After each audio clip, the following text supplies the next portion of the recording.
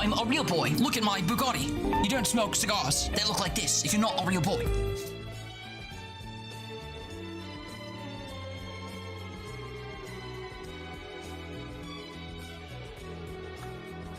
Marley the Second is a traitor. Wookie noises, you demand Wookie noises. Oh no. that's the best I could do.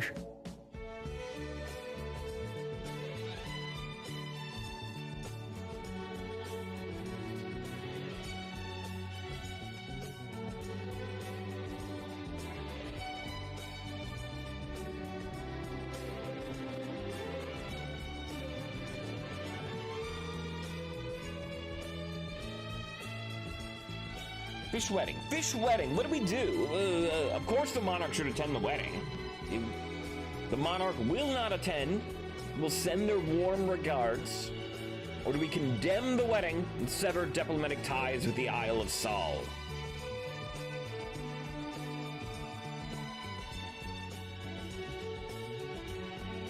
Love is love. We can have the king marry to Vinvo. We could, couldn't we? Leon, welcome on.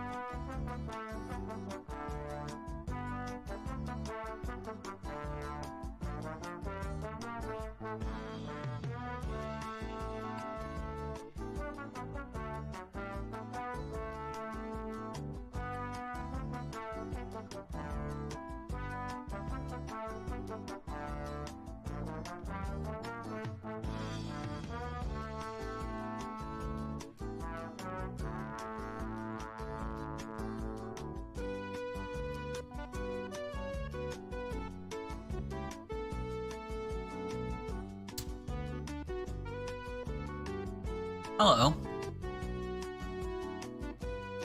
Does my category say meta-vax? I've been trying through 3 different fronts to change it. Oh, now it says Wild Frost. Okay, what the hell? That happened yesterday too. When I started, it said meta-vax, which is a game I have and have played. I don't know if I've played it on stream. I don't know what's setting it to that when I hit go. Anyway, hi. Happy Sunday, all. Thank you for returning to the same song and dance as you were here for yesterday. Hope you guys are having a nice weekend. Danny playing guitar. That's exciting. I have a Hannah Montana guitar right, there. Here. HM. That means Hannah Montana. Hannah Montana. That means Hannah Montana. It sounds like garbage. I have another guitar off screen that sounds less like garbage. It's just a boring looking nylon string. It's tuned down to drop B. Although I don't think it's drop B. I think it's like, you know, 2 steps down with a drop B.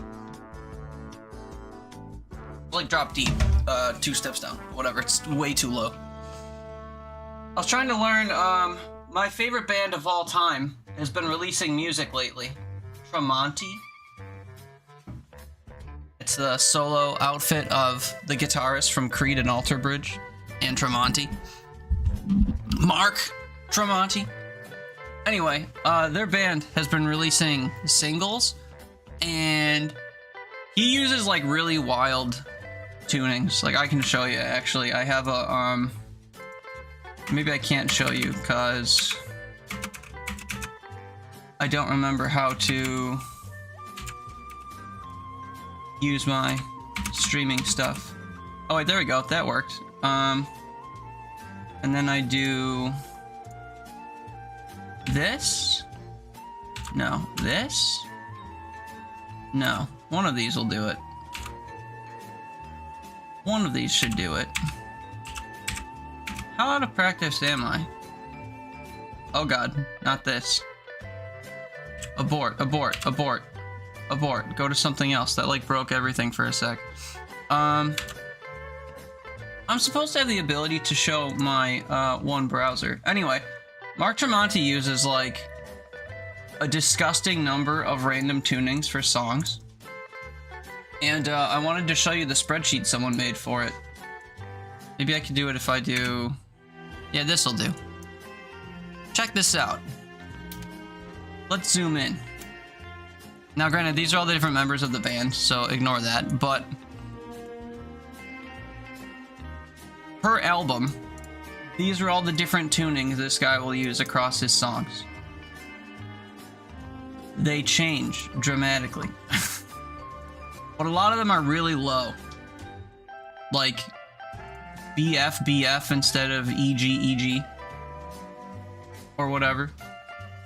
But anyway, there's a new album coming out next month that I'm excited for that has really low tunings. I was trying to learn this song because it just came out on Thursday, and it's a very, very beautiful song that's been stuck in my head, and I wish I could unstick it, but what can you do? Anyway, so this one guitar is tuned really low, which is why it has a capo on it, because if I want to play any other normal songs, I have to pitch it up, and then I run out of room on the higher end of the fretboard because, well, there's just no real estate there. Anyway, enough about that. Guitar is fun. I hope you're having a great time playing. You swap between E standard and drop D a lot? Yes, of course. So do most normal guitar players. Most like post-grunge stuff or like alternate stuff or folk stuff is in E standard or drop D. But some people will drop like just the E string down to B, or they'll do weird open tunings like Dad Fad or whatever. I don't know, but guitar is fun. I don't play nearly enough. I sometimes get into it for a little bit and then I forget about it, or I find other avenues of interest and then I don't touch the thing for weeks, but having one kind of like nearby serves as a reminder sometimes. Anyway, happy Sunday, all. I hope everyone's doing well. I don't know how to do streaming anymore, so we're just gonna play a video game, and when people come around, we'll say hello. Listen to me. If people come around, we'll say hello. But thanks for hanging out with me today, if you're hanging out with me. I hope you have some fun along the way. We're gonna play a game that was gifted to me by Lava Whales, because she donates to the Yogscast Jingle Jam every year. It is a streaming group out of the UK who raises money for, I think, various charities. I think you can pick where your money goes, but basically they just stream 12 hours a day for like a bulk of December and try to raise money. And if you donate to the Yogscast Jingle Jam, they have a bundle of games that you can get if you donate over 35 euros, I think. Anyway, she does that every year, and then she gives me games that she has no interest in. And one of them is Wild Frost, which is a roguelike deck builder. What makes it unique is... I'm trying to remember what aspect of it makes it unique. The combat system just isn't really all that similar to other ones I've played. You have like your health and damage outputs or whatever. But you can play one card a turn. There's not like a mana system or whatever like in Cross Blitz. There isn't like a you have to consume things system like in Inscription. I don't know. I guess we'll see. You'll see as we play. But it's a really fun game. I've sunk like 30 some hours into it in the last 2 weeks. And we're gonna be vibing on it a little bit today. I have been recording some videos for it for YouTube. I have like 7 in the hopper that I haven't scheduled yet. That's just me hitting record and failing some runs and then hitting end record. So those will be coming out soon if you're a fan of my watered down family friendly YouTube content. But other than that, let's actually play the game. Thanks for being here. I hope you're having fun. I'm having fun. 'Tis the weekend. Make of that what you will. So we're not starting this fresh, unfortunately. I know it's kind of a first look, but I've got a bunch of stuff unlocked. But essentially, you embark, you get a randomly generated hero, which is just like a character card that has random stats and abilities, and then you can bring a companion with you. So the way that like the card layouts work, oh, this is what makes them unique. I forgot the card counter thing, or the turn counter. So you can put your units out like on the field or whatever, and they can only do whatever they do every however many turns are listed. So for example, Snoof, if I put him on the field, in 3 turns he'll attack for 3 damage and apply snow, which prevents people from doing anything for that many turns. So they'll put like a little snowball icon next to the 3 and it'll act as like a 4th counter or whatever. So anyway, the counter system is how you kind of determine how frequently you're going to do stuff, which for me drives the value of a card. Like if I can only restore health every 5 turns, that's, you know, if restoring health is really crucial to your build, then that's maybe not a huge trade-off, but generally speaking, 5 turns is not very effective. But anyway, you can bring a pet with you. I've unlocked different systems that will, if I do certain challenges, they'll add different cards to the loot pool. There's 3 different tribes that you can play that have different deck builds, basically. This is a hot spring that will attract people that you will then see on your runs, but we can do quests to unlock more of these. There are challenges that will allow you to get trinkets, or charms rather, that you can put on cards to affect their outputs. So you can customize individual cards using charms. It's a great, charming little game. And the one gimmick that I like it as a design choice, I don't like it as a person who has to play against it. Whenever you win a run, your winning crew, or like your winning deck, becomes what you have to fight against. And then after you kill your like original crew, you have to fight an enemy whose gimmick is like they have 999 health and deal some damage, and every time you damage them, they increase their damage, but their health gets chopped in half or something. Anyway, it's a super charming game. We're gonna dive right in. I wanted to give a little bit of a baseline before we did that. And that will be that. I'll go ahead and play as a Snowmancer just because they're like the first tribe. Hi Jack, happy Sunday. Hi Giggly, happy Sunday. How we doing? Thank you for coming on back to yet another stream of me playing games no one's ever heard of. I gotta find where I put my camera for this as well. Oh, also, I forgot that my shout out thing hates Giggly. Why? Why can't we get blessed by one of your clips? Can we find one that will load? If I shout you out again. Costume quest? Will costume quest work?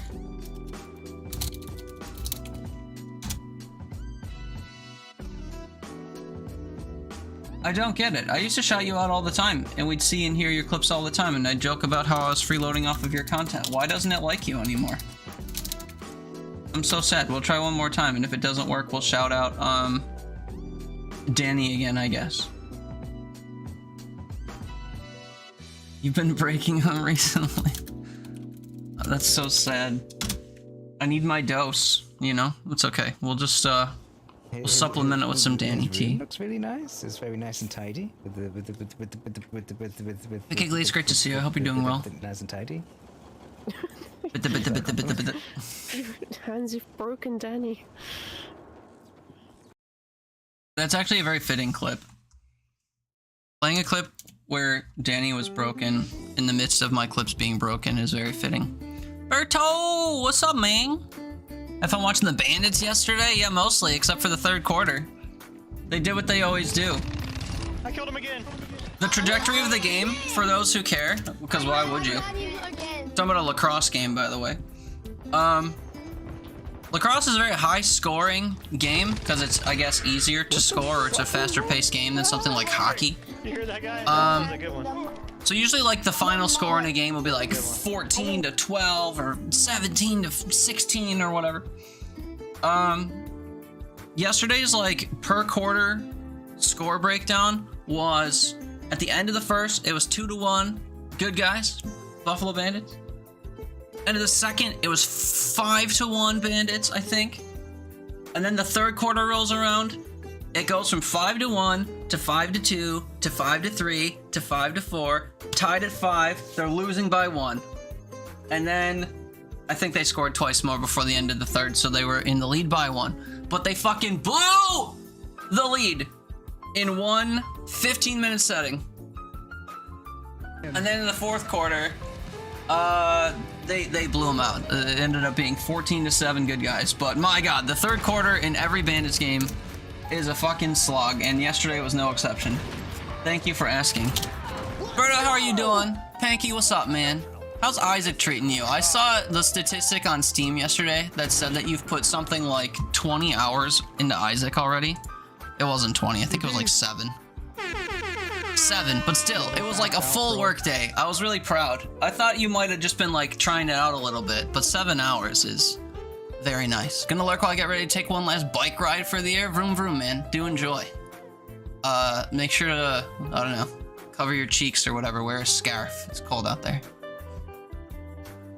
Anyway, yeah, thank you all for being here. Berto, it's good to see you, man. I hope you've been enjoying Black Ops 6 if you've been playing it. I assume you have been, since you love COD and that's been all the rage. Omni movement, question mark? Anyway. Yeah, thank you all for being here. Let's dive into Wild Frost. I'll tell you all about it as we go, if you care. I'm currently, because I've won a couple times, we have like a curse system, or a storm, they call it. But you can put these negative attributes on your runs and just try to win the run with those attributes active. I randomized this, and I'm going to keep them like this because I'm recording stuff for YouTube and I'm using that setup and I don't want to change it. They're doing better than my team. We have 1 win out of 15 games. We're at the bottom of the league. Wait, your team what? For what sport? There's no way that you guys have a lacrosse league, is there? That'd be awesome if that's true. Alright, so let's pick a starting character. Who do we want to be? First person, Pee-Pit. That's an awful name. Just call her Toilet. Soccer? I've never watched soccer. But, dang, 1 out of 15. That's like watching, the Chicago White Sox play baseball this year. Or it's like watching, oh shoot, I think football has a team that's got like no wins. I forget who it is though. Anyway, yeah, that's rough. I can't imagine showing up every week and watching a team blow it for like 3 months out of the year. That's brutal. I'm not really a sports head, but I realize in recent months I've been watching quite a few sports. Anyway, let's quickly run through who we're going to pick. Pee-Pit. Deals 3 damage every 4 turns twice. When attacking, apply 2 spice to a random ally. Spice is something that will add to someone's attack, but only until they attack again. So if I attack twice and I only have 1 other ally, they'll gain 4 spice, and then on their next attack, they'll deal 4 extra damage because I'm attacking twice. Kind of cool gimmick, and of course she has 9 health. That's a decent chunk of change. This person, Lockwood, they deal 2 damage every 4 turns. When hit, apply Shroom to the attacker. Shroom is like poison, so every turn the person will get 3 damage, and then 2 damage, and then 1 damage. So when they get hit, the person's pretty much guaranteed to take 6 damage over 3 turns. This can stack, so if they're getting hit by an attacker that hits twice, which there are some in the game, like there's a couple goat-type enemies that will hit for 1 damage twice, then that will stack to 6, and they'll take 6 damage, then 5 damage, then 4 damage. So this is an incredibly strong card, and also they have 12 health, which is a lot of health. I might take this. And then last, Doe King. Deals 2 damage every 4 turns twice, not unlike P-Pit. Applies Snow Aimless. This means that whenever they attack, they don't necessarily attack the first person in the row that they're facing, because the way that the game is laid out, there's 2 rows that you can put things on, and there's 2 rows that the enemies put things on. So in their row, they can hit any one of the up to 3 people they'd be looking at, and Snow would just delay their attack. Anyway, between the 3, this card seems like the most interesting. Let's try it out. We are going to be taking quite a bit of damage because when hit, apply stuff. So we could try the healing dude. I don't really like the healing dude, if I'm honest. But among the options that we have, I guess it's maybe the best. In most of my runs, I've been going with Snoof, Loki, or Sneasel, just because they all have an effect within 3 turns. Loki's effect makes it so that anyone it hits will take double damage on their next turn. So usually you can have someone like Loki attack before somebody with a high damage stat will attack, and then their high damage attack will be worth double. But I don't know. It's hard to really feel all that deeply invested in any of these cards. Lately I've been taking Sneasel just because they have 6 health and they can kind of tank some hits if we need them to. And actually drawing cards more often is good because some of your cards can heal, so you can use drawing cards to heal your stuff more than Bushu will, so we'll take Sneasel. Let me get caught up. Wizards basketball lost 16 in a row? That's brutal. How many games are in a basketball season? I've never watched basketball either. I realize I don't really watch sports where Buffalo doesn't have a team. Half the time I don't watch sports where Buffalo does have a team. I did used to watch indoor soccer when that was a thing. Does anyone remember the indoor soccer league from like the late 90s? The Buffalo Blizzards indoor soccer team slayed, and then they proceeded to no longer exist. I think I can safely put my camera somewhere over here. The only thing that's over here is like my discard pile, which you don't really need to see. Maybe something like this? I don't know. Whatever. I'm new to this whole thing. Forgive me. We're gonna have a 4-year anniversary in like 2 months, but don't let that fool you. We're brand new. Hi Nicola. How did your Sunday treat you? Is it guitar time? It is. He's serenading us, but we can't hear him. Good, good. Guitar time indeed. Whilst dinner cooks, what are you making? I swear. I don't know why it's starting to irk me so much. Whenever people talk about food that they're having, I feel personally victimized by the fact that they're not telling me what they're having. Shouldn't feel that way, but I do. Anyway, I hope whatever you're making is scrumdiddlyumptious delicious. I'm sure it will be. Doesn't really matter where we put our first card. Okay, welcome to Wild Frost. Let's talk about how you play. So, you can play 1 card per turn. And then all the counters go down. When this bell reaches 0, more enemies spawn. There's a few waves of enemies and then this bell stops showing up. This bell that we can't see behind my camera, I'm realizing, shows how many turns have to pass before we can draw new cards. So sometimes you can hit the redraw bell for free. Maybe I put my camera on the top right or left. Oh, that ain't right. What other games have a nice death? Yeah, and then we'll just... Sorry, see my last footnote about how I'm new to this. Uh-oh. Uh-oh, why can't I move my camera to the right anymore? Oh, it was just sleeping. It was lagging. Okay, apparently my like right nudge action doesn't really like to work all that often. Here will be fine, whatever. I'm the only one who cares. Anyway, you can play 1 card per turn. It doesn't matter what that card is. There are some effects that allow you to play cards for free without ending your turn. None of those are in effect. Usually early in the game, I like to just get units on the field when we have them. So we'll go ahead and put Sneasel out. All the counters will go down. So in 2 turns, both of these guys will attack. Sneasel will attack. The enemies attack first, and then we attack. So in 2 turns, I'd like to, say, kill the Bee-Berry. This guy's gonna then have 5 health, which kind of stinks, but we'll make do. Because when the Bee-Berry dies, he increases this guy's health. I can put both my units in this row, and then with the Snow Stick, we can actually freeze the Snow Wolf so that he doesn't attack for 2 more turns. So we'll deal 1 damage with this, as indicated by this corner, and apply 2 snow, which will add basically a supplemental counter onto his attacks. We're going to attack for 2 damage. I can boost that using Flame Water. I should have boosted Sneasel, honestly, because we'll deal more damage. We can also call more enemies in right away, because if I kill the Snow Wolf, say with a sword here, we're going to be attacking nothing, which is not useful. So I will do that. I'm just going to kill the wolf, and then Lockwood will attack the Berry Witch. Very lovely indeed.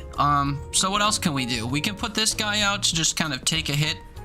That's fine. If you're going to take a lot of damage, you can just supplement him in to take some damage. Sneasel's max counter is every 3 turns, so if I am going to put the increased damage thing on anyone, it should be on Sneasel. Hoy had the Washington Warthogs indoor team, so you do remember indoor soccer. Yeah, indoor soccer was really cool. At least I only thought so, because, you know, I was a mere child, and I enjoyed things like that. Maybe it was a really boring sport, and maybe that's why it didn't stand the test of time. I'm honestly not sure, but I liked it. Okay, we're getting everyone down to only 2 damage, so we can keep using our scrappy swords on them. This is the boss of this fight. Whenever you kill the boss, the fight ends. He says, when healed, gain 2 attack. So obviously these 2 allies, when they get destroyed, they will heal him. So if I kill both of them, his attack stat will drop or jump up to 5. But we don't really care about that, because we're gonna absolutely murk them. Step 1, clear the way. 2 damage going out. Isn't indoor soccer still a thing? You keep seeing reels of it. Is that true?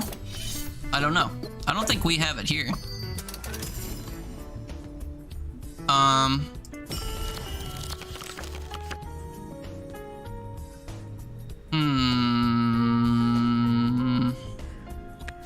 Take the hit here.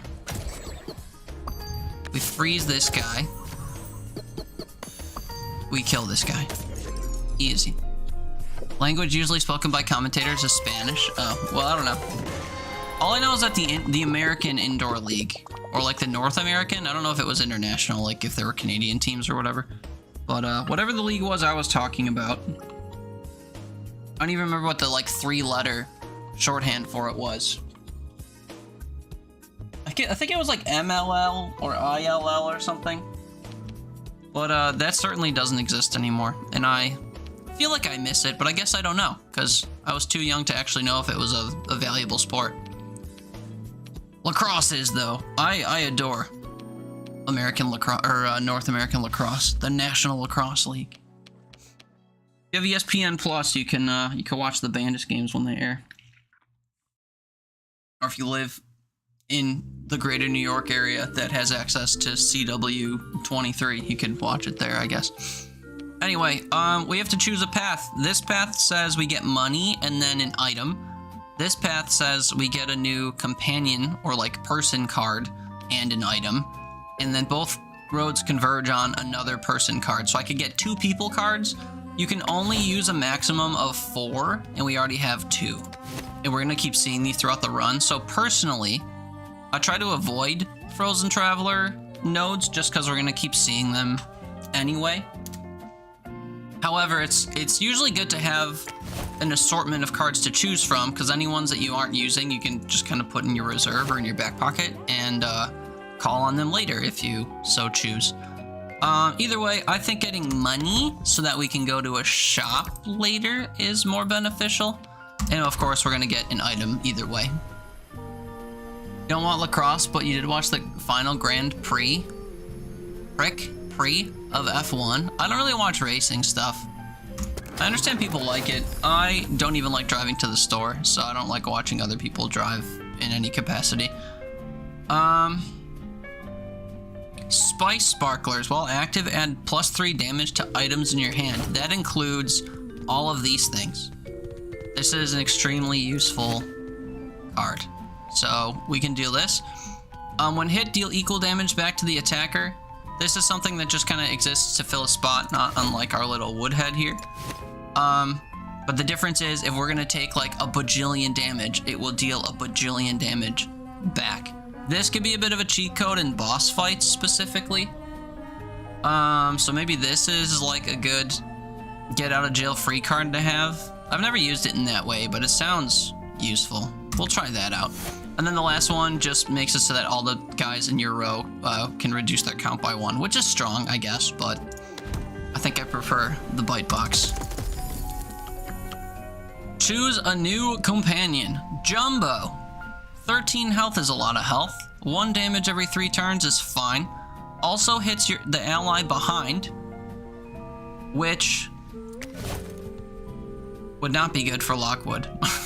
It could be good for Sneasel, I guess. We hit Sneasel and draw a card, but like not necessarily ideal. But then they can hit 1 damage to everyone in the row in front. Kind of an underwhelming card, if you ask me. This guy, Fulbert, 1 damage every 3 turns. When spiced or shelled, apply equal shroom to a random enemy. I don't know how often we can apply spice or shell to this guy. But applying shroom to stuff could be very, very useful. Or Lil Berry, when healed, gain 2 damage. I don't have any healing capabilities yet, but I feel like over time this could be something useful. And of course, damage scaling is always welcome. Attacks every 4 turns as opposed to 3. I think Lil Berry seems the most promising, not that we're building around him yet, but I see the potential. We'll grab Lil Berry.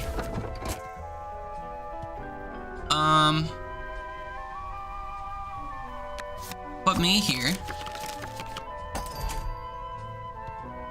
This Mimic says trigger when an ally in the row attacks. We can just kill this with a normal card, should we choose to. I kind of want to get units out, so I will just kind of waste my turn, I think. Actually, no, we'll freeze people a little bit. We'll freeze both of them, just so their turns don't count down, and then I'll re-roll and try to find more units. Sneasel and Little Berry are both here. Lockwood's gonna deal 2 damage to the frost doodad up there. We'll go ahead and put... I mean, it really doesn't matter. I guess Sneasel will start counting down faster. We'll put Sneasel out. I don't really wanna... Well, I guess I can put weakness. That's what this purple thing does. When they hit me, they'll reduce the attack that I have coming out.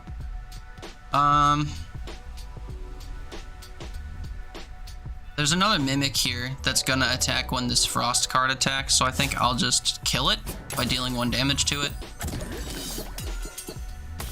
So this person's gonna die in 3 turns while their counter goes off, so I'm not really worried about the fact that they hit me. We could do that here as well. We'll just move Sneasel up here. I don't have anything that can kill the Mimic right away, which is actually a little bit annoying. It's Teeter! It's Ginger! Hi, Ginger! How you? Happy to see you. Come on! Come on! And hear you, I suppose. Get in the hole, Red. Oh my. I don't understand. What are we doing? I kind of don't care about Lil Berry, I'll be honest, so I'm just gonna put him down here to take a hit or 2. No, Little Berry, no. Okay, this guy's gonna attack me again and then get shroomed. That was huge last time, so we'll let it happen again. We boost Sneasel whenever possible. That's never a bad idea. So this guy's basically gonna die on its own in a couple attacks. Did you miss a stream yet? Yesterday? Yeah, I forgot to notify the masses. That's on me. But that's okay. We back. We're doing the thing. I'm trying to remember how to stream. It feels very foreign, I'll be honest, but we're chilling, I guess. I don't really have any benefit to like doing anything, so I'm just gonna play a card because we can play a card. Look at that, I dealt 0 damage to that person. Ginger, how are you? I hope things are treating you well. Barry's gonna kill Porcupine. Who cares? I guess I'll just draw a card and see what we get. With the sword, we can kill this guy, essentially, because when everything counts down, they'll take damage. Like that. Sneasel's gonna deal 3 damage. That damage is better spent on this row against this guy, because hitting this with any amount of damage will get rid of it. We could even do that with a card in my hand, if we so choose. 2 damage going out to anyone. I guess I'll also attack this dude. At a party at work, you got to take some of the leftovers home, so you now have a week's worth of barbecue. Hell yeah. I will never say no to free food. I love me some food. This guy's got 5 damage coming out. That's a lot of damage. So I guess I'll put the bite box down when he goes to attack.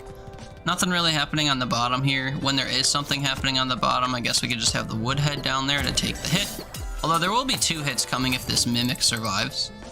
So I guess I should get rid of the mimic here. Again, we're gonna keep getting weakened, which is not really an issue, if you ask me. This guy is going to attack once, and then because he just boosted his attack with his Ice Lantern card, he's gonna deal more damage, but he's gonna deal more damage to himself, because when this gets hit, it will damage him back. So boom, he just damaged himself for 7 damage. Now his gimmick makes it so that every time he gets hit, he reduces my attack by 2, which basically makes a lot of my units hit for no damage, which is annoying. But that's what items in your hand are for. For example, I can make Sneasel attack this turn. And look at that, he attacked just fine. Or we can use our own card to take him out. Just fine. I love food but only have 1 meal a day. That's correct, that's still true. 3 months off didn't change that fact. It's just easier that way, you know? And then when I have that 1 meal a day, I can have more food. Not from like a calorie counting perspective, just a like, I'm hungry enough to consume more food. So when I get a food I really like in front of me, I can have copious amounts of it and never be left wanting. Except for when I run out of food and I'm still hungry, which happens more often than you might think. Alright, 2 paths ahead of us. We're gonna get an item here regardless. But we can get a charm, which is our first charm of the run, and another buddy and money. Or we can get another buddy, another item, and go to a shop.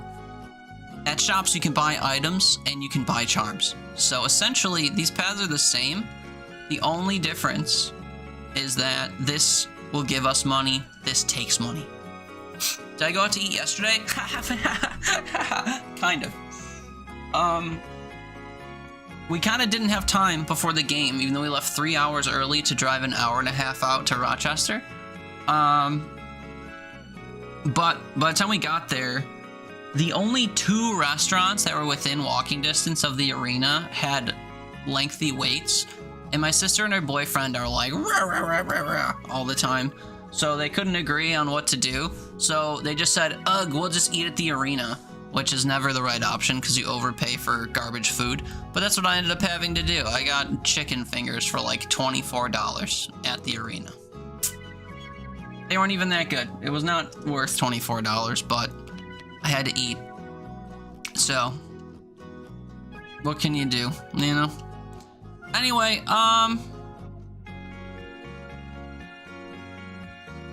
don't really have a lot of money, so I like don't want to go to a shop, but yeah, 24 bucks. It was 24 bucks for 7. Well, okay, you could get a $10 instance of it, or like 11 bucks that was, it's like 3 chicken fingers and a handful of french fries. Or you could get a family chicken finger thing for $24, which was 7 chicken fingers and like 3 times the amount of fries. So I opted for that because I'm a hungry boy. I ate like 3/4 of it and then brought the rest in the car and ate it on the way home. Family of 1, please. But yeah, they were pretty mid.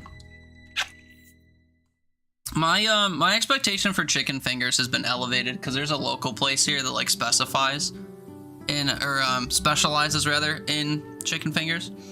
A local chain called Tully's Good Times in Western New York.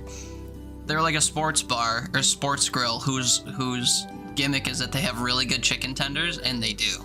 They're like the only chicken fingers I ever want to eat.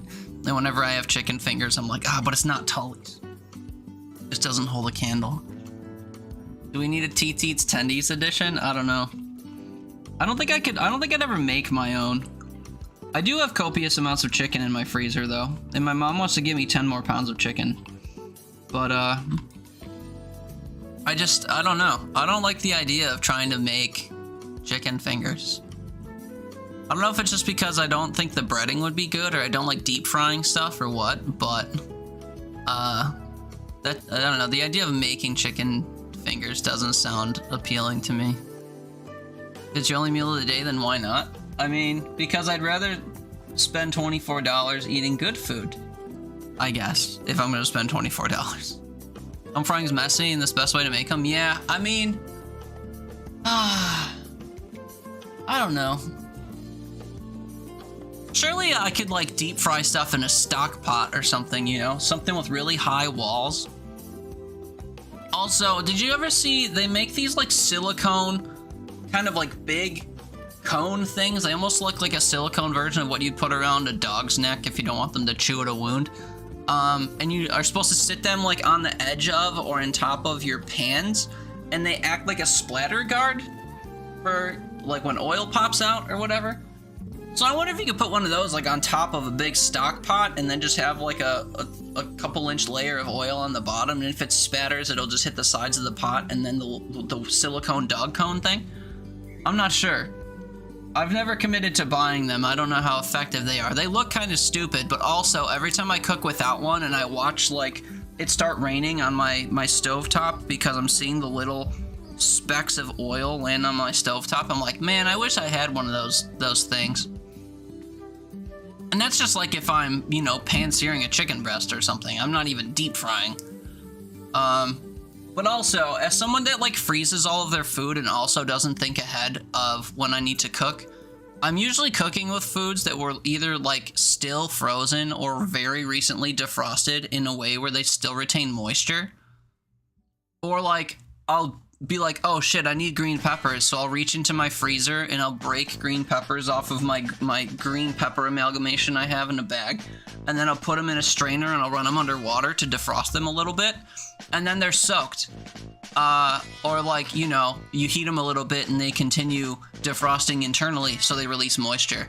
So if you cook stuff like that in oil and you know anything about water and oil and how they don't like each other, stuff splatters a lot in my kitchen because I like exclusively cook with frozen and poorly thawed stuff. So I often wonder how my life would be different if I had one of those silicone dog cones for my pans. But anyway, as far as deep frying goes, maybe it wouldn't be so bad in a tall stock pot with one of those things at the top. It would be miserable to like manage, I guess, unless you like took the pot off of the heat so that it stopped like spattering, and then you took the dog cone thing off and you could get the stuff. I don't know. Haven't thought about it. But deep frying as a whole seems too cumbersome for my liking. Hi, na. How's it going? 2 days in a row? Yeah, it's like I remember how to do this. How's it going? Happy Sunday. How was your Pexin this morning? You were alive when I woke up. I had you slaying on my phone for a little bit, but I wasn't there the whole time. City Skylines, what, you switched? You were something Pexin when I started. Or was that yesterday? Or was your title just wrong? I can't remember. Were you in like Sleepy Pex or something bullshit Pex That wasn't today? I don't know. Well then how was City Skylines? My brain doesn't work, I guess.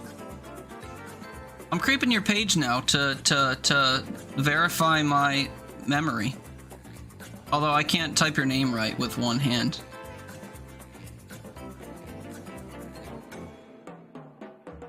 Oh wait, no, you don't keep your VODs up, right? So this is gonna be, I'm gonna be Mandela affected by this. I'll never know. Also, I'm your suggested channel right now? Oh my god. Oh my god. I had no idea. Oh, that's what it, okay, yeah, okay. But you didn't end up switching. I see, I see, I see. So I'm conflating two memories. I saw you streaming today. I listened to you stream yesterday. I wake up late in the grog every day. I guess I don't know my days from each other. Whatever. Anyway, hi, it's great to see you. I hope you're doing well. Let's pick a path. What did I say? I didn't want to go to the shop? We'll commit to that thought. Give me a charm, give me some travelers, whatever, but we gotta get an item first. Bam, bam, bam. Hey, look, apply shell. Apply spice. Well, dang, we could have had that one dude that would have super benefited specifically from this card. Apply spice and then double it? God damn.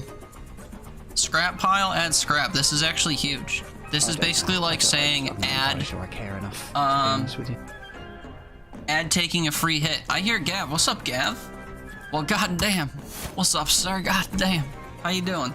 It's good to see you. I hope you're doing well.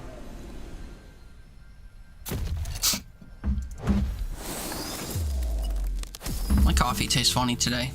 Hook charm, gain yank. Excuse me? I'll tell you.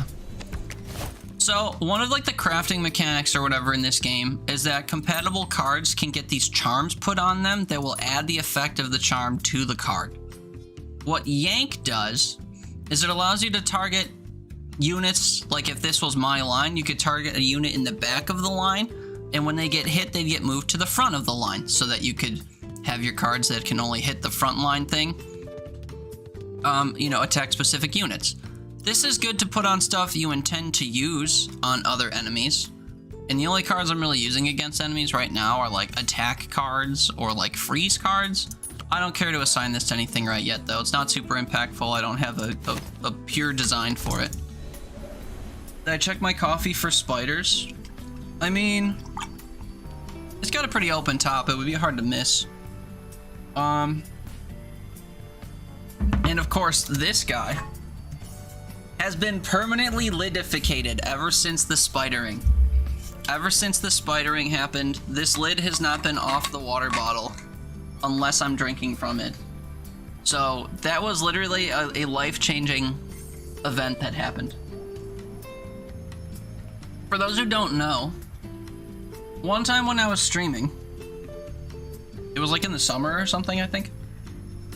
I used to keep this water bottle open like this because it's cumbersome to have to open it whenever I want to drink. I would just carry it around my house like this with my hand in the lid, and I would just set it places and it would chill until it was empty. Well, one stream, I had it open on my desk and we were chatting and I was like sipping from it or whatever. And I was doing that thing that I do where I just kind of like awkwardly fidget and like do stuff while I'm yapping. And I happened to peer inside my water bottle and there was a spider floating in my water. So that was, I was pretty shooketh. Did we clip that? I don't remember if we clipped that. Surely we had to have. If not, it's in a VOD on my YouTube somewhere. I don't know which one. It wasn't exactly the point of the stream, so I wouldn't have titled it that way. I guess I could look at my VODs and like see when I started having to unscrew my cap and see where I didn't and find like the middle ground. But yeah, it was traumatizing for sure.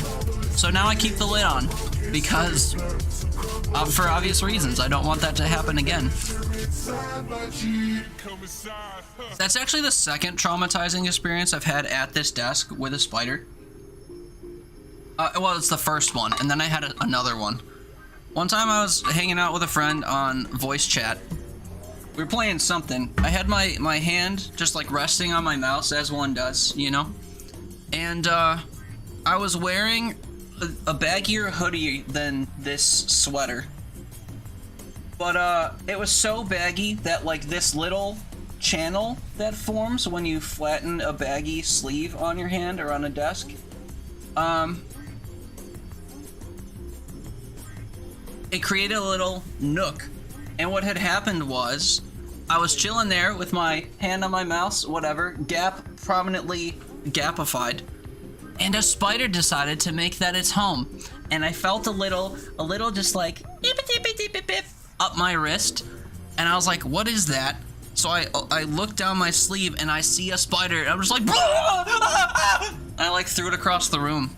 Well, actually, it kind of just went on my desk, and it was stunned too, because it didn't expect for me to yeet it. So it landed on my desk, and then I have this because this happens a lot. I have this empty Garnier Fructis hairstyling goop container on my desk, so I can capture the spider. So the spider's on my mouse pad. I get under the thing, and then because my mouse pad is flexible, I scoop under the mouse pad and I bent it so that I could trap the spider in here. And then I capped it up and I brought it outside. And it's not because I'm like a pacifist or whatever. I kill spiders all the time. I just didn't want to goop up my mouse pad. So, you know, cleanliness kept us in line that day. But yeah, twice now at this desk I've had spider-related traumatic events happen. Hi Blackstar, sorry, I talked over your entire clip. Story time will do that to a person. But yeah, so no spiders in my drinks, thankfully, not anymore. And, I don't know, I don't want any more. Gav, you're doing okay? How am I doing? Also okay, I guess. Ups, downs, mostly downs, on the way up, I guess. We'll call it okay. Nickel, you feel like the Paperify keeps not working? Why? This doesn't look like it's made out of construction paper. Look at this 6. Look at how multi-textured this 6 is. Look at the texture on this stuff. What do you mean?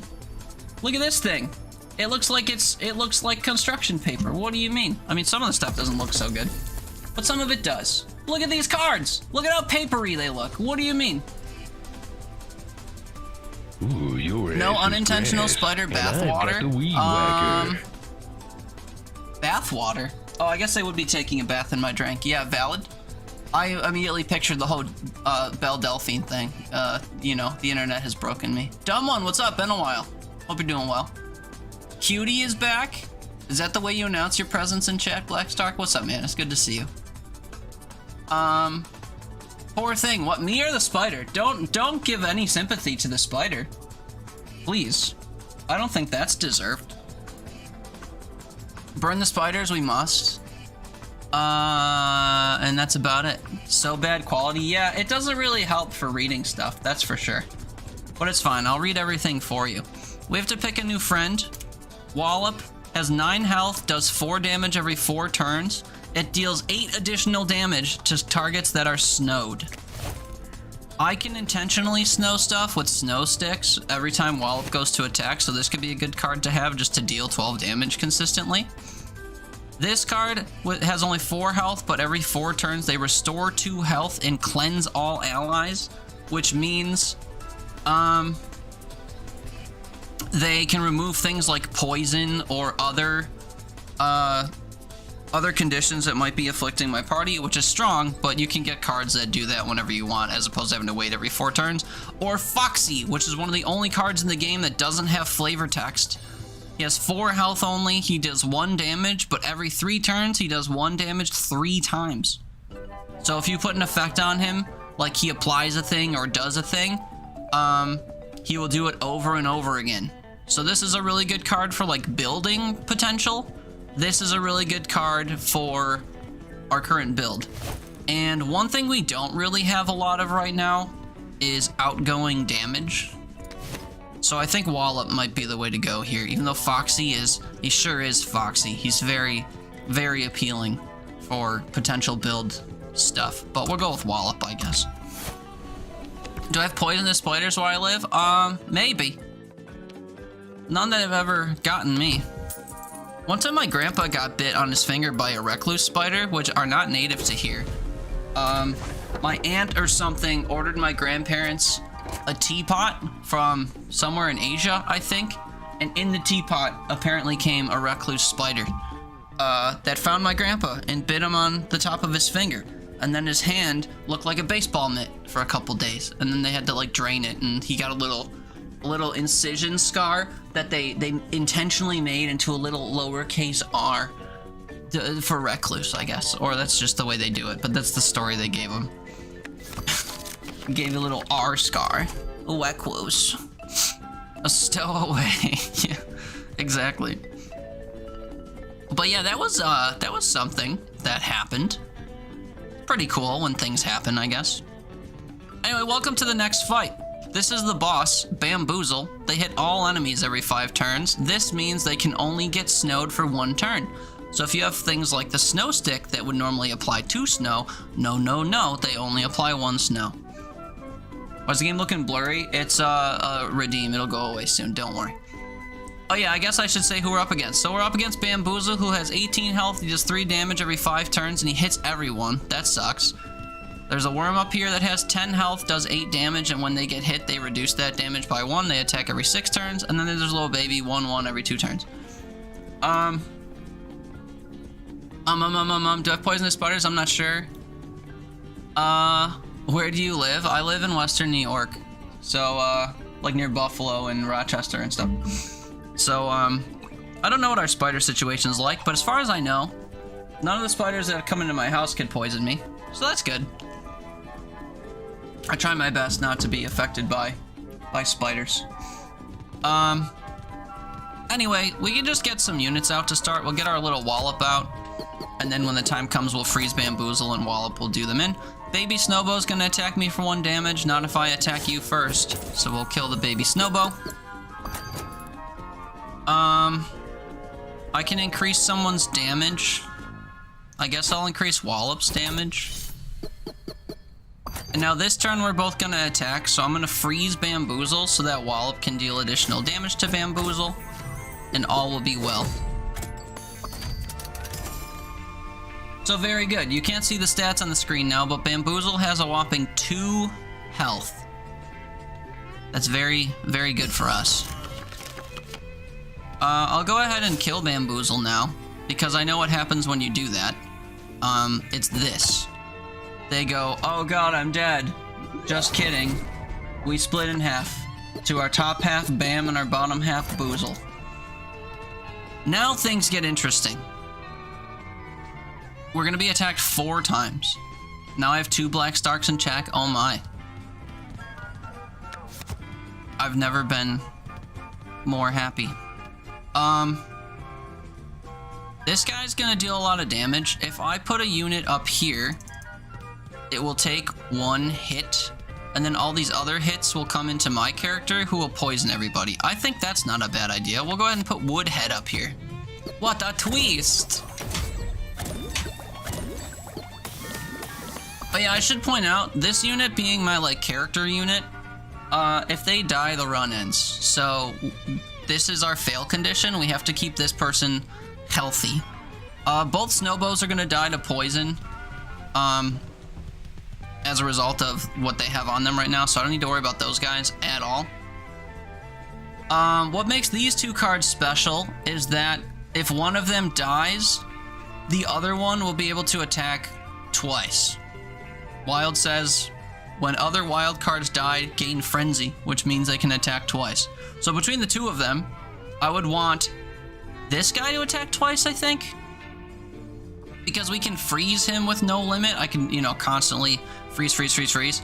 And also, he's not dealing 6 damage, he's only dealing 2 damage. So between the 2, I think I'd prefer to kill this guy, if at all possible. But of course, we'll just get some units out to do some lovely things. We'll get Sneasel out to take a hit, just because he can. I don't think I can put Scrap on, like, normal cards. This is only for if I put something like our little Woodhead or Bite Box out.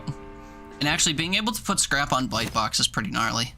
Is this my first time playing this? No, I have like 30 hours in it. I started recording stuff for YouTube for it, but I haven't posted any of it yet. I've been playing this a little bit. So yeah, we have to kill these 2 cards primarily. All these other guys are kind of just like fodder. So we'll keep that in mind. And like I said, I would prefer to kill this card if possible. I could just deal 2 damage now, or we could draw cards and see what we get. One thing you can do in this game is you can recall your cards to heal them, like so. And if you have like a redraw bell like this, you can actually draw the same unit back out to play them again, if you're lucky. So you can basically just heal someone for free by recalling them and then drawing again. Other things we can do. I can reduce my wallop attack counter by 2, but I don't have the ability to freeze anybody. So she wouldn't really be doing a lot of damage if I were to do that right now. I guess I can boost someone's damage. How often does O'Berry attack? 4, 4, 4. Okay, so everyone's basically the same.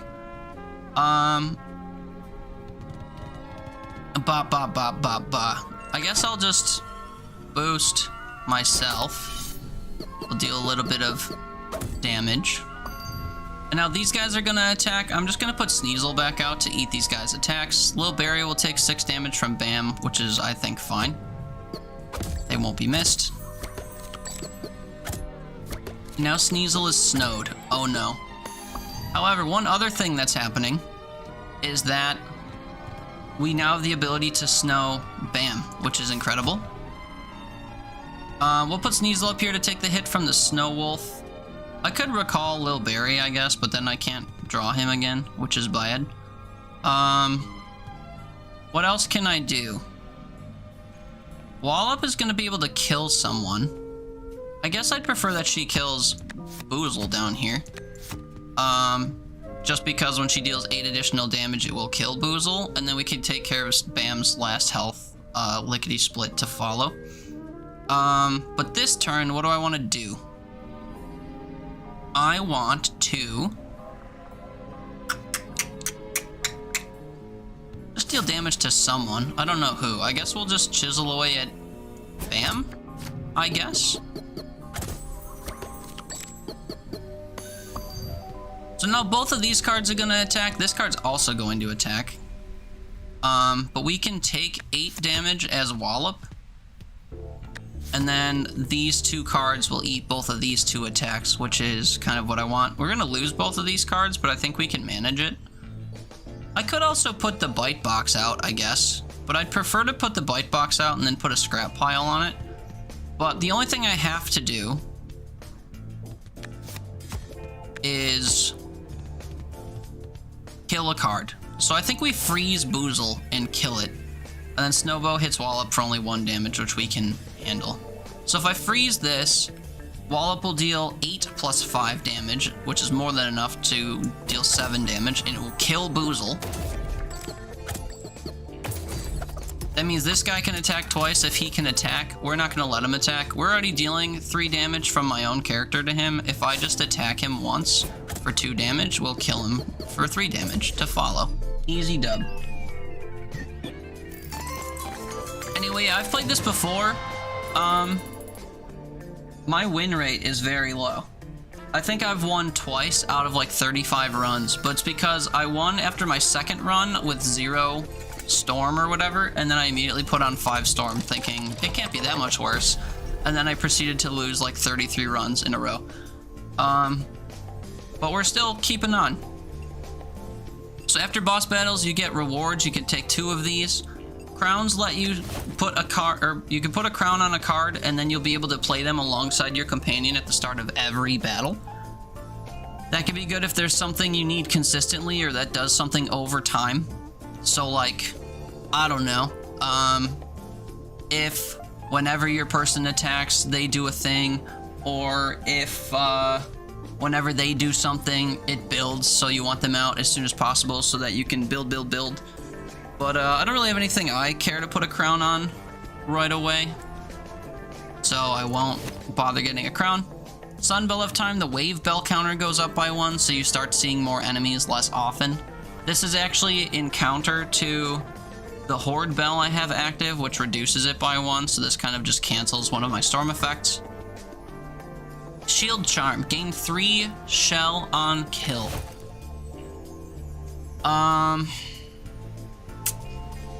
If I had a kill card that was killing consistently, that could be huge because it would give them basically supplemental health.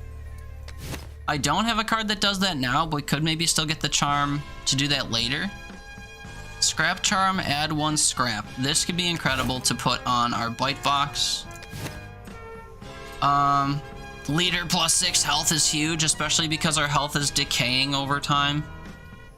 Or start each battle with a redraw bell charged. It recharges after 3 turns anyway, and I'm too busy putting units out. I don't usually see the need for that. I think I need this. And I would like one of these. I just don't know which of these I'd like more.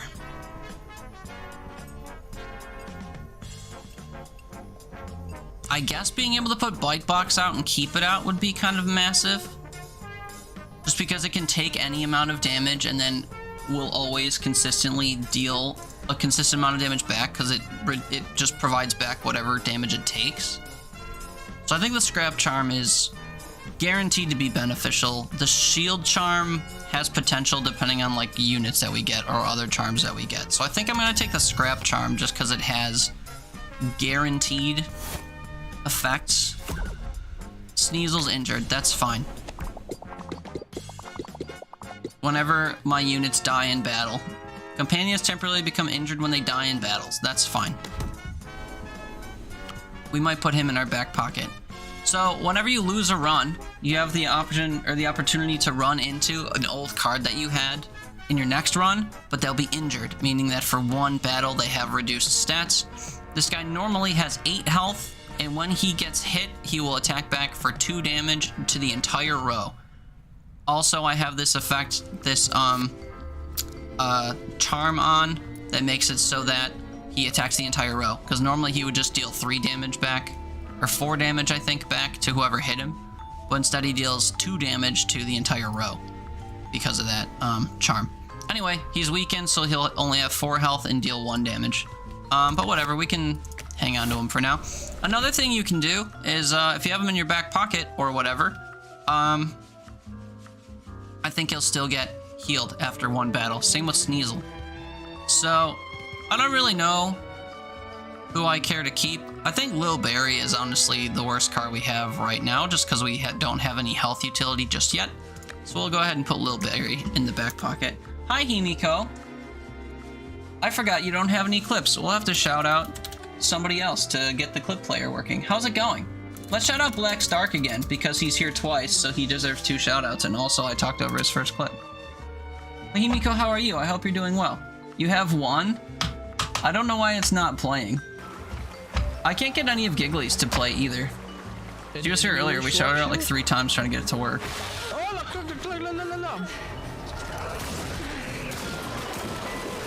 I would have shat myself if that happened to me in a game. But hi, Himiko. Happy Sunday. I hope you're having a good day. We have to take paths. Where are we going? We can feed this guy cards. I mean, what? I could feed him a gunk fruit, I guess? Does that benefit me? Actually, it does benefit me. There is, an achievement in this game to feed this dude a card that has consume on it. I do want another charm, though. But we're going to a shop where we could buy charms. So, that's what we'll do. We'll go to the Muncher just to get the achievement credit, even though it's worse for our run. Hello. Would you like to eat this gunk fruit? So, you can't see that it happened, but we just got credit for an achievement, I promise you. Let's leave. Why'd you get a double shout out? Because we auto shouted out Himiko, and the only clip that she has doesn't work in my clip player. It just, kind of staggers it or whatever. So I override it with another shout out so the clip will actually play and then go away. So we picked you because I talked over your first clip. You wish you remember the sound command of the clip of me getting jump scared? It is this. You're welcome. Hi Haley, you made it to a stream. What's up? It's good to see you. Thanks for being here. Oh yeah, there's the achievement we just got. Feed the Muncher a consume item. I didn't want that item anyway. Oh, we get a new item. Add Zoomlin to all cards in your hand. Consume. This means that you can take your entire hand, and if you spend one turn to play this, you can make it so that every card in your hand doesn't end your following turn or turns. If you elect to, say, reroll your hand and you put them in your deck for later, you can play them on a later turn without ending your turn. This can be strong. It also can kind of be just like a waste of your turn and it can blow out your deck, but it is an interesting card for sure. Fungo Blaster. When a shroomed enemy dies, apply their shroom to a random enemy. This could stack with this character if we can manage to get them hit enough times to apply shroom. Or when this thing's hit, apply 4 shroom to the attacker. I didn't mean to click that. This could also be good. We could also try to put scrap on this so it could get hit multiple times, just like our bite box. I think I'd prefer to try this on for size, so we'll take that. Let's pop into the shop and see what we get. Highlight, that's right. You're not even on the bad keyboard today. I know your tricks. We get another yank effect I don't care about. Increase health by 4. That could mean, I believe, Lil Barry could become a tank immediately. Which means to me, I think I want Knuckles in the back pocket and I want to promote the Berry Boy. I will get the health card. Apply 10 snow, consume. Snow is really powerful, but it doesn't work against most bosses because they can only get snowed up to 1, not 10. Or we could buy some charms or a crown. Do we have anyone worth crowning yet? We could crown one of these, I guess, and then we can hope to see scrap pile early and like protect it, you know? This also happens every time it shows up, so we can maybe get this card immediately and apply it to Lockwood, and then apply it again to other cards. Or we could get Lil Barry out and hope to see that card more often and boost Lil Barry early. Maybe that is worth doing. We could get 1 crown and then I could get a couple charms. We'll put the crown on Lil Barry. I never did assign the scrap charm. Is it better to scrap charm Bite Box for a rainy day or Shrew Mine for always? I think the way I phrase that makes the answer kind of obvious. So we put it on the mine. Now the mine can be hit twice, which is great. Also, do I care to yank anything yet? I think the answer is no, so we'll keep this charm where it's at for later. Let's get us some more charms. Charms make things fun. Noomlin charm. Does not end your turn when played. What card would I want to play and then follow with another card?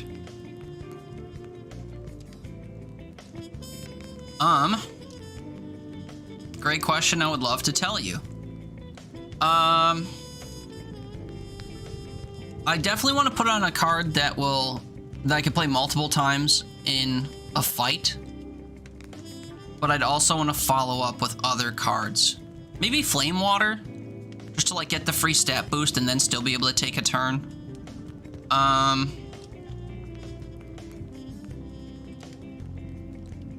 think that might be what I want to do. Because when I see this card, I'm kind of afraid to waste the turn on it because it doesn't necessarily have an inherent effect immediately because I'm not performing an attack. I'm just like boosting someone's attack stat henceforth. So it would be good to just kind of be able to use this and not have to worry about it ending a turn. So I guess I'll put it here. I'm sure there's a better card I could put it on, but that's what we're committing to. Let's get another charm because we can afford it. Let's burn through all my money. Bomb Skull charm. When destroyed, deal 8 damage to enemies in the row. What do I expect to be destroyed often? Woodhead. Woodhead's the only answer here. Do I want to destroy my units? Not really. But Woodhead, though, he exists to be destroyed. So there we go. When he gets destroyed, he can deal 8 damage to an entire row. That's very useful. And that's essentially all I want to get from what I can afford. Thank you, shopkeep. Oh, I should have looked ahead to this battle. This battle sucks. So, the way that this battle works, there are units that apply shield or whatever to everyone, and then there are units like this that will deal damage equal to their shield. So it's like 2 plus 10, which sucks. And also their shield protects their health. So this guy essentially has 12 health and deals 12 damage as a result. But if we reduce his shield or his health or his shell or whatever you want to call it, his damage stat will go down. And of course they'll call reinforcements and whatever after a bunch of turns. He attacks in 5 turns, they attack in 3. Now, if I keep all my units in one row, units like down here will have to attack my character. You'll see they'll both attack, so I can poison both of them when they go to attack. And I should maybe focus on killing or damaging Conquer. Water. Can do. No spiders, though. Thank you. I've been drinking cold coffee and it's dehydrating me.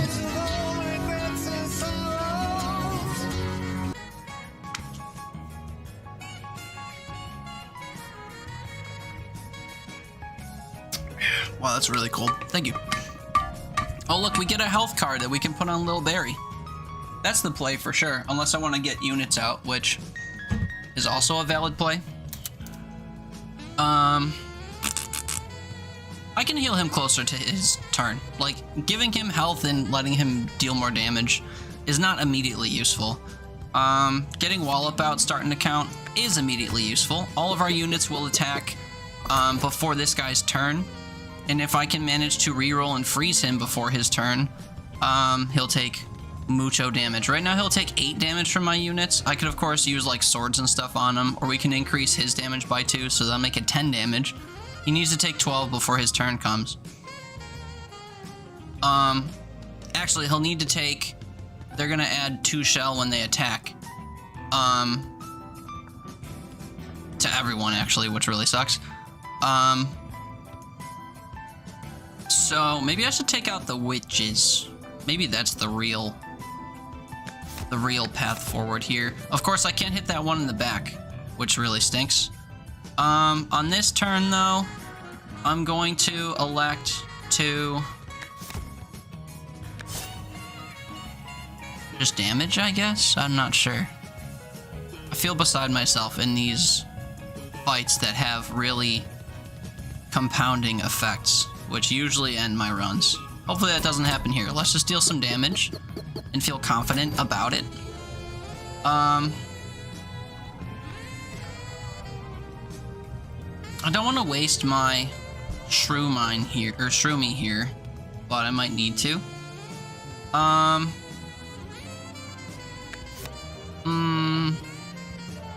put Sneasel out just to take a hit.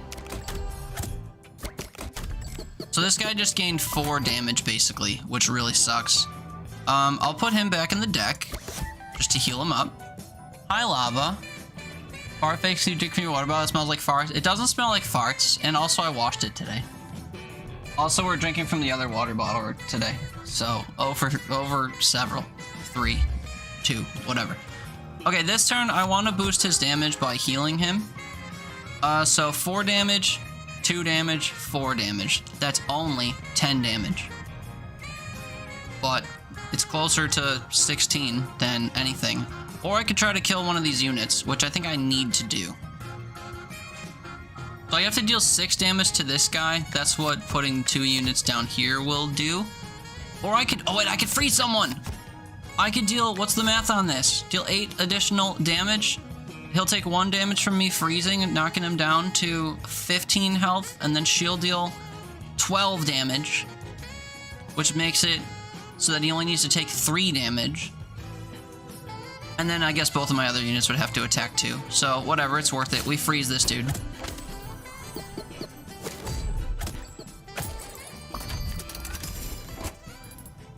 Very worth, would do again.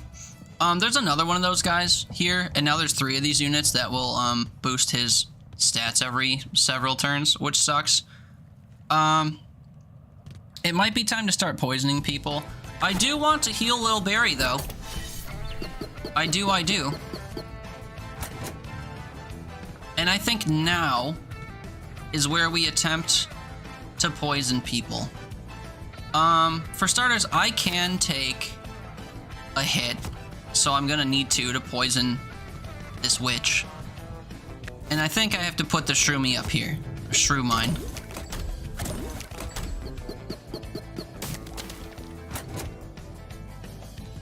Unfortunately, shroom takes away shell. It doesn't attack through it to health directly, which is what I would hope for. I'll re-roll, hope for more health gains or something. I can increase someone's damage. Again, all my units attack every 4 turns, so it doesn't really benefit me to do that to anyone in particular. Bite box is here. We could bite box the Conqueror, I guess. I would like to be able to stack on the bite box, but we don't have the scrap ability to do that. Hi, JJ. Happy Sunday. How are you? Jack, you're weird. Your Chromecast just crashed and restarted itself? Chromecast? Is that a TV thing? Like a Roku or a Fire Stick? The Google version? That's weird. I've never had one of those, so I don't really know how they work. This guy's never gonna attack me. He will just gain teeth, which is like thorns or whatever in most other games. So him doing stuff doesn't really scare me. This guy does. I could freeze the Shell Witch so that she won't boost damage and stuff. These characters are basically going to dwindle over time because of their shell stuff. Oh wait, I can explode for 8 damage when this dies. That's fun. This might be able to kill the top row on its own. It's a Google version of those, yeah. I see. Okay, some possibilities are happening, which I appreciate. Firstly, we'll boost Lil Barry just because we can. I can count him down so he can attack right away. Is that useful, though? I think maybe not. Also, I don't want to waste my snow stick because I want to snow something for Wallop to kill. I just want to be able to kill something, you know, soon. So I guess I'll let this witch attack and do her thing. And we'll just not freeze. I guess I could get her to explode the wood head, actually. Is that what I want? Sure. You doing good? How am I? I'm alright. I have tomorrow off, so this Sunday doesn't sting as much as they usually tend to. And I'm enjoying this game, even though I'm not playing it very quickly because I'm babbling a lot and thinking out loud a lot. Alright, we're attacking a bunch. This is gonna deal more damage if I freeze something. And, lucky me, you're jealous. Yeah, I have a bunch of time off to, like, use. I actually scheduled my last 2 days. I arbitrarily took off tomorrow and the 31st, and then I have almost a week off that I had scheduled because I was expecting visitors in town that, due to health stuff and whatever, that has changed.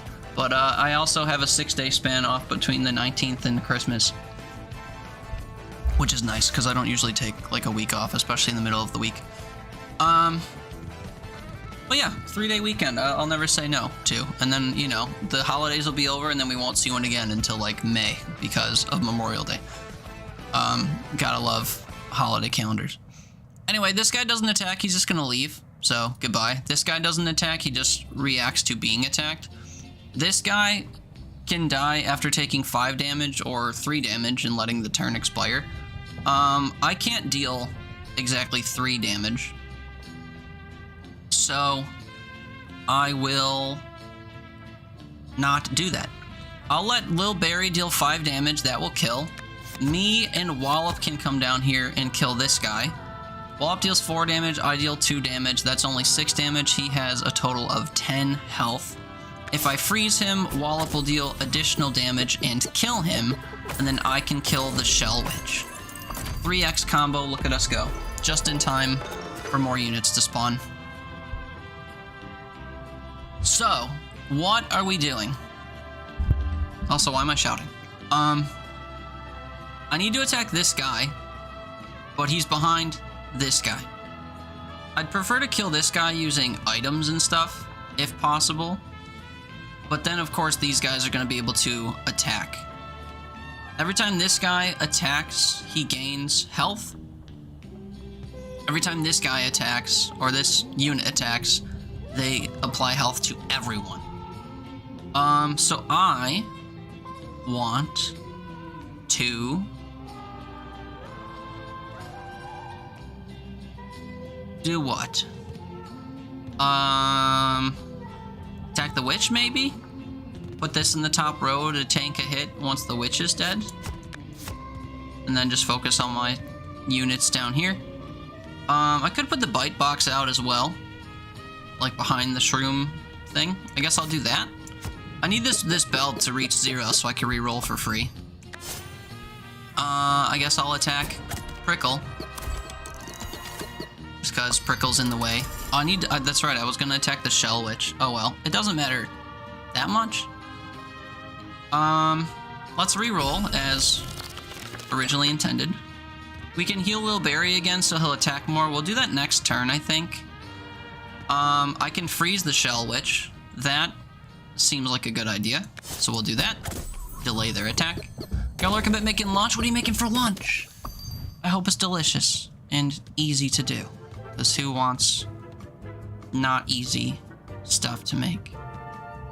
This guy has 6 health. That is equivalent to the damage that Wallop and me will do. If I freeze this guy, Wallop can kill it, and then me and Lil Barry can attack Prickle, which is bad, I think. I also have Scrap Pile, which I could put on Bite Box, which is fun. I'm gonna...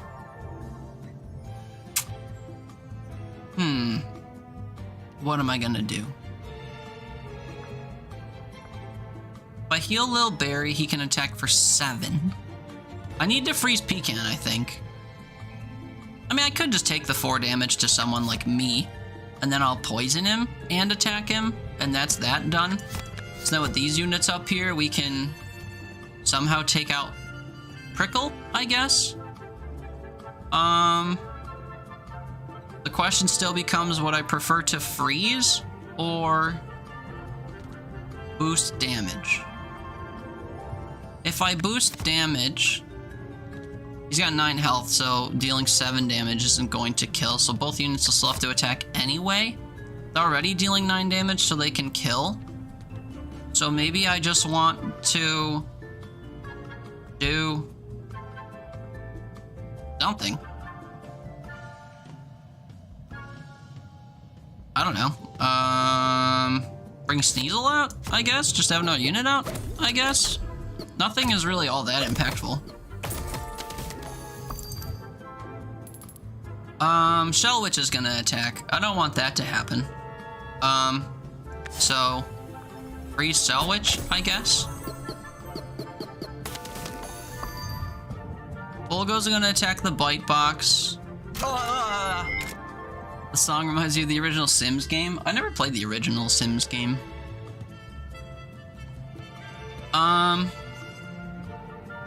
So he'll deal 5 damage to himself. We can make sure that that can happen twice if I put the Scrap Pile on the Bite Box. Sneasel's gonna attack for a whopping 1 damage. We can allow him to do that fuck it. Somewhere. Maybe down here. We'll remove a shell, the poison will deal a damage. I mean, I could just attack it with a sword and deal the damage. Do I have a reason to not use Scrap Pile? No. Okay, we'll Scrap Pile Bite Box then. We'll do all the things. Shell Witch is gonna boost everyone's health. If I kill Pecan, Pecan won't be affected. So, that's fine. We'll just do that. And then she can attack Bite Box, maybe? No, I can poison her if she attacks me. We'll do this. That's the command, you forgot it? Yeah. You need a command list? Yeah. I don't know of a good way to do that. Sometimes you can like trigger them in chat, but they don't tell you what they all do. I don't know how to like host a web page or whatever. I wish there was just some kind of way in Twitch where you could have like temporary utility things pop up without clogging like your about section or whatever. But such things don't exist. So I got nothing. Let's kill this dude. Oh, that's cool. I didn't realize that when he gains shell, it kind of like starts putting visuals back on him. That's actually a really neat little touch. We're dealing a whole bunch of damage this turn. If I reroll and get a freeze card, this guy's dead, I think.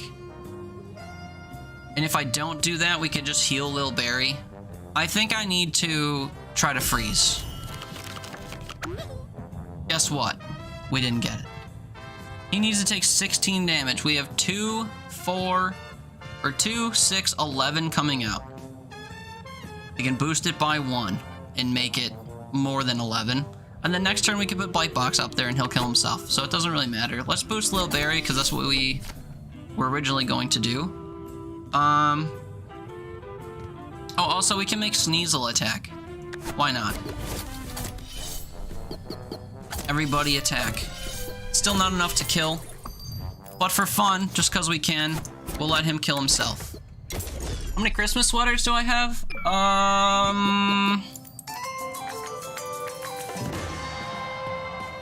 don't know the exact number. It's north of 20. It might be north of 30, which is like more days than there are in December, which is unfortunate. I could go count. I also kind of have to go to the bathroom, so it'd be a good time to do that. I'm gonna run and go pee, and then while I'm gone, I will quickly count my Christmas sweaters. I've bought more since last year that I haven't worn on stream yet. Actually, I have a couple that are off screen. I can show you the new editions before I wear them. I don't remember if these are all the new editions, but most recently I got this plain sweater that's just birds and stuff. My grandma likes cardinals. These are not cardinals, they're just like sparrows or something. But it's got presents and birds and racing stripes and reindeer and racing stripes but blue and Christmas trees and what is this shit at the bottom? Is it figgy pudding or something? I'm not sure. I don't know what that last thing is. It's some kind of like delectable treat. But it's a cute multi-tone sweater. I like it. I love Christmas sweaters. And then I got this because I want to start wearing Christmas sweaters earlier, like in November and like in fall. But I got a Stranger Things one that I learned a little bit too late has a hole in it. Right there. Right there, that's a hole. But it's a double layered sweater, so you can't see through the hole. Like if I wear a black or white shirt, it doesn't show through. So it's not super obvious other than the fact that like you can see the fabric is lifted up there if I turn certain ways. But anyway, it's a Stranger Things sweater. But I have many other ones. I could, I guess, bring you on a little tour of my closet, I guess. But I don't think you'd hear me talk. I could just like show you all of them. But anyway, I need to pee. So I'm gonna do that first and foremost. Anyway, thanks for being here if you're here. I hope you're having fun. I'm having fun. I'll be back in a few. I got the sewing kit? Yeah, I could try. I just don't really know what yarn to use, because it's like a yarn and not like a... You just gotta knock with a thrown hammer, that's not good. Anyway, I gotta be back soon. Oh, I did it again, that felt good. That almost never happens. Also, it vanished. Reclaim sledgehammer. Hell yeah. 3 in a row? Oh, I thought that one counted for me. Oh. It did not full damage, and then he got a bullet off. Oh, that would have been great.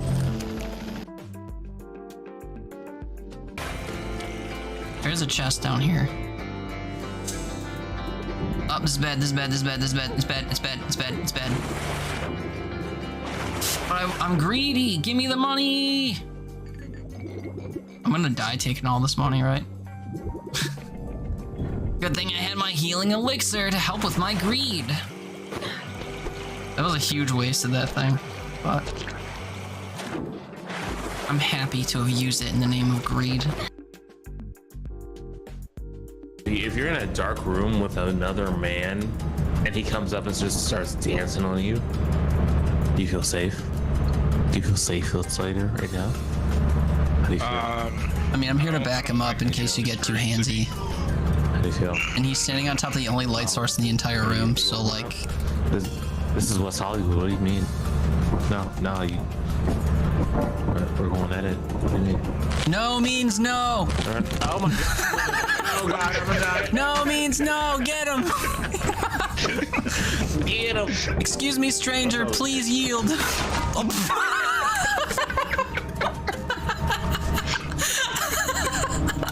I didn't think one more hit was gonna kill him. This is why we don't say yield.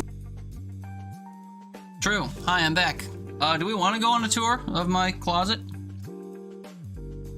I don't remember how to do this, so I gotta, like, figure it out. I don't think it's that hard, though. Hold on. The thing that makes it difficult is, audio. Because I don't remember how to do audio. But, we could try. Hold on. This? Do we hear me? Talk, talk, talk. Oh, it looks like it. I'm going through my music channel, though. Jack Tech has the same cat bed, but it's red. Did I recommend it? This cat bed? No. I don't think so. Anyway, let's go into my closet. I gotta, like, zoom out a little bit, because, whatchamacallit. Front? Oh, no, back. Back camera, back. Okay. How many Christmas sweaters do I have? They start... Well, I have, like, winter sweaters that are Christmas sweater styles. Like, this doesn't have any Christmas stuff on it. But not including the one I'm wearing and the two that aren't hung up yet, I have this many. And we'll look at each and every one, because why not? So this is just a gray sweater. Nothing to write home about. This is some mountains. I tend to wear these when it starts, like, snowing or, like, when it's November. Because they're not really Christmassy. They're actually kind of sorted that way, where some of them are kind of, like, wintry, and then some of them are very blatantly Christmas. But this is mountains. This is an owl.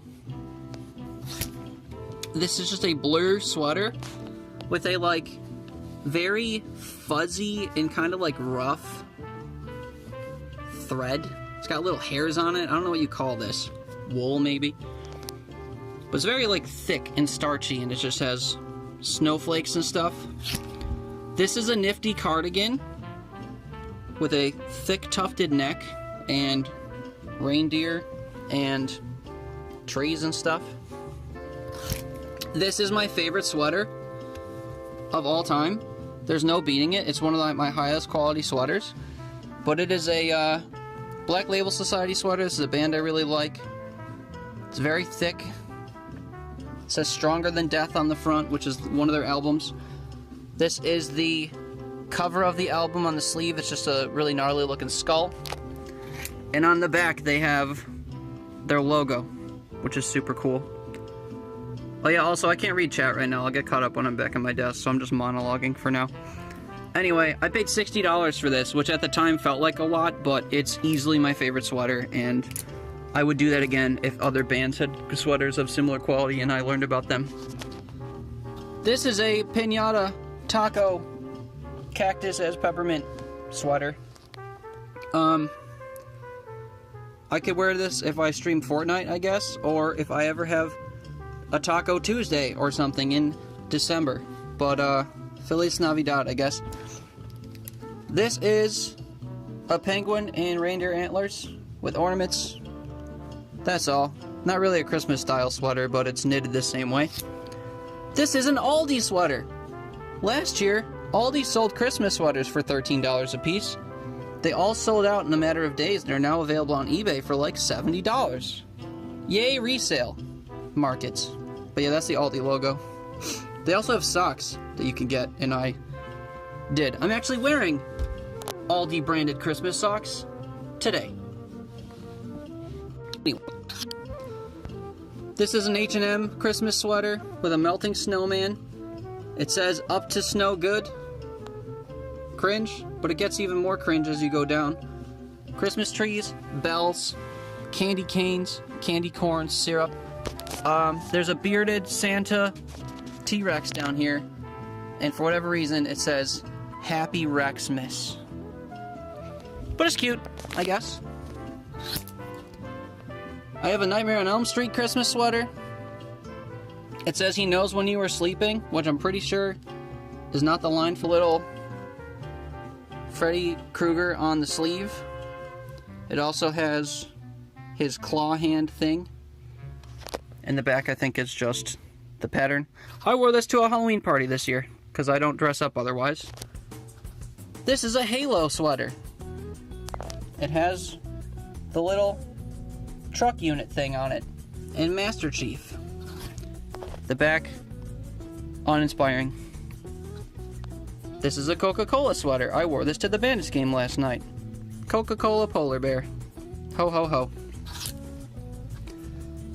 I have a Rugrats sweater with little ornaments with the different babies on it. And a weird, nightmare-inducing Tommy Pickles, who looks more like Gollum from that one failed video game from last year. Speaking of Gollum, I have a Lord of the Rings sweater. It's very flashy. It has all the little tiny people walking up to the place to do the thing. It's got rings. The sleeves have a giant ring and daggers or whatever. Very colorful. I wore this to Thanksgiving, I think. And my mom was like, those colors are too bright. That can't be for the movie. And I didn't know what to say. There's the back. There's where they're going. And there's the little guy. Continuing on.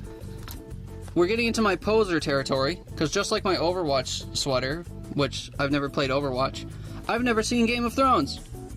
But I intend to. This is a Game of Thrones sweater that has a drink pocket in it. Because it's about drinking. I like the colors on that one. This is a relic of an era gone by, but this is a PlayStation Christmas sweater. I used to be a PlayStation boy, now I'm a PC boy. Go figure. I still like PlayStation titles and stuff though, especially when they get ported to Steam. This hanger is for my Overwatch hoodie that I'm currently wearing. This is a Barstool Sports sweater. Over the years I've come to not like this so much, because Barstool Sports is right-leaning and kind of shitty, but I got this when I used to watch the Caleb Presley interviews because he's hilarious. But Barstool Sports as an organization I am not really a fan of anymore. This is a Simpsons cardigan. It has Bart and Lisa on it. It doesn't fit me very well, and it's a very deep V-neck, so I sparingly wear this. I have a Die Hard is my Christmas movie sweater. Fit with lighters and helicopters. I've also never seen Die Hard. I'll fix that this year, maybe. This is my only turtleneck sweater. The only significance to this is that there's a matching skin for it in Hitman, which I played all of last year. We made a huge deal out of me getting this sweater. The only difference between this sweater and the Hitman sweater is that this row of reindeer is replaced with a duck, because rubber ducks are an explosive device in Hitman games. Here we have a sexy one.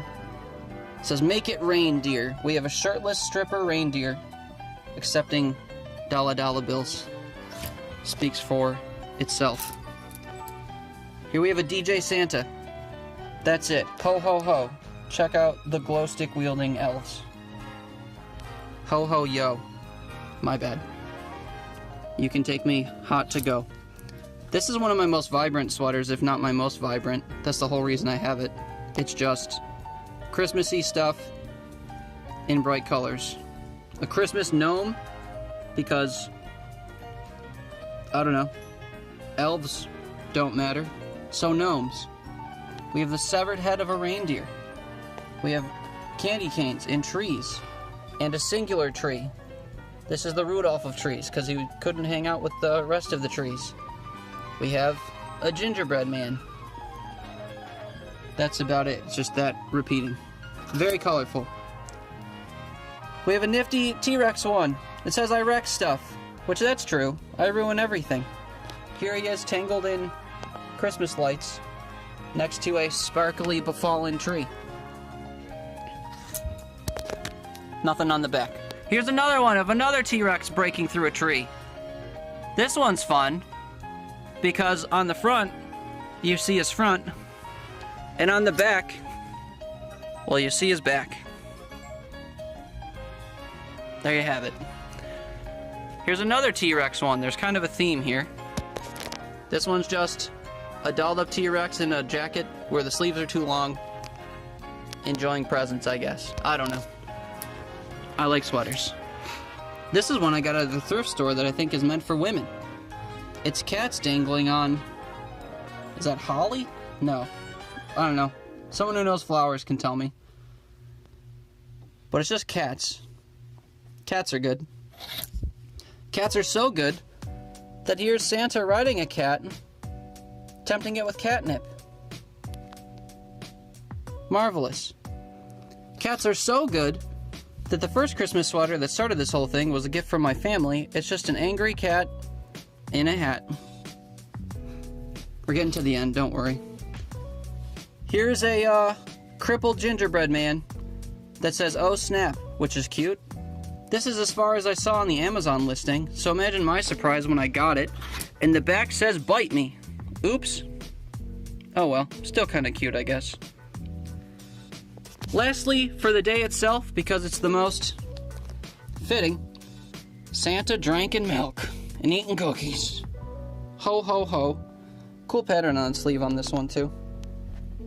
Various Christmassy things. Red and green, red and green.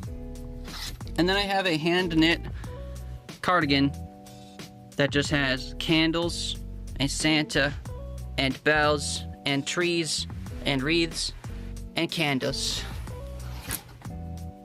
And that's all of them. Last year I wore most of these on my streams because I was streaming every day and for the whole month. But unfortunately, I don't stream so much anymore. So I've only worn 2 so far on stream this year. Sorry. But yeah, that's all of them. Now I gotta get caught up on chat. But thanks for coming on the ride, I guess. Anyway. Oh, this is still active. Go away. Okay. Did you like hear me the whole time and stuff, or did that not work? I hope that worked. Let me get caught up. Love the Overwatch sweater and I refuse to play it. Yeah, I still haven't played it. I'm still a poser. You think that sweater has pudding on it? Yeah, I've never had that kind of pudding, but I wouldn't mind putting some in my mouth. Repaired the thing, sewing kit, okay. Please yield one-shots. Huh? What was the one-shot thing? Oh, yeah, that's right. The clip. I went back too far. A lot of sweaters in general, yeah. Well, so I meant to have Christmas sweaters to wear them every day on stream, which was relevant, like, last year when I streamed every day. And then before my weird hiatus thing, it would have been relevant again this year, so it was like a worthy investment, you know? Because I've been streaming for 4 years, it's been a somewhat consistent thing. I could wear them all for a month every year. Blah, blah, blah. To me, it's no different than people, like, buying Halloween outfits every year, or whatever, you know? Because you only use it for one day. Or like a wedding dress, which you literally use once for thousands of dollars. But, you know, whatever. Is this a closet tour? It was, kind of. Well, a portion of it. Oh, shit. Hi, B. That game sounds very hectic. B, how are you? It's good to see you. How was the Bandits game? They won. It was tumultuous, though. They were up by 5 at the half. They blew the lead in the third quarter. They always have awful third quarters. It was like 6-5 or 7-6 or whatever in the third quarter, and then by the end of the fourth they won 14-7. So it ended up being okay, but it wasn't for the third quarter because their ancient 60 million year old goalie falls apart in the third every game without fail. Oh, take a drink, thank you. I've been talking a lot. Oh wait, no, that 34 minutes ago. I'm just seeing it again now for some reason, but that's a good idea. They still have that goalie, yeah, for at least another year. Turns out when you win 2 years in a row, they extend your contract. When you win the championship 2 years in a row, so whatever.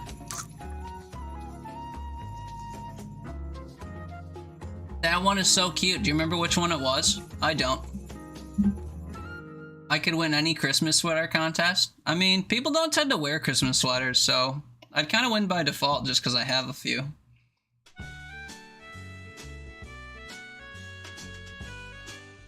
Oh my god, I want one. Me too, that's why I bought them. It is a line. I don't remember what that was for. The OG polar bear. Love the Lord of the Ring one. Yeah, that one's really cool. Who the fuck is this guy? Who the fuck are you?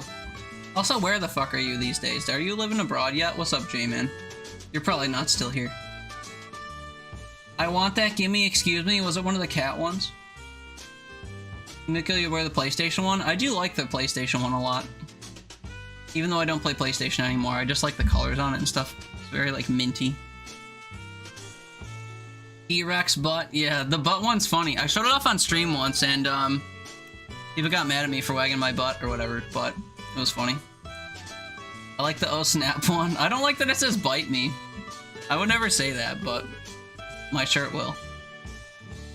Yumiko, if I didn't run so hot, I would wear some of these.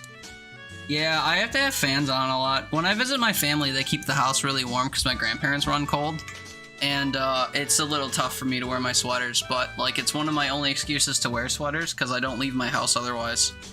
So when I leave my house in December, I wear sweaters everywhere. Which is why I wore a sweater to the Bandits game yesterday and I didn't wear like my Bandits sweatshirt or like a hat or a jersey or whatever. It was the Lord of the Ring one, and the excuse me was in response to you having never seen Game of Thrones. Oh, well, let's watch it then. Easy fix. And let's watch Die Hard or whatever I was saying. And then Haley and I can play one game of Overwatch, and then I won't be a poser for this sweater too. Except I don't want to install it because it's a big game. That was magical, and we could hear it. It was perfect. Okay, cool. Not every day I have to switch to my phone and like wander, so I'm glad that it worked out. I was mentioning last year they have an ancient goalie. He's only like 42, but as far as like physical sports goes, that's pretty ancient. As far as like humanity goes, it's not too ancient. Stinky fridge bottle? This isn't that bottle. Hey man, you're back on this side of the state? Nice. Welcome home, I guess. It's good to see you, man. I hope you've been keeping well. You don't care about Die Hard? Have you seen it? I haven't seen it. I don't know if I don't care about it. Don't even open it. You'll play one game now, but then you'll never stop playing. I don't think you understand how quickly I'm willing to just dip on any competitive game. I don't enjoy competitive games that much, so I could probably just play one game. You gonna go stream Darksiders? Have a good rest of the stream? Okay, enjoy Darksiders. I've never played a Darksiders game. Actually, that's not true. I played through a portion of one with Deathworks because it was multiplayer. I don't remember what it was called, though. I have it on Steam. But other than that, I haven't played them. Tell me I never put the bottle in the fridge? Yeah, but it doesn't retain smells.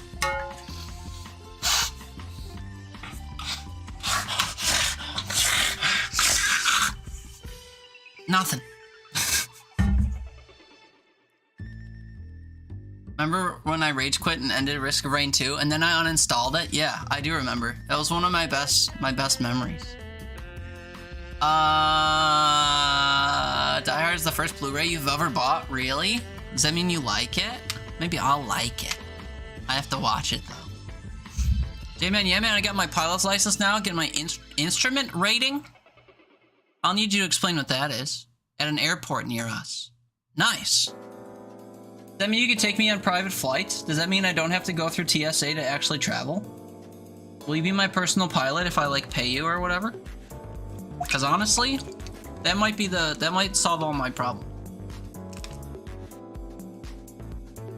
I probably still have to go through TSA. Nice, nice.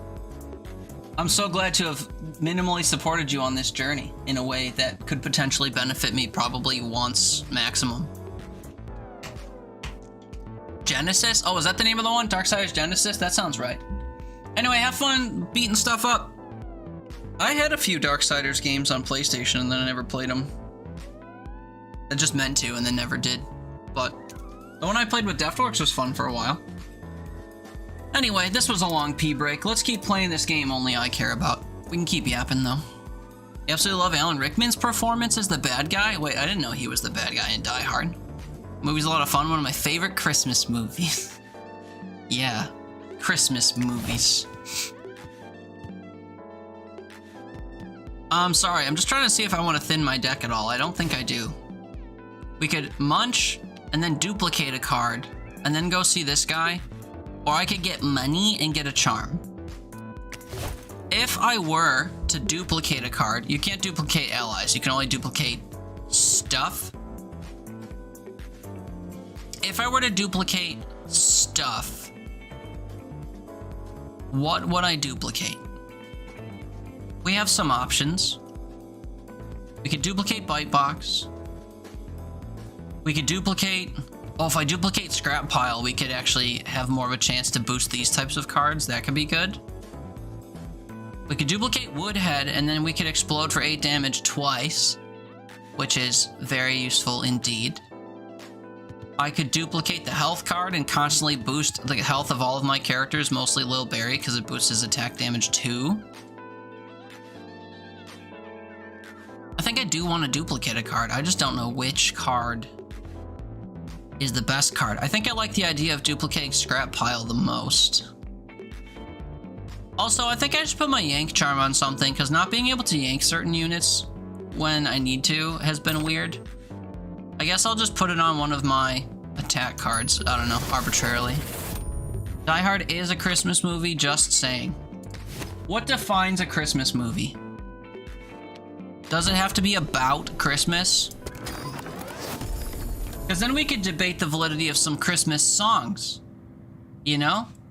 Like Winter Wonderland isn't about Christmas. It's about winter. Or like Jingle Bells is just about going somewhere in winter. It's not about Christmas. Or even Mariah Carey's All I Want for Christmas Is You song isn't about the spirit of Christmas. It's just about how she doesn't want a lot or care a lot about Christmas. She just wants dick. But Die Hard's a Christmas movie. Anyway, we're getting an item. When an ally is hit, restore their health by 1. Pause. If that's active and this guy gets hit, he'll get healed and then gain damage. That's huge for Lil Barry alone. When an ally is healed, apply double spice. If they don't have spice, I don't think this has effect. While active, add 3 damage to all allies in the row. This takes up a slot in the row, so this can only affect 2 allies. I'd rather get the Heart Mist Station, I think. I talked myself into it. Green Sleeves isn't a Christmas song either. Green Sleeves. I don't know that one. Both Die Hard 1 and 2 are Christmas movies? But when I said, why are they Christmas movies, you both responded with, they are Christmas movies. Die Hard's a Christmas movie you can watch any time of the year. You can watch any Christmas movie any time of the year. What do you mean? You can watch Home Alone in June? Who cares? Who cares? They take place during Christmas. Does that matter? Is that integral to the plot? I feel like the fact that it's Christmas has to matter in like the plot of the movie or the setting of the movie in a way that's impactful. Because otherwise, you can watch it whenever and it doesn't really matter, you know? Well, like I wouldn't put on, I don't know, like A Christmas Story, which is very much about Christmas, in May, you know? Best Christmas movie is Terrifier 3, and you'll fight anyone who disagrees. I watched the first 2 Terrifier movies in the last couple months. Because they're available on streaming services, and 3 isn't yet. I am very interested to see what they do with 3. Those movies are fucking weird. Main character is visiting his separated family for Christmas in one of the Die Hard movies. In one of them or in the first one? In one. In Die Hard 1. Okay. I'll just have to watch them and then I guess I can give a hotter take. In the first one, okay. Sorry, there was a couple ways I couldn't read that. Die Hard has catchphrases that are Christmassy. Now I have a machine gun, ho ho ho. I don't think appending ho ho ho to something makes it inherently Christmassy. Like, I don't know. Like, never mind. I was gonna say literally anything and then append ho ho ho to it. But I'm not gonna do that. Haley, you watch Home Alone in June? Yeah, because you can. Because it's mostly just about, like, house hijinks. It doesn't necessarily need to be Christmassy.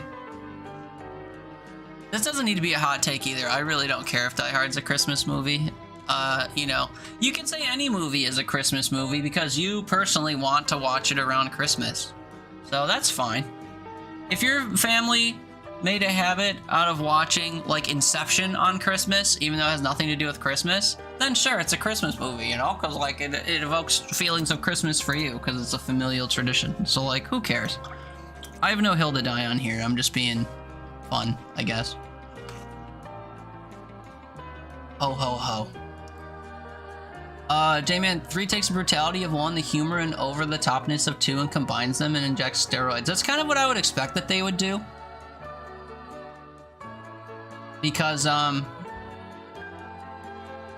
that's just kind of the trajectory that they were on. I will say, the, like, unnecessarily long survive times of the victims in 2 was... It kind of took me out a little bit. Like, that scene with the girl in her bedroom that, like, went on for 10 straight minutes. You know? That was pretty loopy. But, I don't know. I imagine 3 is just gonna be, like, out of this world in ways that are... I don't know. Anyway, watch the Terrifier movies if you want. I don't know if I would necessarily suggest them, but they are a unique experience that I have not experienced before. I'll eventually watch 3. You tried to watch 1, but she wasn't enjoying it, so you turned it off before the end. That's good. Toward the end, there's a very, like, there's a very specific kill that happens that's,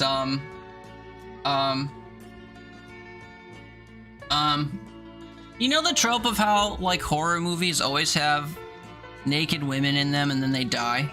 Or whatever? That's not very female empowering or anything. That's just a trope that, you know, has undertones of misogyny and, patriarchy. But, you know, Terrifier 1 does something somewhat akin to that. Squared. So, you know, I reckon you turned it off before that happened, and that's probably for the best. But yeah, you know, you could watch it, I guess. Maybe you'll enjoy it. Definitely an interesting movie. Oh, you think you made it that far? I thought that was, like, at least halfway through the movie. And those movies aren't really short. But damn, okay. Well, never mind then. B, the second Die Hard is more tenuous as the wife is flying in for Christmas with the main character staying at the in-laws. The second one's set in DC, so there's a ton of snow and children singing in the airport, etc., so it feels Christmassy. I'll have to see him, I don't know. I mean, if it's part of the plot, then you could say, like, oh, it's a Christmas movie. Even if it's like a 1-second thing where they're like, ah, shit, I'm not gonna be home for Christmas. Isn't Castaway kind of like that? Because it's winter and he's, like, delivering packages for Christmas or something? Does Castaway become a Christmas movie then? Because it has notes of Christmas or, like, wanting to be home by Christmas, and then he's, like, on an island for 3 months or whatever the timeline is? I don't know. Interesting concepts, I suppose.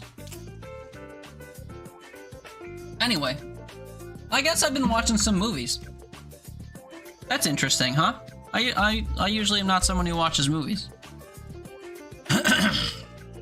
Castaway is the one where he's talking to the volleyball, yeah, because he gets stranded on an island with inanimate objects. So he makes an inanimate object like someone to talk to. Yeah, Wilson. Wilson. What did I say I was gonna do? I wanted to duplicate a card. Does that have more value than a random charm? I think it does. And I said I was gonna duplicate scrap pile. Alright, that's what we're gonna do. Is there anything to feed to Muncher here? Hello. Anything I never want to see again because it's bloating my deck. Part of me wants to say Sunrod, but when Berry Guy starts getting boosted, Sunrod will actually have value because then we can make him attack more often for lots of damage, and the trade-off of the turn for speeding up his attacks will actually be worthwhile. I think I want to keep everything. I could get rid of my useless sword cards, I guess. Because it's not often I'm just like want to deal 2 damage. I want my characters to attack. I want to be able to do stuff to my units. So like maybe we just get rid of our swords. Maybe we pretend this is Slay the Spire and we just get rid of our cards. Also, I didn't realize there was a max, so I just learned something today. On the heels of destroying 2 cards, let's duplicate a card. I was saying scrap pile. Going once, going twice. Because again, scrap pile can be applied to any of these cards, and then when we redraw our hand, we can get scrap pile back. So it kind of has like repetitive utility, and I think that's important. I could duplicate one of these actual cards and just have like 2 shrew mines or whatever, but then I couldn't like keep them around by applying scrap to them potentially. So I'd rather have one that I could maybe keep alive. Same with Bite Box. I don't want to keep Woodhead alive because his whole value is that he explodes on death. But I think we duplicate scrap pile and we have no doubts about it. Woolly Drek, this fight sucks. But the Wilson brand paid a fair bit for the amount of advertising for that movie and FedEx? Probably. I don't know if it necessarily puts FedEx in a good light. Given that, you know, their plane failed and, like, murdered their employees and stuff. Pulled a nice, oh, I can't think of the name. You know the name. You know what I'm talking about. Boeing. Pulled a nice Boeing. Alright, so what are we doing in this fight? I will tell you. This guy, when he attacks, he'll consume somebody else and get their stats. So if you think 28-3 is bad, what if it turns into 40, 45? 40 and 5 every 5 turns. Scary. So we need to take out this guy, especially before more units come that he could potentially eat. This guy's gonna attack everyone in my row. This guy's gonna attack my frontline guy in 2 turns for 2 damage. I can eat it. It'll be fine. So what do? We want to increase someone's damage by 1. Again, all of my units except for Sneasel take 4 turns to attack. So the only card I really want to boost is Sneasel, but he's not an option here. So we'll just boost someone. Actually, I could boost Lil Berry, and then I could boost Lil Berry again with the pink berry juice. That's a good first turn, I guess. So now we're dealing 7 damage out. I can speed him up and make that happen soonlier. I think I want Woolly Drek to hit the Shrew Mine. We'll let Grumble hit me and take some damage of his own. I want to freeze someone. Maybe I just freeze Woolly Drek. Maybe that's the way. So he's going to take 3 damage over time. That means we eventually have to deal 6 damage to him. If we let him hit the Shrew Mine, I guess that can happen on its own. I guess I'll put the Bite Box up here so this guy will attack it and deal 5 damage to himself. I think that's fine enough. And maybe I will let Grumble hit the Shrew Mine here. We're going to deal 7 damage out to Woolly Drek. That's not really that much. But then next turn we'll be able to reroll. Oh, I could have killed Bigfoot. I wasn't paying attention. I think rerolling here is good. Boeing's gonna send a 47 to my house. Whatever. We had a good run.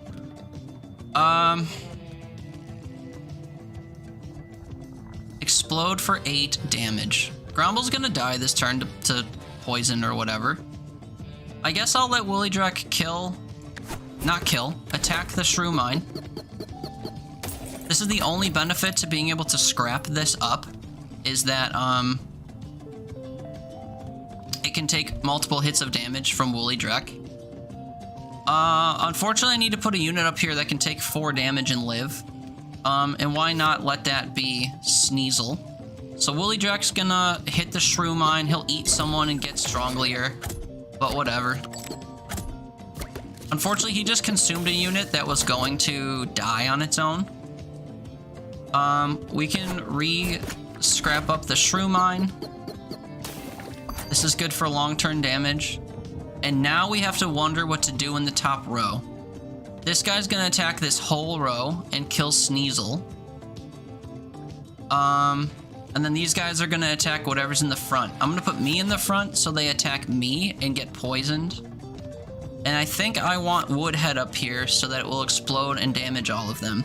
I also don't know who's coming here. I wish I could hit this and let them come in early, but because there's gonna be enough to fill the board, I can't do that.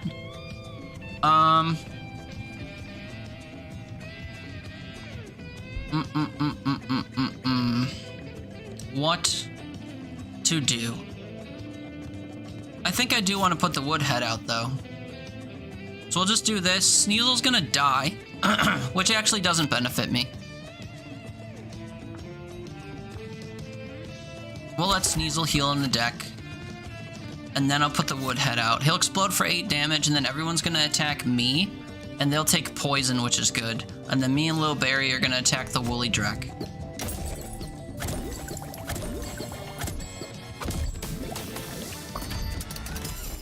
This is the boss of this area, so we kind of have to focus on killing him. Woolly Drek, though, I don't want him to consume anyone and keep living, because he's gonna get stronger and stronger, which is terrifying. That's not gonna happen for some number of turns. What's gonna happen most soon is these guys are gonna die of poison, and then this guy will be in the front, which is useful. I guess I can get Wallop up here to start counting down. Next, these two guys are gonna attack. I'm gonna want him to hit the Shrew Mine. And I don't want Paw Paw to attack, so maybe we freeze one of them to delay that. Of course, I want Wallop to be able to freeze Big Lou to deal big damage to them. I have the Yank ability that doesn't really benefit me here. We're not taking any hits, so it doesn't really benefit me to play Heart Mist Station. Maybe I just re-roll and hope for better cards. We get Sneasel back. Doesn't benefit me. We do have another freeze, which is good. I can boost Lil Barry, which is fine. I can make someone attack sooner. I can actually make Woolly Drek attack this turn. Oh wait, he has Barrage now? Oh. That's not good. That means he can attack everyone that's in front here. Okay, I think I'm gonna force Woolly Drek to attack the Shrew Mine and take poison. Sure, he just consumed someone else, but I think that's gonna be fine in the long term. What do we do about this? We let me take the hit, and then we will apply poison here. I think that's a move. What do I want to do on the turn? Next turn, we freeze Big Lou, 100%. This turn, I boost Lil Barry, I think. Now we have to figure out who I want to take a hit. I mean, honestly, I could take a hit as me and still be useful. Kinda dangerous to do that. But, we want to keep poisoning Woolly Drek with the Shrew Mine if possible. I don't want to play anything up here because everything's going to take an attack, so Sneasel in the Heart Mist Station No bueno. If I freeze Woolly Drek, he'll take extra damage from Wallop, which is exactly what I want to happen. So we will do that. And then we're going to be dealing enough damage, I think, to kill Woolly Drek. Between dealing 12 damage, 7 damage. Okay, very good, very good, very good. Now, we just have to focus on this dude. And who's going to attack next? This row and me are going to attack next. For a whopping 3 damage. I think I do want the Shrew Mine to affect Big Lou, primarily. I do want to play the Heart Mist Station for that turn, so we'll keep it up here. I can reroll for free, that seems like a good idea. I can boost someone's damage. Whose damage? Doesn't matter in particular. This guy gains spikes when hit, but it won't affect the first hit, I don't think. So I should be able to deal 2 damage to him without consequence. I mean, I could just take the 2 hits, honestly, for 3 damage and then poison these guys. It's very risky, but we like risk.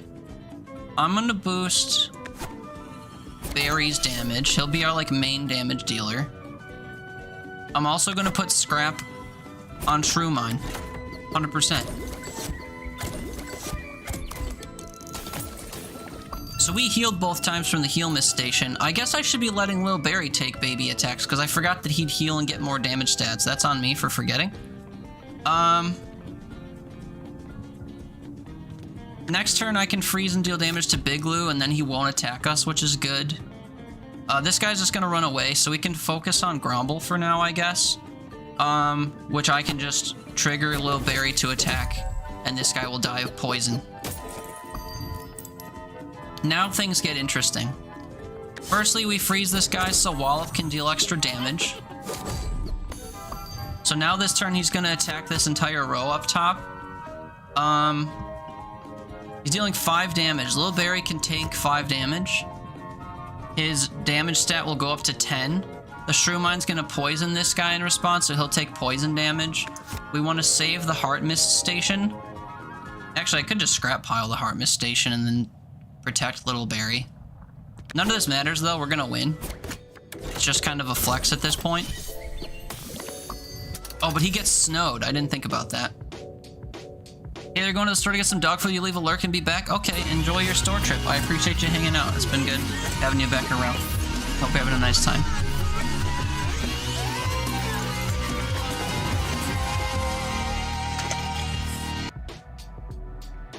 Indeed, I do enjoy.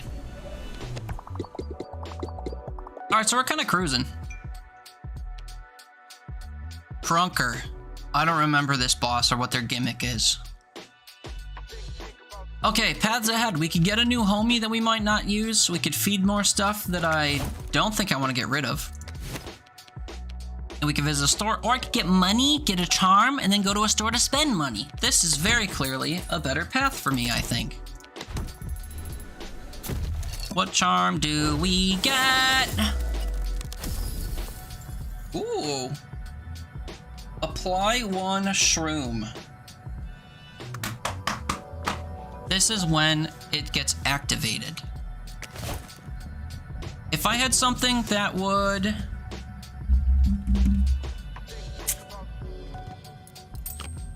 If I had something that would get activated across multiple enemies, or would get activated frequently, this would be great. Right now, it's not great. It could be great on Knuckles, actually. When Knuckles gets hit, it hits everyone back for 2 damage and poison.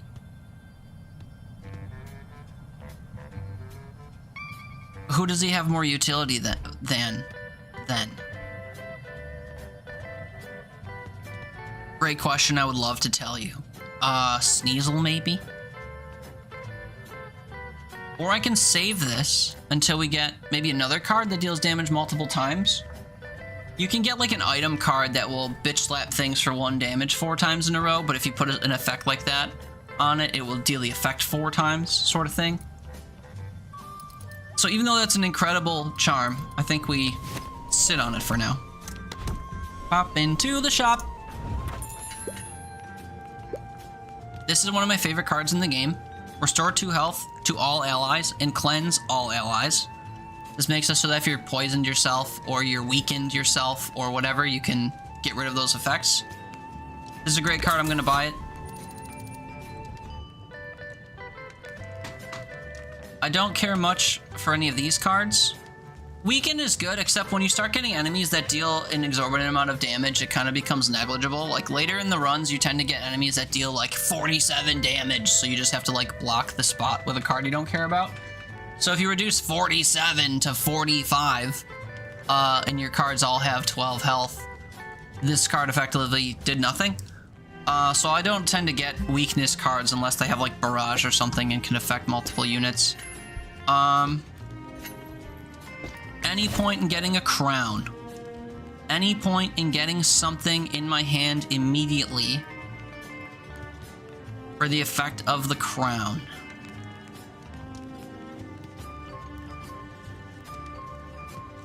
I mean, having the Shrew Mine and then being able to put scrap piles on it pretty quickly could be good. Or just getting more units out early could be good, I guess. Or getting Woodhead to, like, rip open the start of a fight. Or just guaranteeing that we get health and we can immediately boost Little Berry could be good. So I guess having another crown would be useful. I just have to figure out where do I want to put it.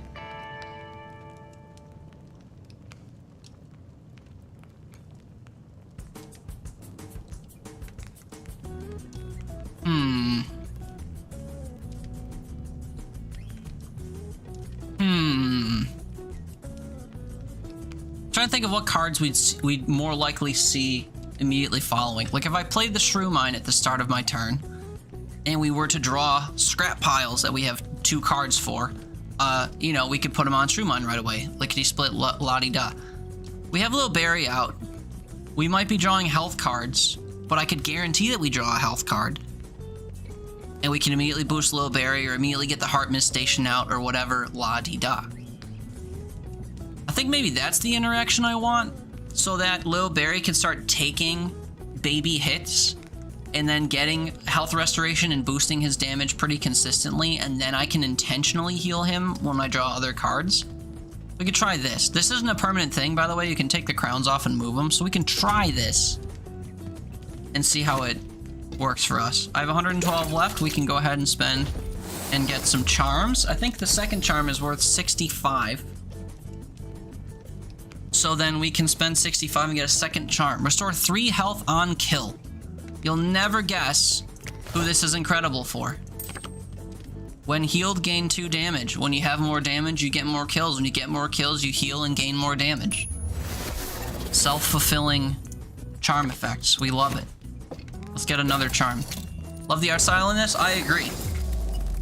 I feel very similarly. It's a very, very cute game. Plus 5 health. Only applies to units. I mean, I should just give it to me, because my health goes down every time we fight a boss or about to fight another boss.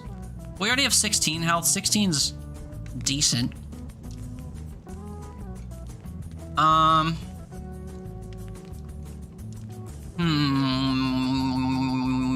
We could make Little Berry just like a big sponge, I guess, which would be good for me. Or I could sit on it and wait, but like these are really the only options I'm probably gonna have for the long term. I think putting in a Little Berry is not a bad idea. And we had no money. Thank you for your sales. Alright, let's see what gimmick we're up against, because this can really determine a fight.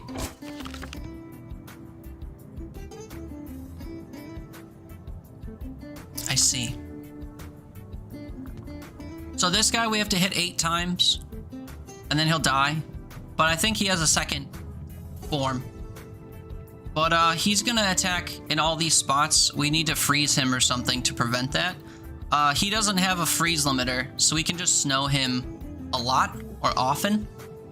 This guy is going to hit me for 1 damage. We can do that to Lil Barry, and he'll get healed by the Heart Mist Station right away. And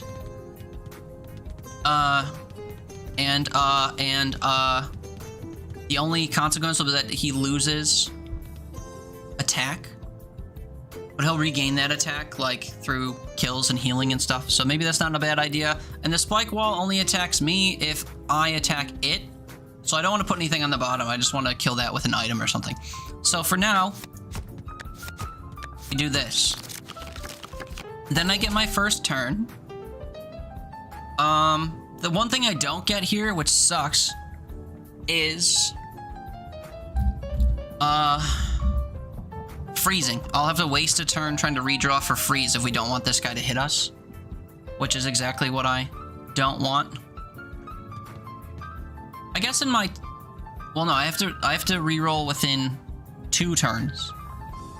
So we can count Lil Barry down so we can attack the Grink. That doesn't really benefit us. I can boost his health so he can, whatever, get stronger. And actually, if I heal him, he'll counter this, because he'll gain 2 attack and then lose 2 attack, so he'll still deal 2 damage when he attacks. I think that's a good first move. And then I must reroll. We must freeze this guy. I only get 1 freeze, which is unfortunate, but it'll do. It'll work for 2 turns, and then I can reroll again. That's what I'll do. Also, I hate to say this in the middle of a fight, but I'm suddenly dancing in my seat because I have to go to the bathroom again. So I'm gonna run and do that so that I don't hit on my seat. Thanks for being here if you're here. I hope you're having fun. I'll be back in a bit. Now you're paying the price, you moron. Trinkets and charms gathered from all the forgotten What corners is this of the earth. accomplishing? What is there? There's nothing worth watching on this channel anymore. I mean, there wasn't to start, but now? There's nothing. I don't understand. I don't get it. I don't understand. Do I need to temporarily disable all my shit? I'm so confused. Also, I'm growing to hate every single one of my Channel Point Redemption songs. And I feel so like alone in the dark because I can't read chat. So you're all probably just pointing and laughing at the blind, Trinkets and charms clueless streamer. gathered from all the forgotten corners of the earth.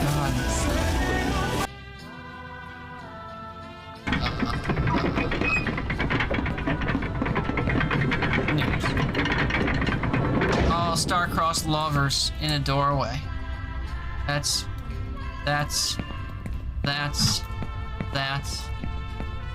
adorable. Load it into this app, and it'll read off the recipe and the ingredients. It skips the whole life story that everyone always says. When I was born in a cold winter cottage on the hills of Maine, and my family used to bring hot lobster up. And we made this really cozy winter heated lobster dip that kept us warm through all the cold Maine winter nights. I was born in August, but I was a young wee lad in December when it got cold and we ate crab dip, like all that shit. It skips all that. And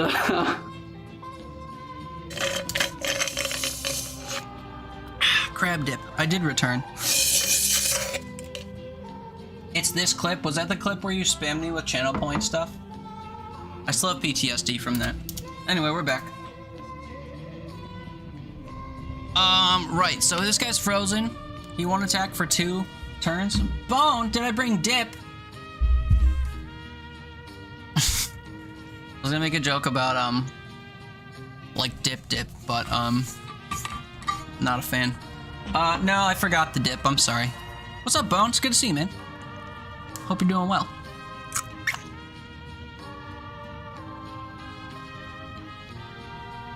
No glasses? It's okay, I can still see the flashing red of when people are gonna attack or whatever. So we'll be okay. I'll work on it. What? I'll work on F. Oh, dip jokes. Yeah. Okay. I can boost someone's attack for free. I see no reason why that shouldn't be our berry boy. And then we'll get attacked for, I think, 1 damage. And then we'll attack back for... Wait, is 5 the adjusted value? I can't tell. I do want to kill this unit so we can start attacking this unit.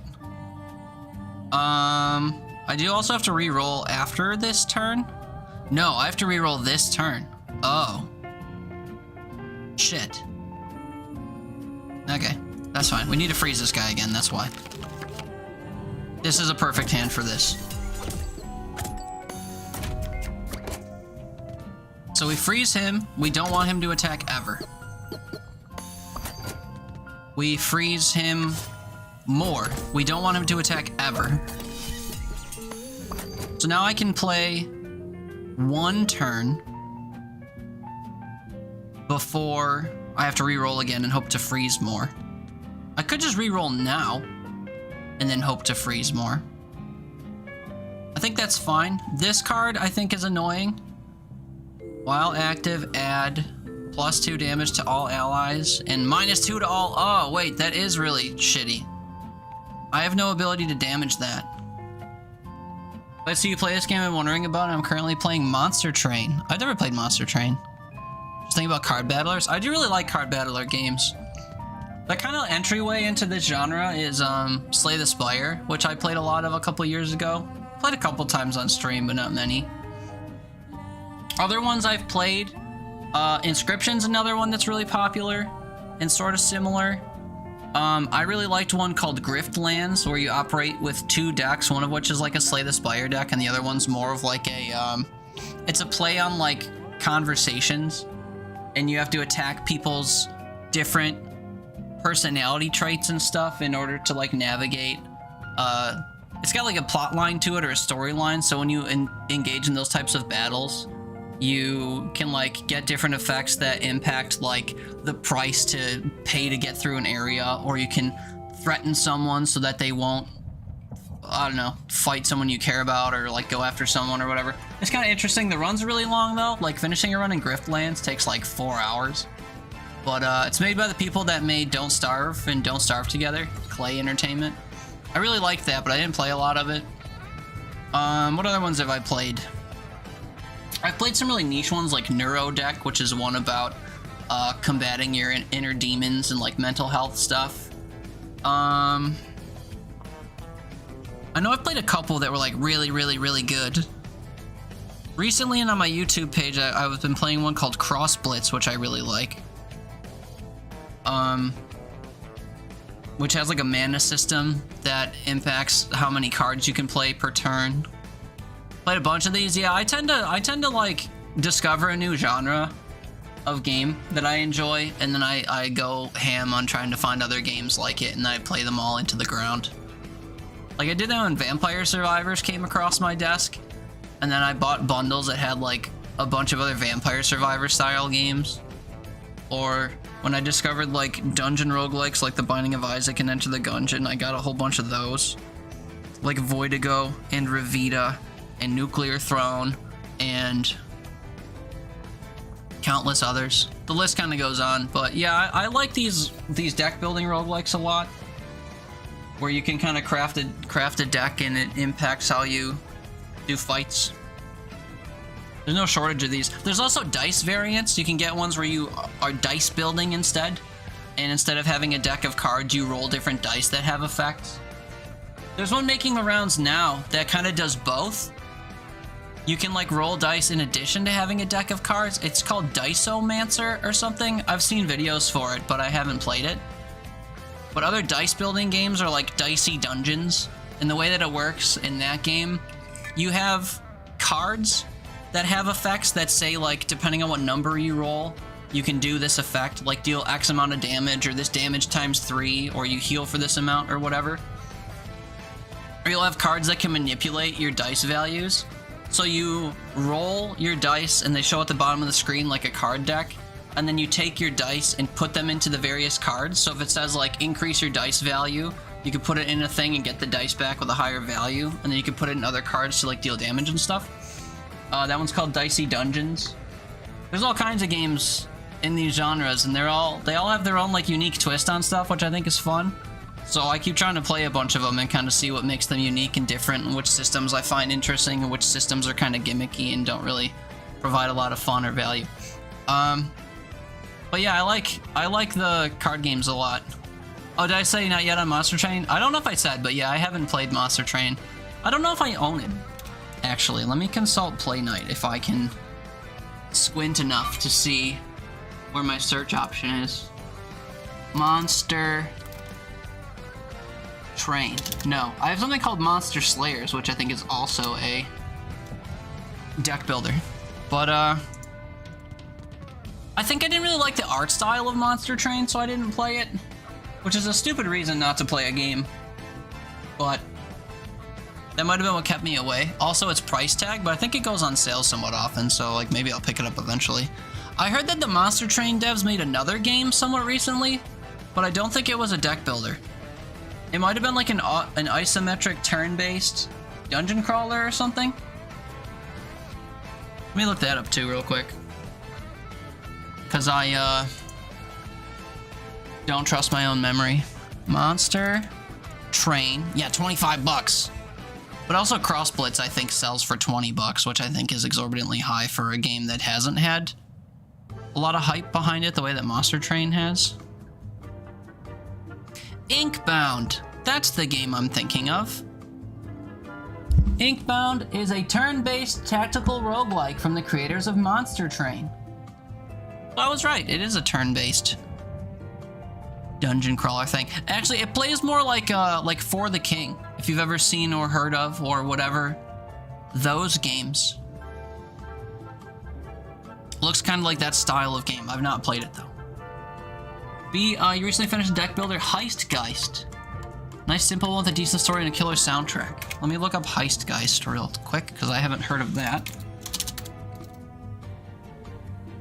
Also, oh, never mind. I thought I saw something of interest. I was wrong. Heistgeist. It sells for $19.90. This is either sold in a foreign currency and converted, or they're making a reference to something. Anyway. Get in, get the goods, get out. What could possibly go wrong in this single-player, story-driven cyberpunk RPG? Play as a smart street thief on the run after a failed heist. Oh yeah, this has a story, kind of like, that's kind of how Griftlands plays. Your character goes in stories, and then you do deck-building fight stuff. Who's this by? Double Quote Studio? Have they made anything else? Blood Will Be Spilled. A spaghetti western, story-focused platformer with tactical turn-based combat where you play as bugs in a western setting. Anyway, I was curious if they might have made anything else that I might know, but I guess not. I'll wishlist this, though. This looks cool. I'm always looking to play games of this type. I have a few other deck builder games that I haven't played, but they're in my library. I gotta take Shogun Showdown off my list. I got that on GOG, and I forgot that I have it on my wish list still on Steam.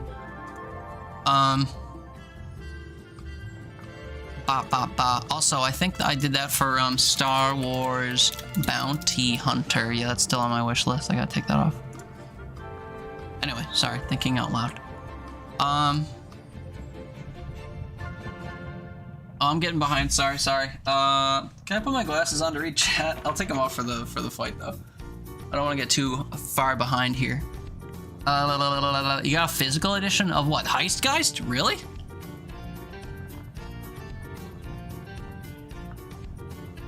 Oh no, you must be talking about something else. There's no way Heistgeist has physical editions. Does it? Small local team. Local to where? Boney been wanting to try For the King for a long time, keep putting it off. I have it on Epic. It was free on Epic Games last year. If you ever want to squat up and play it sometime, we could. It's easier, I think, with friends than it is playing through multiple characters and like building multiple characters at once. I find that kind of bewildering. Oh yeah, there's another, like, it's very much like Slay the Spire, but it's multiplayer. It's called Across the Obelisk. You play as multiple characters and it can be multiplayer. It plays very much like Slay the Spire, and it's brutally difficult. I played it once, I think, alone, and once with Lava, maybe? And I was really bad about it, or bad at it, and then I didn't go back to it. But it has some amount of promise. It was you? Okay, I couldn't remember if I fabricated that memory or if we were supposed to play it and never did. But yeah, I was really bad at it, and I haven't touched it since, but I guess I would go back. Keep in mind about For the King. Yeah, we sometimes play, we've played that intermittently. Me, Lava, our friend Cakes, sometimes our friend Stutter, but he's intermittently online. But it's always a good time. I like For the King a lot. They made a sequel that I don't own. Lava has it now, but I don't. But I still want to play through the first one, because I got a bunch of the DLCs for it and stuff, and I've barely put a dent in that game. But the campaigns in that are lengthy and difficult. Let's do it, let's play again? The first one? Yeah. But are you part of my Discord server? I know everyone's got a Discord server, but there's been some rumbling and activities and stuff on Discord. We hang out in my voice chats and game chats a lot. Here's the link if you have room to join another one and might be interested. But yeah, we hang out there sometimes. We play games. You can come watch, you could come hang, you could come type in the chat and we'll read it. You could whatever. I know you said you don't have a microphone or feel particularly social or whatever, but if any of that appeals to you, come on by. You do have a physical edition of Heistgeist, and they're local to Slovakia. Okay, so literally local. Okay, I understand. A local game store chain does small runs of physical editions for indies for a really good price. You pay less than $25 for a nice small art book and the game. That's super cool, especially if you really enjoy the game. And also the game itself on Steam is $20, or $19.90 American. So roughly $25 plus an art book, and to like directly support and have a physical copy instead of just a license seems valid to me. That's super cool. Anyway, I love games. I love card games. I love dungeon crawlers. I love games. But yeah, I haven't played Monster Train, surprisingly enough. Maybe one day, if I get it and feel inclined. Discord. Welcome to the Discord. Also, you'll be prompted to like opt into roles or whatever. I had this great idea to add roles for things I could intermittently ping to intentionally discuss specific things. Like if people want to be notified if we are looking for gamers, like there's a role for that. Or like if people want to hear me think out loud, there's a role for that. Except I don't use them. I think I've pinged the Teeter Talkers role like twice in the last year, but I'm trying to get better at using Discord because I need more social interaction in my life, and also because I exist outside of my stream, especially like for the last 3 months, I just didn't stream. It's occurring to me that it would make more sense to like try Discord for realsies. And I don't know. That happened once, 2 years ago or so. My Discord was kind of popping for like a month, and that was fun. And then it kind of faded and died like all things in life. But it may experience a resurgence by my own hand and lots of effort. But we'll see. What are we doing this turn? I don't think I care about anything. We'll re-roll and try to keep freezing this bish. Oh yeah, I want to kill this too. Bad news, I didn't get any freezing utility. I want to kill this thing. It can take 2 hits. I'm gonna hit this guy and kill him. I'm gonna hit this and deal no damage. Uh-oh.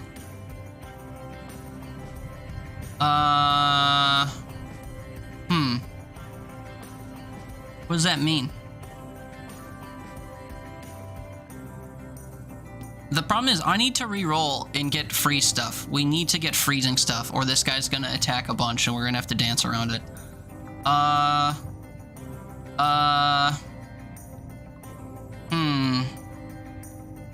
Attack and apply weak. I'll deal 5 damage back, and then I'll deal 0 damage to that. Not ideal. Attack and apply weak and get poisoned, but still live. And then this guy will attack through and kill this. Not ideal. I guess there isn't really anything I can do to circumvent that, so we'll just let this roll, and I'll re-roll, I guess. I hate having to re-roll a bunch, but I'm just really trying to prevent this guy from attacking. And guess what? He's gonna get to attack! He's gonna get to attack after all! That sucks. I mean, I guess if he's gonna have to attack, we can put Woodhead here. He's dealing 10 damage out, which is kind of a lot of damage. I mean, I could take the hit, I guess, for 10 damage. It's a lot of damage. I'll recover 1 health, so I'll have 7 health, which is still a decently substantial amount, I guess. And then he'll get poisoned, and over the course of 3 turns, he'll get hit 3 times and whittle away his own scrap, which is good, I guess. I wish I could deal 2 damage right away to this so that he dealt less damage, but I wasted all my time re-rolling. I can apply more damage to someone like Berry Boy right away. And then I could also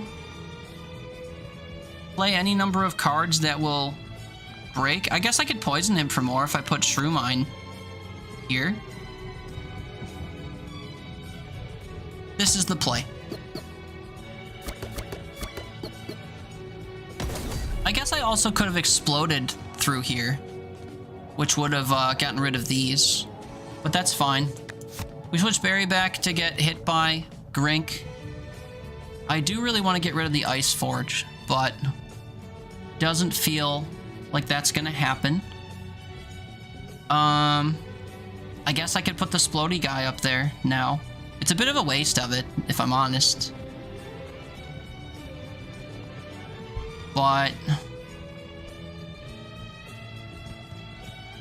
I don't know. I could put a unit out to take the hit, I guess. I could re-roll again, I guess. Let's just re-roll again.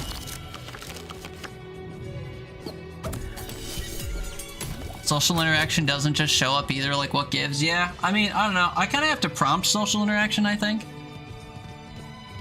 Because that's one thing I learned about being offline for 3 months, is that people, like, really missed me, but also, like, I heard from some people. This isn't like a judgment of people that didn't reach out or whatever, but, like, I realized that if I want consistent social interaction, I have to feed into it in some way, because I'm really, really bad at prompting stuff. I can go several months without talking to someone I consider a best friend and can talk to every single day normally, but because they always initiate, and if they stop initiating, I could not talk to them for 3 months, because I'm never the type to initiate, because I have this, like, weird complex about it, and I'll never do it. Which I recognize as a problematic thing, and it is very problematic, but it still happens. So, that just concept was solidified to me in the time where I just wasn't around on the internet for several months. So, you know, I learned a bit about myself, I guess, during that time period.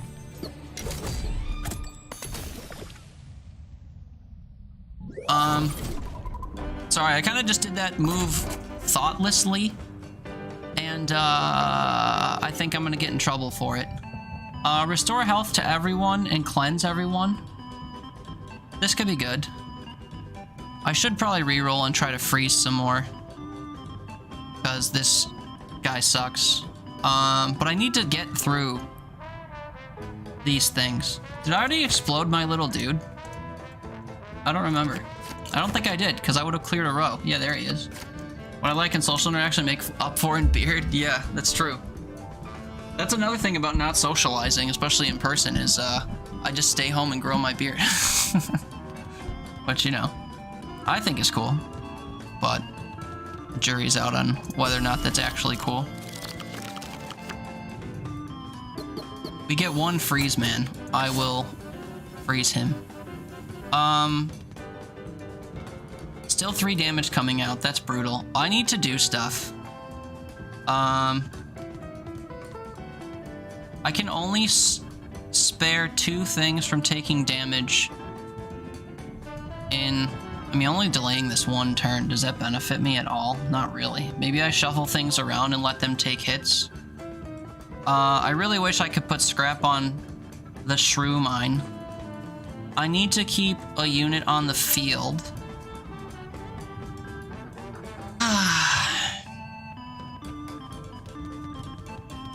Okay, so basically what I can do is I can keep 2 things out and not let them take damage here and here. I have to get things to like take filler damage in these 2 spots. So like I could put the mine and the heart station here, which would be kind of a waste of the heart station. Or I could recall something like Lil Barry, who will heal and I guess gain damage in my deck. But then I can't like recall him or like call upon him again soon. But I could...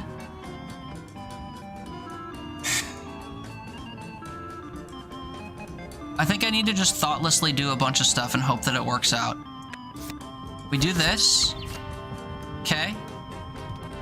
We move me down here so I'm safe. I want to save the Heart Mist Station. I could bring Woodhead out and he will die and kill everyone when this guy attacks.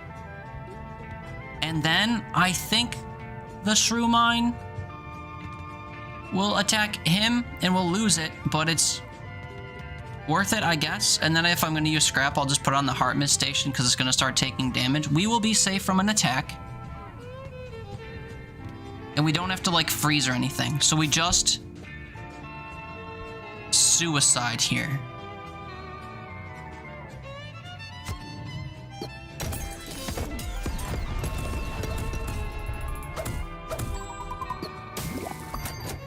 Also, I forgot these smackback units will smack him if he hits them.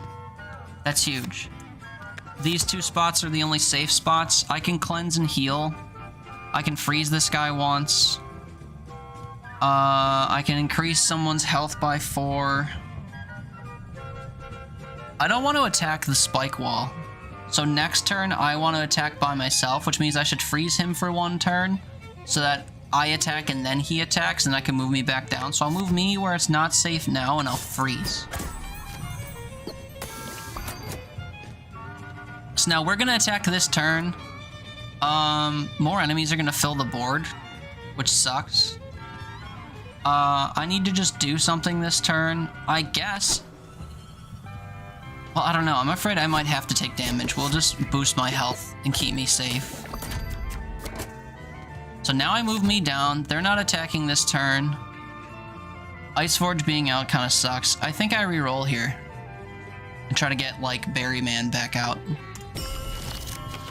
He's going to attack all these empty spaces, and then where he's attacking is going to change, which I'm fine with. They're going to smack him back again. This is a bit gnarly.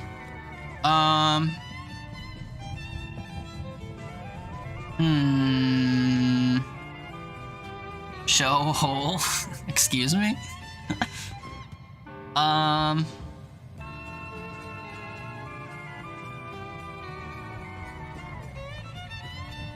My unit has to be here when this guy attacks. This thing can take an extra attack if I scrap pile it.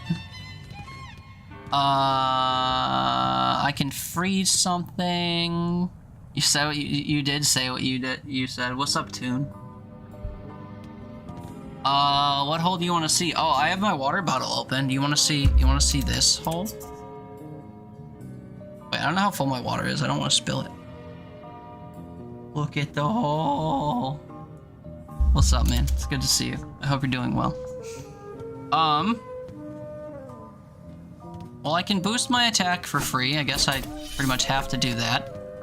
And then... what? Nice hole. Thanks. I guess I let him hit me. 3 damage is kind of a lot of damage, but like, what can you do? We'll just boost this for now.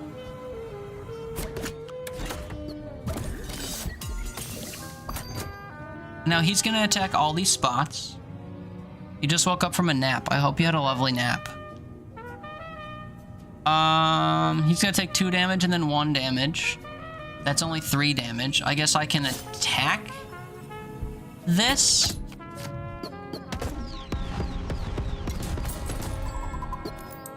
It died. I can damage this thing, I guess. I should just re-roll. I know I say it all the time, but like, I should just re-roll.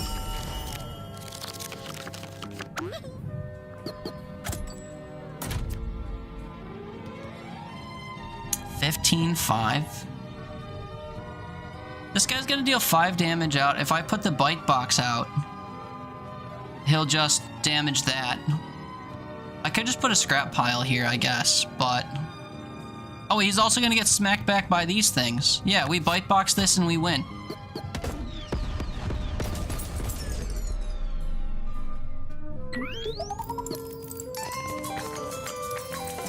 Neat. That was kind of a difficult fight, but, I mean, didn't look that difficult because we survived. Well, that's good. GG's. Dude, how are you, man? Other than waking up from a nap? I hope you're doing well. Sorry I didn't talk to you for 3 months. I guess I could have reached out, but, you know, see the footnote from 5 minutes ago.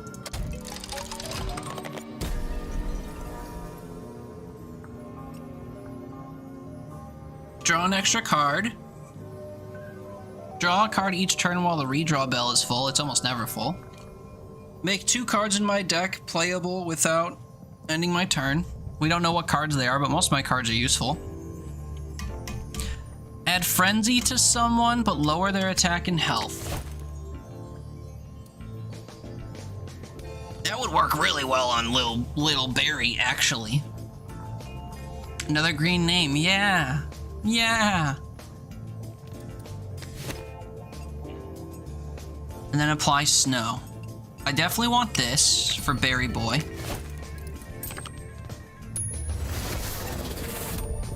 No caveat to this. He still has 12 health. And whenever we heal him and boost his health and whatever, he'll gain a damage and then attack twice. And then... do I want more cards in my hand for higher likelihood of seeing things we want? Or do I want cards that I could play for free? I think I need to just draw an extra card. And that'll be that. Duplicate a card or get rid of a card? If I'd get rid of a card, it would be the Gunk Fruit. If I duplicated a card, what would it be?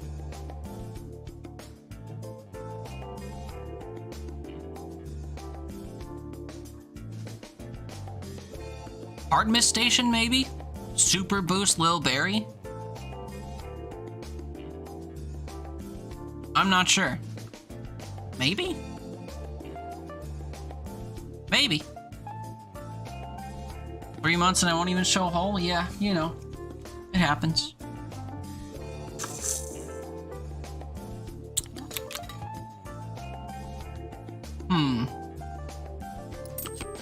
Also, I really wish I could put this on Woodhead so when he explodes he dealt poison to everyone, but...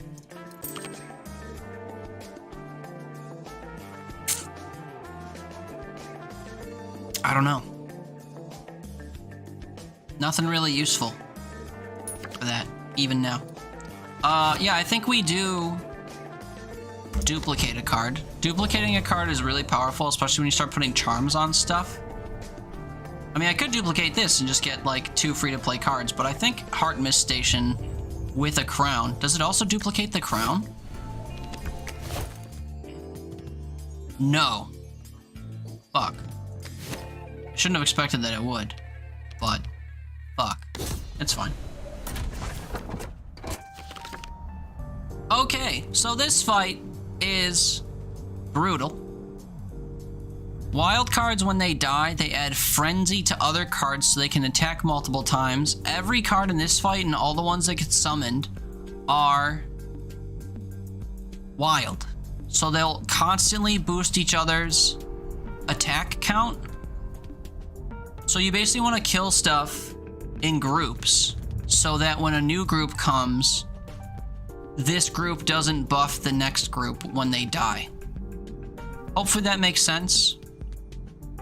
So what I'm saying, this guy attacks back every time you attack. I want to take this guy out with either someone who can take damage or item cards. I'm gonna play all my units down here just to start. We can freeze this guy, that's fine. Because Lil Barry attacks twice now, I'm gonna want to boost his attack at every possible juncture. I don't think that restoring my health or whatever will do anything here. Explode for 8 damage is huge up here, so we'll do that. And now, these guys will both take damage if they damage me. This guy's gonna make this explode and deal damage, that's fine.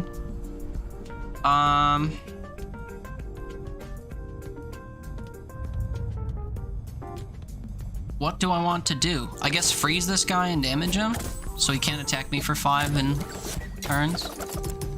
This game's by the Stardew person? I don't think so. This game?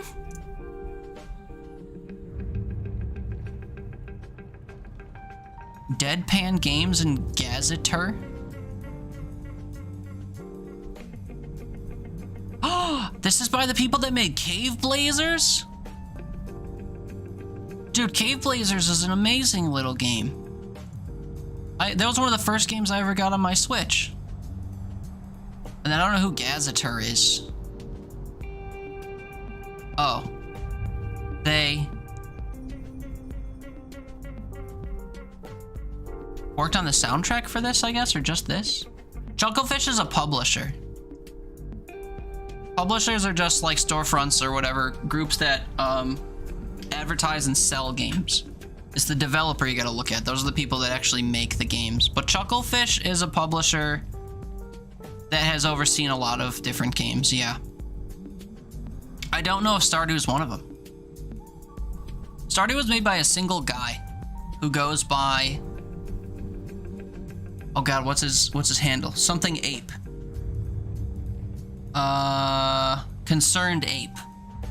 But his name is like Eric Baroni or something like that.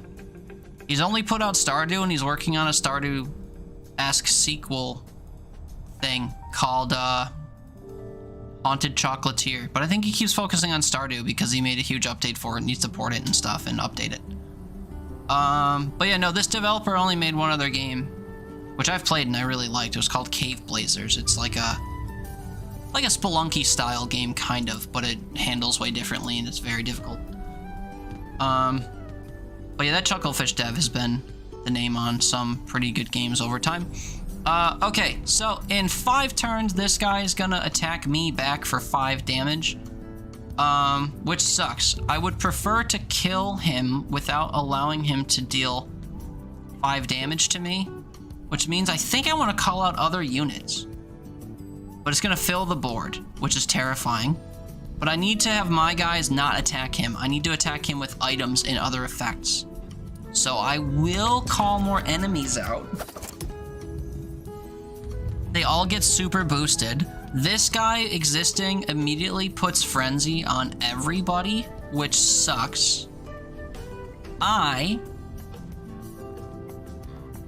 guess I'll put the mine out. I'm being attacked by this, and then by this. I think I want...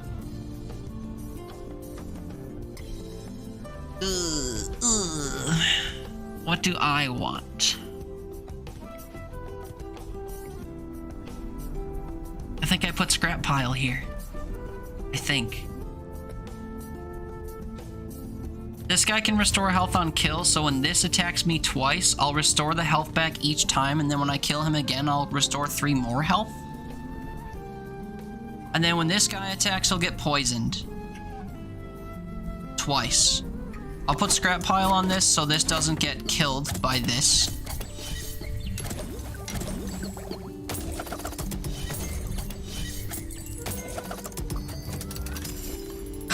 Okay, very powerful turn. Now what? You have Captain D's. Captain D. What is Captain D? The only captains I know are Captain Crunch, Captain Morgan. A lot happened. Yeah, let's summarize. What happened? Yeah, damn, this was quite the turn.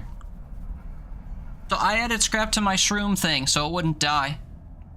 Their hog attacked me twice. Each time they attacked me, I gained damage, and my heart mist station repaired my damage because I get 1 health back. It's a fish place? Captain D. I've never heard that, but I like fish. Yum yum. So anyway, they attacked me for no damage, and each time it increased my Berryman's attack by 2 permanently.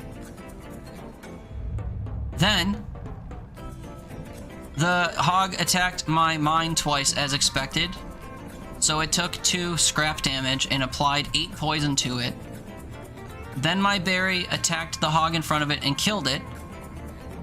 And applied frenzy to everyone, because that's their effect. When a wild thing dies, all the other wild things get frenzy.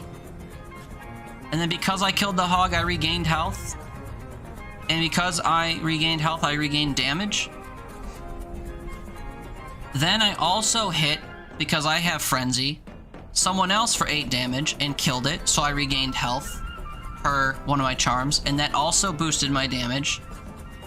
And then my other character attacked someone for 2 damage, which, who cares? And then everyone who got poison put on them took damage and died, and then the wild things, because a wild thing died, got boosted. Did you follow all that? I managed to. Just barely. So in 3 turns time, they're gonna attack a bunch of times. I don't want that to happen. In 3 turns time, in 2 turns time, more enemies are gonna come. I don't really want that to happen either. We can reroll for free. I get 1 ability to freeze. I can increase my damage, I guess. I can bring out another unit, I guess. I need to freeze, though. I need to freeze and reroll. That's kind of basically all I need to do. And then, I just want to take these guys out without taking damage, but I might not be able to. I might just have to have Lil Barry destroy them. I could get another Heart Mist station out, which is crazy. I think that's what I'll do now. And then I'll freeze this guy so he doesn't attack. And then this guy will attack 3 times. I want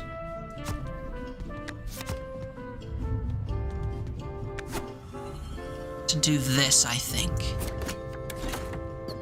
Poison, poison, hit me, and take damage. Now Lil Barry's gonna attack for 14 damage twice. I guess I should do it to the boss. These guys are gonna attack me for 1 damage twice. That's fine. We will just get healed for 2 damage each time, so they'll actually heal me. I need to reroll and try to freeze, because this guy is terrifying. This guy's gonna die to his poison before his next turn. We'll have to work on that guy soon, too. Let's reroll. Night Bitch was good? That's good. It didn't seem like it would be good or interesting or anything at all. Oh, hey, look at that. This guy's got, like, no health left. This guy's terrifying. We must freeze that guy. No doubt about it.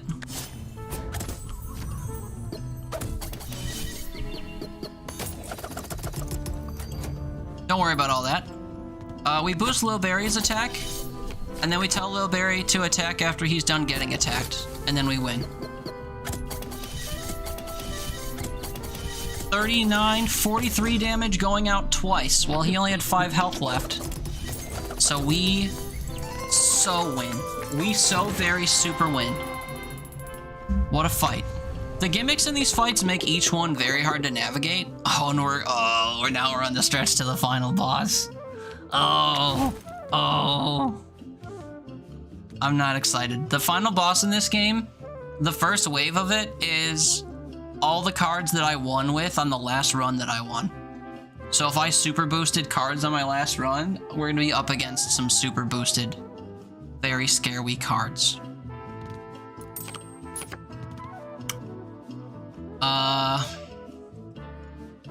You know. That's how the final boss works in this game, yeah. Specifically. Yeah, you get like it's like a shadow boss, kinda. What card do I want to duplicate? What card do I want to duplicate? Artemis Station has been like prime for Lil Barry, but it doesn't scale very well. Bite Box, I think. I think we finally duplicate a Bite Box. Oh, I'm sorry, we're not duplicating. We're either buying from a shop and feeding. I had that backwards. I get a charm and an item. Or we go to a shop and buy stuff and then skip feeding. I think we get a charm and an item. I think that's all we can do.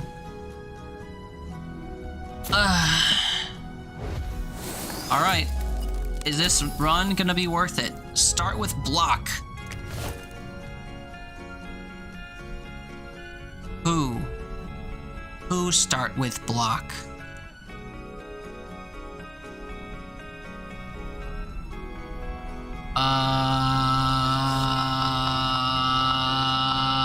Bite Box. Think.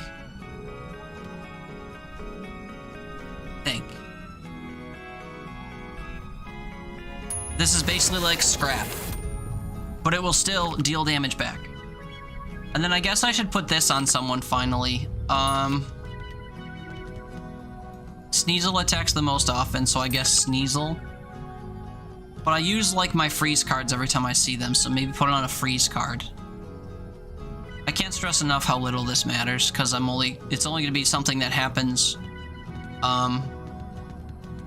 you know, whenever something gets attacked by whatever I put this on. I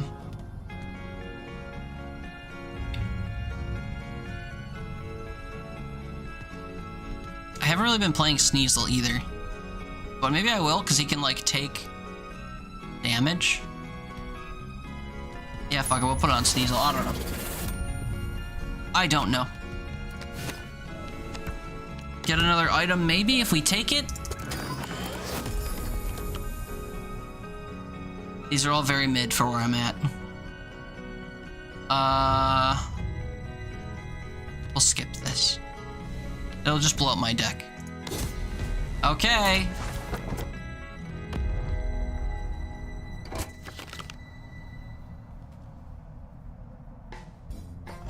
So let's review what we're up against here, shall we?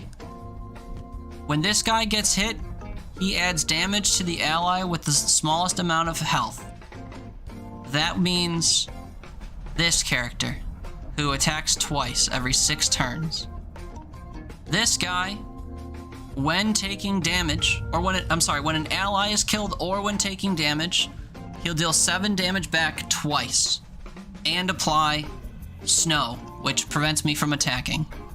This guy just attacks 3 times every 5 turns for 7 damage.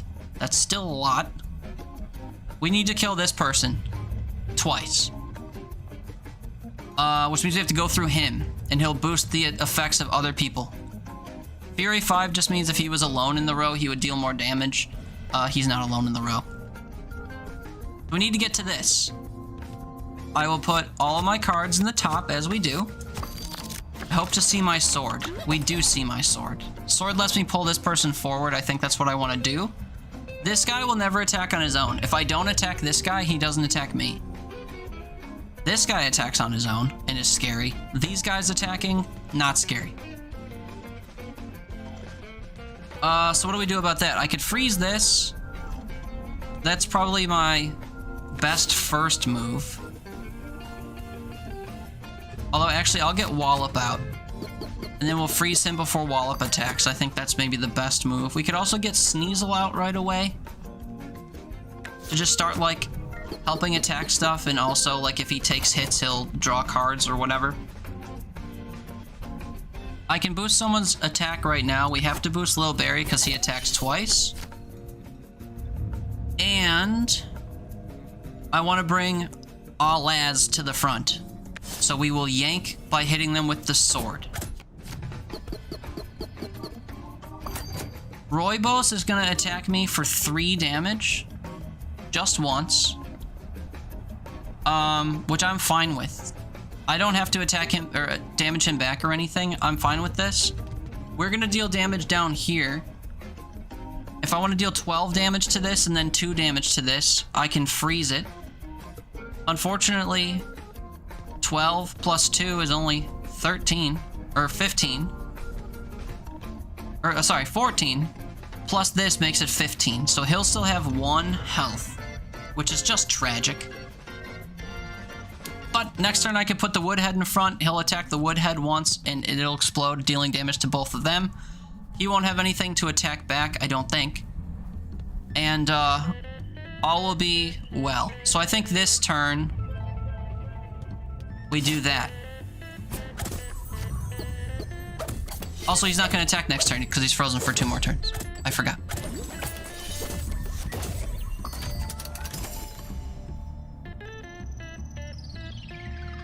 He did attack back after being exploded on. That sucks. Oh well. Rip Wallop. Wait, no. Oh, we attacked... I lied. We attacked through because of, the thing exploding.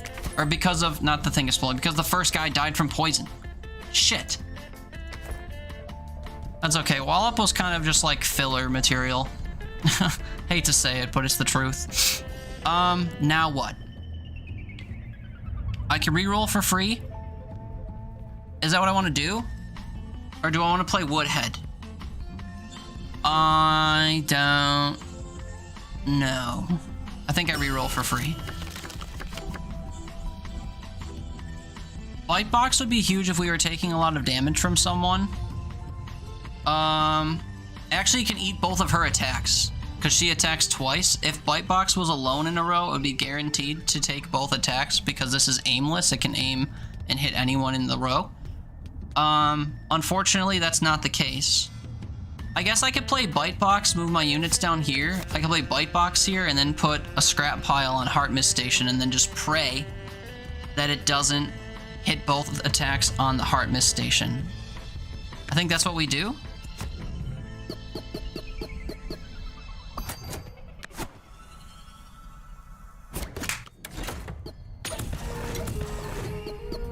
Perfect.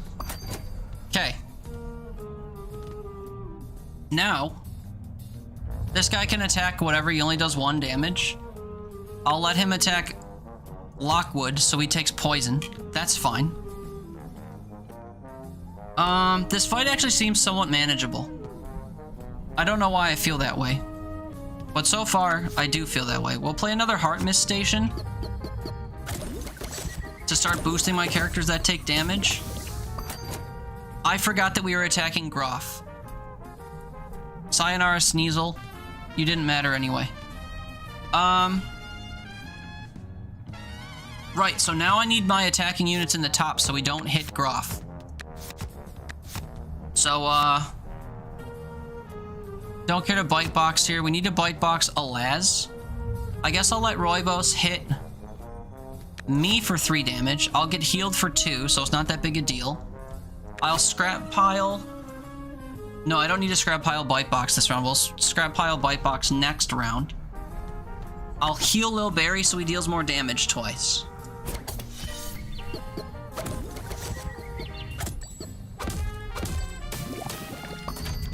Down to 25 is good. Every 3 turns, this guy's gonna restore 4 health to everyone. That sucks. Grizzle's gonna attack for 4 damage and apply snow.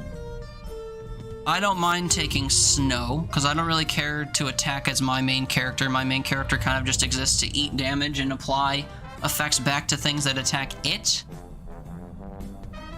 I have to scrap pile bite box here.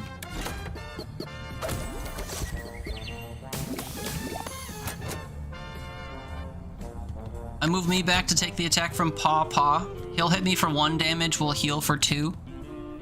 And then he'll get poisoned, that's fine. No one's attacking this turn. I could freeze someone. We could delay all as so he doesn't attack on the same turn as other people. We could freeze Plum so that he doesn't get a chance to heal other people. Or I could re-roll my hand and see what else we get. I think I'll do that. Free damage, we give it to Barry. Heal and cleanse people will also affect Barry and boost his damage output. I could put scrap pile on stuff in case it has to take some damage. I guess I could do that. We could scrap this up, and then when Plum attacks and stuff, we could deal with that. I could freeze Plum so he doesn't attack for a while. I can use Sunrod and make Lil Barry attack immediately. I think that's what I want to do.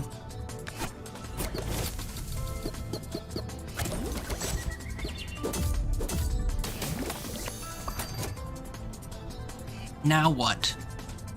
Now Plum is going to heal everybody. If not now, 2 turns from now. We'll freeze Plum.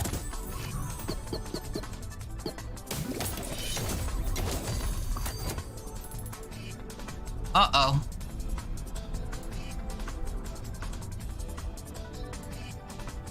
I don't necessarily understand why he smacked back. What hit Groff? Oh, I forgot. He's triggered when his allies are killed. I killed something. Fuck. I forgot.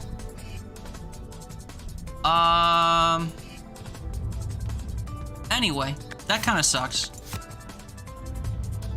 We get bite box here. She'll get hit for 4 damage once and twice. Too many effects? Yeah, a little bit. But it's okay. I could scrap pile this and he can take 3 hits and also attack back Roybos. Or I could play the Shrew Mine. She'll attack it twice and then Roybos will hit the bite box. I think the bite box actually dies either way because Demonize makes it count down twice. Also, Groff's gonna attack again when this character dies. So I think I need to kill Groff somehow. Or I could just let him attack a mine. So she'll attack for 4 damage. Oh, and she's not guaranteed to hit the first row. Oh god. We scrap pile this. I think it allows 2 hits to come in and then Lil Barry will take a hit. I don't want Lil Barry to take a hit, I want me to take the hit. Uh-oh, no, we just lost, no, we just lost, no. No.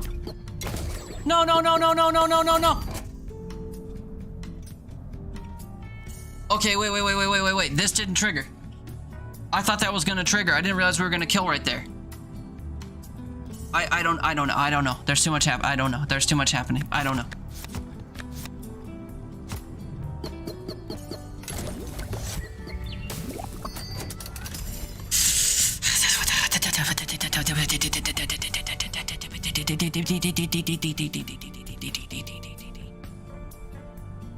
Scrap pile. When an ally is killed, lose half health and gain damage. We just need to... I need to kill allies, but I need to kill this guy. Oh my god. Okay, hold on. How do I kill Groff without killing my own units? That is the current question at hand.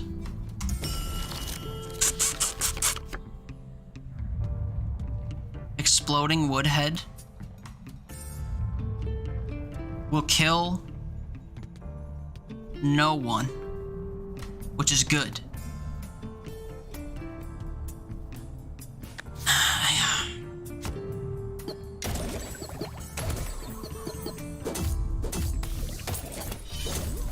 No! Wait, why? Who died? No! Fucking goddamn it. I needed to put my guy in the way back just in case that happened. Who died? Who died into what?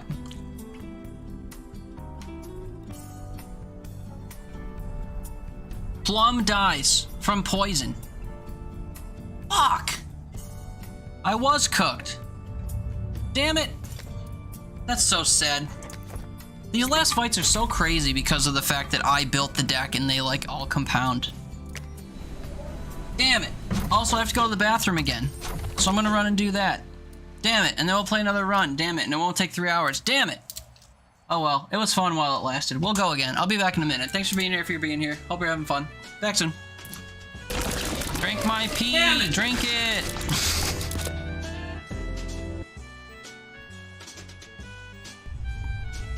I can see through the floor. That important? There are stairs. There's a crib. By exploring lava, there's nowhere to go. Camera zooms in. Here, I'll sit on my feet. And then it will primarily zoom in on the beard instead of my face. And then that way, you can get the full benefits of staring at the beard instead of my face. Because we're all just here for the beard. We're just here for the gangly, blonde, lovely beard. That's all this is for. It's for the beard. It's not for my face. It's not for this shit. It's for the beard. For the beard. I should also do a full screen beard redeem, but whatever. 20 different songs that could be played in Act 3. Oh, unfinished. The audience votes at intermission who they think the murder is and who should fall in love. So what, they just swap out the nouns in it or what? We changed the song so the audience would be right. It was John who killed Mary Beth. Oh no. Fuck John. What a dick. Put him in jail. Literally 20 different songs. Oh. To make this, I need, and I will quickly gather, olive oil, which is on the counter, a small onion, which I have frozen, and I will thaw quickly. Cat meat, apparently, because we got this little devil screaming at us. Say hi to the people who are logging in, coming in early, little devil. Yeah, look right up at the camera. Look right up at the camera again, little baby. What are you doing? You want to get cooked? What do you mean, no? Oh, it's oddball. You're an oddball. Wait, give me that shit. Where'd it go? No! That was awful. There we go. Look at this bot just sitting in a corner. Ligma? Oh, he's got an RPG. Oh! Ball drop. That thing shoots way too fucking fast. That was nutty! I don't even know where that ball is. It's gonna reset before I get there. Oh my god, that shot was insane. So here's this guy's ugly mug. Just to get you in the mood. That's what he looks like. We're gonna turn off my input overlay. And I'm probably gonna have to move my camera, but we're gonna keep it here for now. Sexy man. That's how I like them. Skinny and old. Like to roll around in the sheets with them till their bones snap.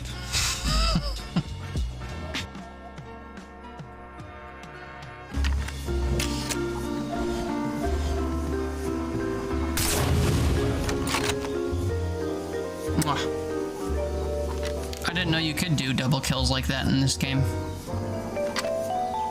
Thing of beauty. I don't report to the sorrows, and I only take orders from you, master. Only from you, master. Look at this guy. Look at him. I have to toss elbows at him. Eno has been conditioned to like abuse. I was saying this during one of my cooking streams, but like instead of petting him and stuff, I like kick him. Not kick him, but I like rub him with my feet, you know? And he'll just like walk into my feet all like enthusiastically and violently. It's very strange. My other cats, if you touch them with your feet, even if you do it softly, like with your hand, they run away. They get freaked out. But Nino, he just eats it up. He likes getting hit with empty water bottles, like 2 liters. He likes it when a fat 2 liter bounces off his body. It's really weird. Just likes it rough, you know? Yeah, I'll elbow him and stuff too. Poof. Self, I guess.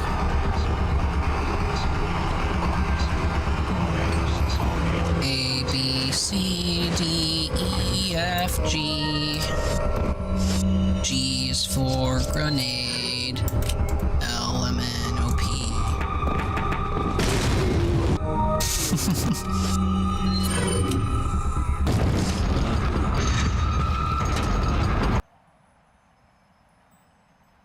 Hungry pig.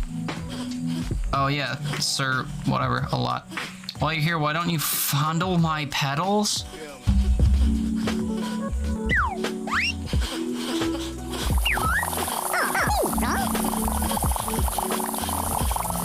A bit early for that kind of thing. You just asked me to fondle your petals.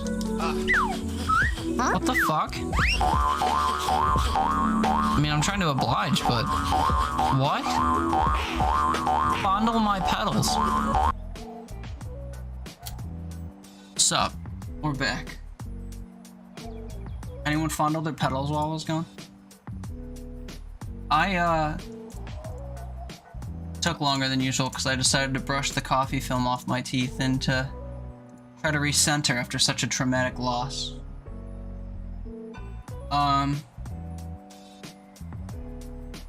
Oh, that's a fun little thing. Did you know when we started doing the quote thing, we were playing that game that was in that clip just there? Here's proof. Smart lizard, come fondle me and I'll rain all over you. Little fun fact of the stream. Anyway, let's lose some more. Also, if you're having fun watching me lose this game, I lose a whole bunch in the videos I've been recording for YouTube that I haven't posted yet. So, if you want to see how we got here and all the losses along the way, not all of them, because all of them would be this many. 34. But I don't think I filmed all of them. I deleted some of the videos that I like really raged at. Anyway, we unlocked something. Another job well done. I absolutely smashed it this time. Charm Merchant. Purchase charms and upgraded items from the Traveling Merchant. Hell yeah, dude. Awesome. This is something that can appear on the map, just like the card duplicator, dude. These didn't exist until I unlocked them. We'll unlock one more map event if I feed the Muncher 5 times. We just fed it 3 times on that pass run, I think. Achieve a 6x kill combo. I can't believe we haven't done that yet. Extra tribes, whatever. We need to win as the Snowmancers today. Apply 60 shell. We've applied exactly 0 shell. Use smack back to kill enemies. We haven't had that either. We might do that. Oh, that was a really good run. It's a shame that we didn't get the dub on it, but what can you do? Snowmancers again. Kiro. Comes with shell? Huh? 4 damage every 4 turns. 4 damage every 4 turns, but restores health every 4 turns. 2 damage every 3 turns. Deal 4 damage to damaged targets. You deleted the rage? What? You deleted Overwatch? Or we could try a different class. Every 5 turns, deal 1 damage 3 times to anyone, because it's aimless. Every 4 turns, deal 3 damage twice. Every 4 turns, deal 4 damage to everyone that you're looking at once.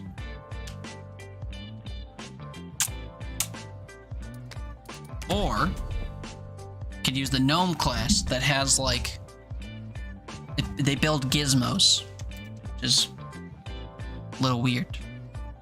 Every 5 turns, deal 4 damage to everyone. Every 5 turns, deal 3 damage, and when hit, apply bomb to the attacker, which means from any source of damage, they take additional damage. If we could get this guy to get hit a bunch, this would be lovely.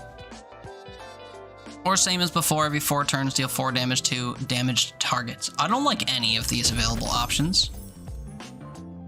Did I hear something about deleting Overwatch? Yeah, you said deleted the rage. What did that mean? That was Ukulele? Yeah. Recognize the frown from Banjo? Yeah. Ukulele is an incredible game. I like that game a lot. Fuck, man. I don't care about any of these, if I'm honest. This effectively has 16 health. I don't remember if you regain shell. Like, after a battle. I guess just to learn, we'll try this character, but I don't love it.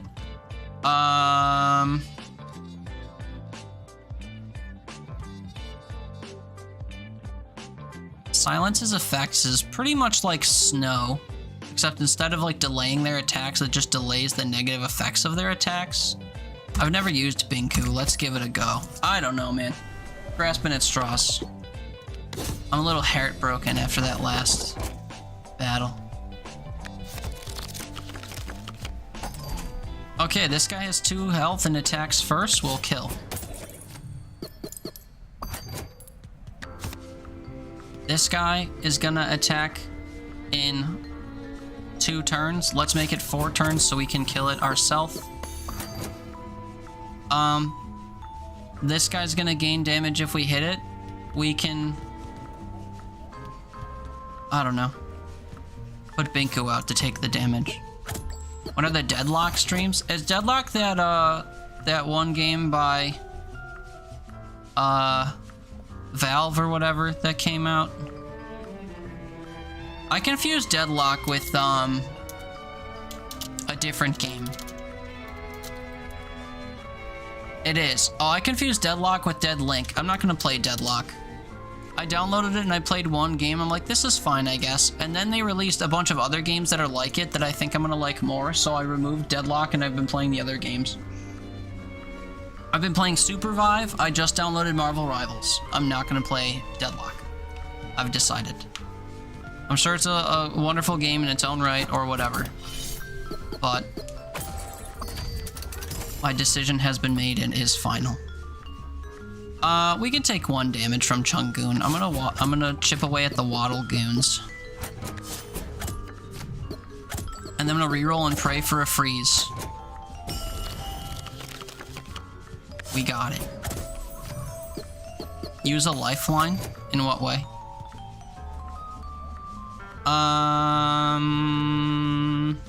Boost my attack. Fuck it.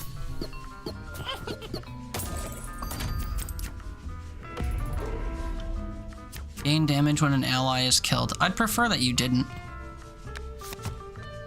Before my final decision. No, I've already decided to not play death thing.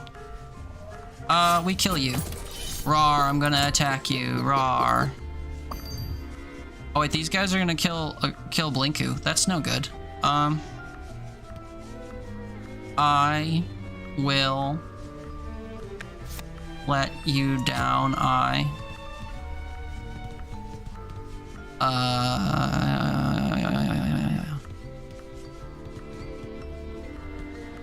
can take 3 damage. That's fine. Let's attack this guy. Let's take our 3 damage. This guy dies in 6 damage. Let's go ahead and make me attack so that we can deal 6 damage.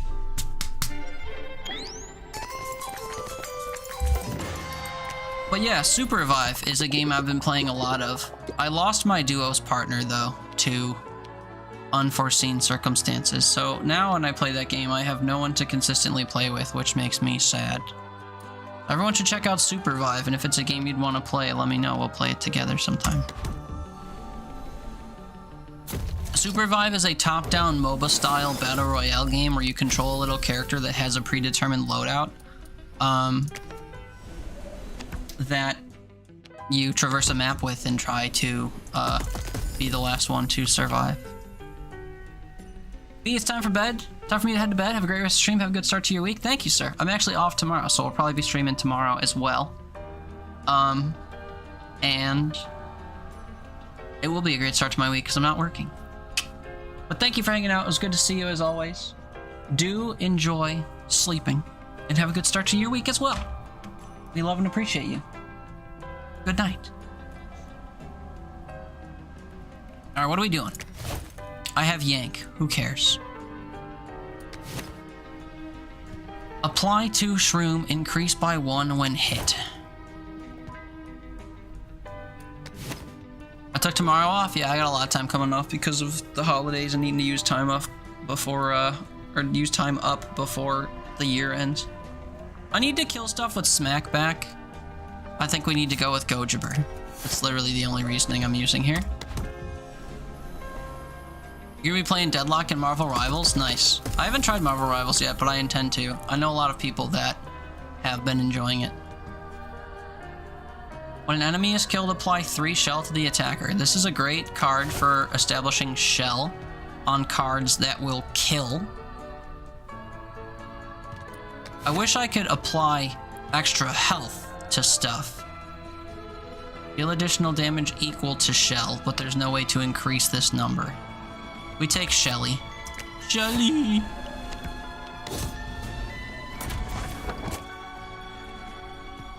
Hero!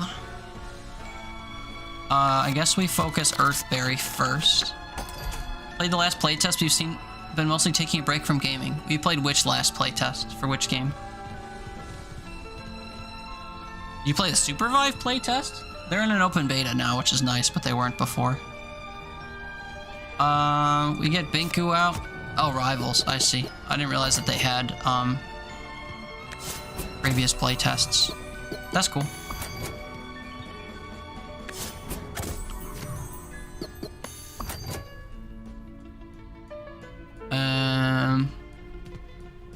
Put me up here, increase my attack by 1 to kill. Boy. Oh boy. You can let her attack and she won't heal everyone, that's good. Oh, Smackback.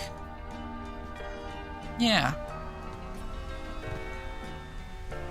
When an enemy is killed, blah blah blah. Lovely unit. Get her out and about. Our Smackback guy here to murder her. Give me shell. Deal damage equal to health. Deal 6 damage. We can tank 6 damage just fine. Woodhead can also tank 6 damage just fine.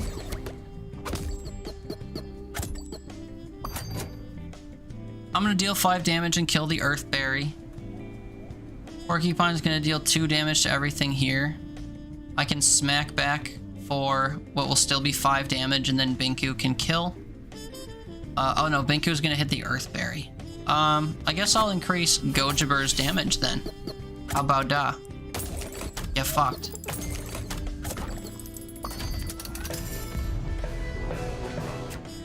Deal additional damage equal to health. So we want to damage you is what this all says. No one's attacking this turn. I guess I'll reroll, see what we get. We can freeze, we can increase damage coming out.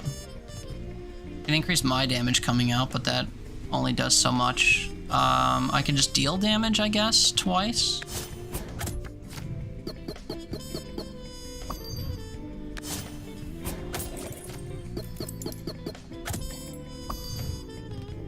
Put me here to silence or whatever. Deal additional damage equal to health? Wait, yeah, if we silence that, they're not gonna deal any damage. That's hilarious. I guess I didn't realize that. And of course they'll try to damage, so we can put Shelly up here, Gojibber down here. We'll boost Gojibber's damage output. We'll heal, or we'll freeze this lady so she can't do her thing. Get silenced, deal your damage. I want to see this play out because it's hilarious. 0 damage dealt. Boom. Cool. Easy dubs.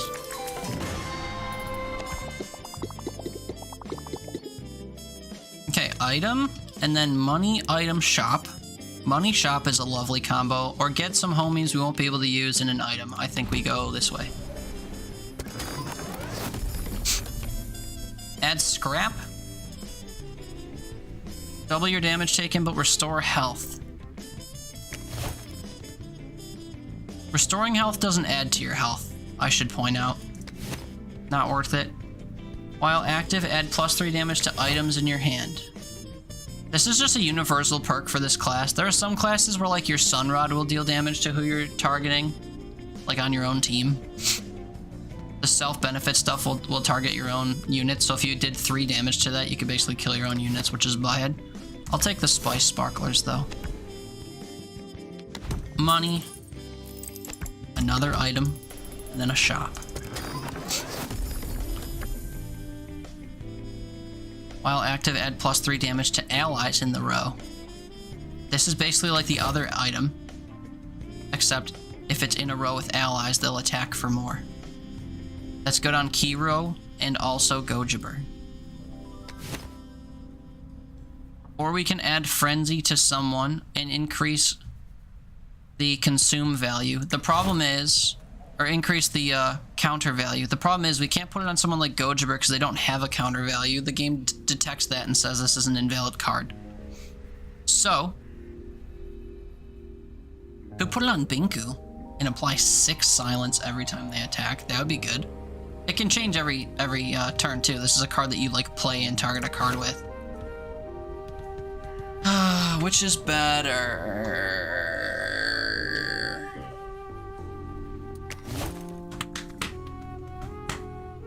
Because we have things like Woodhead, we're gonna get more than 4 units out at any given time. So having 2 of these in our 6 available fields makes it so that we can't play one of these cards unless one is withdrawn or dies. We could withdraw Gojiber, and that will like heal him, I guess. So maybe it's not the worst thing to have this. But I like the prospect of this on our silencer. So we'll take Blaze T, I think.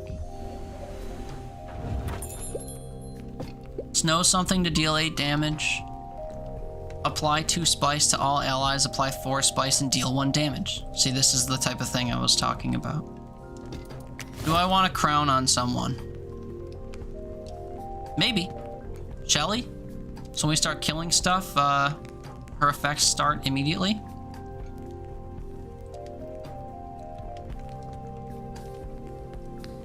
I think so. We crown Shelly and then get 1 charm.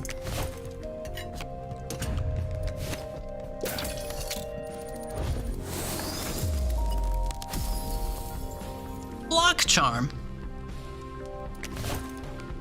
Start with block. Okay.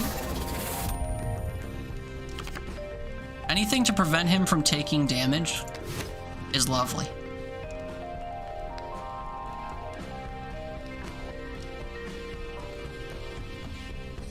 Deal 2 extra damage with everyone. Meh, meh, meh, meh, meh. I don't need any of this. We'll save our money for a future shop. Thanks, shop lady. This fight sucks. Silencing is great for this fight, actually. We'll put me here, I guess, with Shelly. I really wish we got Gojiber, but it's fine. Reduce my count by 2, so we attack next turn. I'll take 1 damage from Minimoko, but if I deal 2 damage and then 4 damage, Minimoko will die, and then we'll get Shell.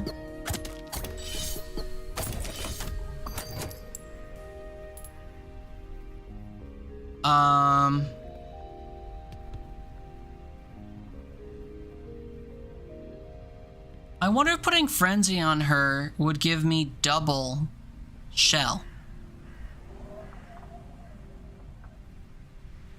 Never really thought about it like that. Also, Infernoko hits both of the front spot slots, which kind of sucks, and then Porcupine would attack whatever's in the row. So I could get Infernoko to just hit me if I put the Woodhead in front next turn. I do want to put the T on her and see what happens when something dies. Unfortunately, we're not going to see something die this turn. Oh wait, the barrage happened first. Oops, I didn't I was supposed to put that down here. I wasn't thinking. That's okay. I I could put this out this turn and then deal 5 damage next turn. 5 damage doesn't kill anything though, unfortunately. I think that's the way to go. And I'd like to deal 5 damage to... I guess Mini Moko.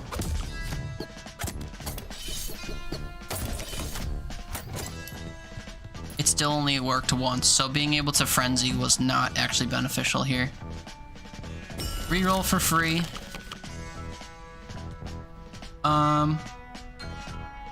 Put Gojiber down here, the Frostinger will attack it, and then we'll attack back for only 7 damage. Or it can just attack me and make me weaker. Or I can freeze, I guess, and deal 4 damage. Dealing 4 damage with the freeze is pretty wild, actually.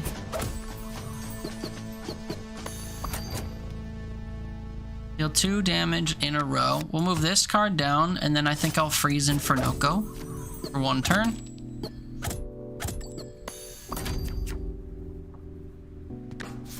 Now, 5 damage coming out is quite a bit of damage. I can take 1 hit with the Gojiber and attack back. I think I'm chill with that. Switch Gojiber up here to kill Mini Moko. Valid. I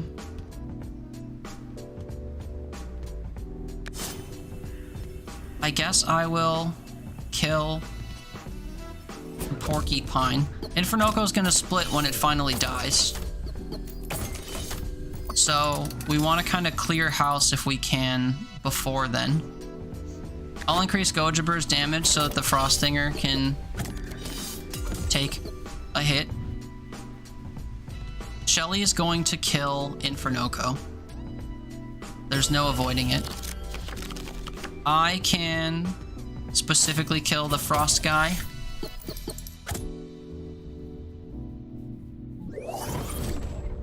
I think more units come after this. No. Okay, so it's just him. So he's gonna deal 2 damage and then gain damage. We can eat the damage with our shell. I think I just wallop on him with what I've got. Next turn we can Flame Water him. Actually, I guess I'll freeze him once. And then I can Flame Water...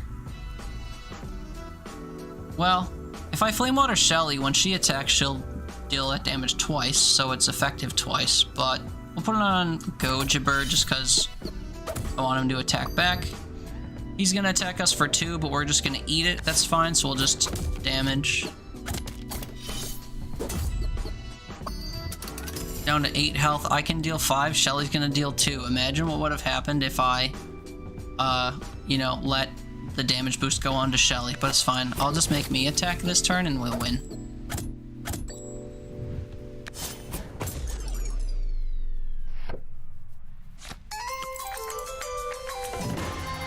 Storm takes its toll on us and we lose 2 max health. Shame. Good thing we're restoring Shell. Another crown. The first consumed card played each battle is not consumed.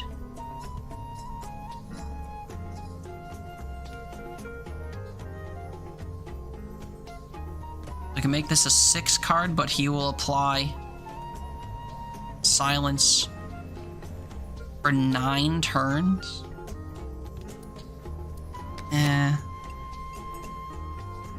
Reduce counter by half, set health to 1, and gained fragile, where you can't increase your max health during battles, but you can with charm.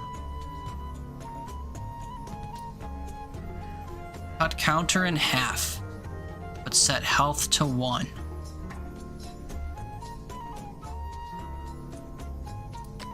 Putting both of these on Binku could be kind of wild, or putting this and this on Binku could be kind of wild. Add +2 damage to all eligible items in your deck permanently. Okay, hold on. We might be doing an item-based run for once.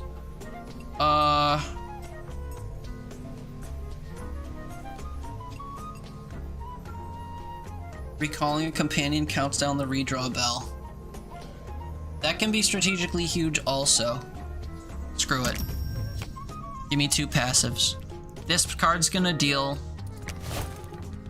Is it 3 damage now?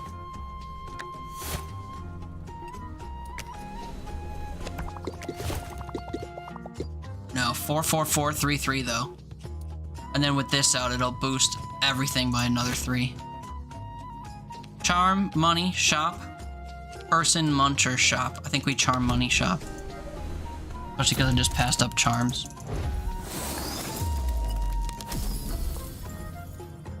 Apply snow. That could be good on Gojibur. Smacking back. Or on Binku if we frenzy, but Gojibur feels like the way to go. I need to start boosting his health though, so I need to reserve at least 1 charm slot for that. I have nothing to put Yank on, unless I just put it on like one of my attack cards again. That could be good. Yank someone with a freeze and pull him forward. Or just yank someone with damage, but I'll put it on one of my snow sticks. Money. Shop.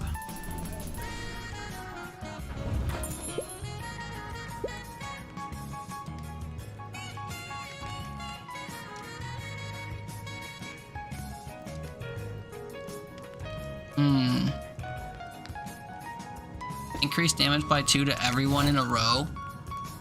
And it's my first consume card, so I can do it twice. Worth it, I think. Oh noes. Oh yes. Crown. The crown Gojibur, I guess. The Minecraft vinyl is still being sold? What does that mean? What is oh noes about that? Oh, must not buy impulsively. Oh, you must.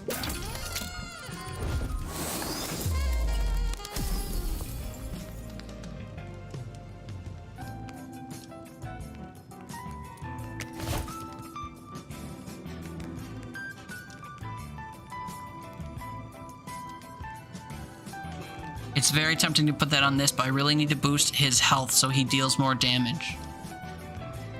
I think I put it on my own character if it lets me. Yeah. Your impulse control is being tested. Just don't buy it. Did I help you?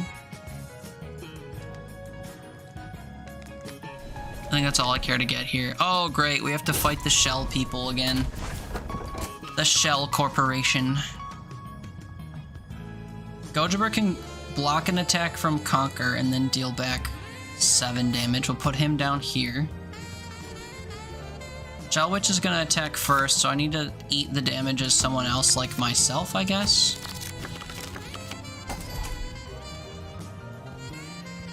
Add Frenzy and Consume. Oh look, Molten Dip is here.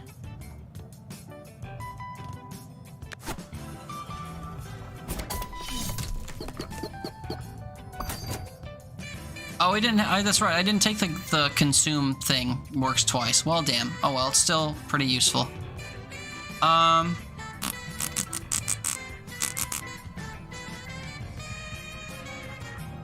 kind of wish I could get Binku to prevent this, but not possible. I really want Gojibur to take the first hit from this.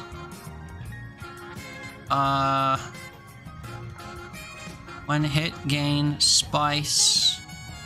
We'll actually attack before Conquer, so if I get hit, he'll gain 2 Shell. He'll attack for 14, but he'll have 14 health effectively, so I'll be able to deal 9 damage with myself and 3 damage with Shelly. We can double Shelly's damage, I guess. Or I could double my own. Doubling my own damage is way stronger, so I have to do this.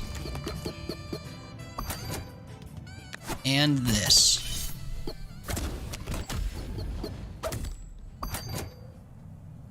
Now, the question becomes, What do now? I think I just deal 4 damage to someone. I can kill him straight away with Kiro. The problem is, it won't happen until he takes his turn, which is bad. I can just block the damage, I guess, using Woodhead. Seems like a bit of a waste of Woodhead, but it might be fine. I think I should have put Pecan to attack Gojibber, but tank the damage and hit for 2 back isn't good enough. Let's try rerolling, see what we get. Damage cards and freezing cards. I can freeze and then kill. That's fine. And then next turn we freeze up here, I guess. Actually, if I play this card, we can play an attack card that deals a lot of damage. I think I finally tank the hit here. We play Spice Sparklers. And then we start using items to kill. Yes. 7 damage. Be gone.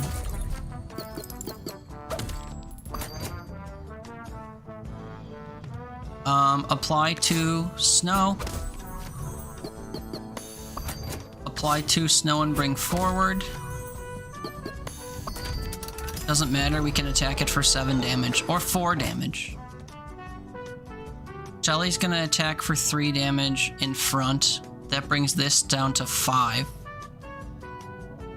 Or she can attack for 3 damage up here and bring this down to 3.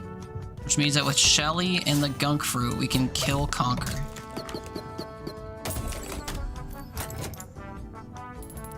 Pecan's gonna attack for 4 damage. Gojibber can tank it. We have to keep the Spice Sparklers alive. I can deal 7 damage. This guy has 8 health. We're gonna attack them for 7 damage twice. I guess I'll just take out the Shell Witch.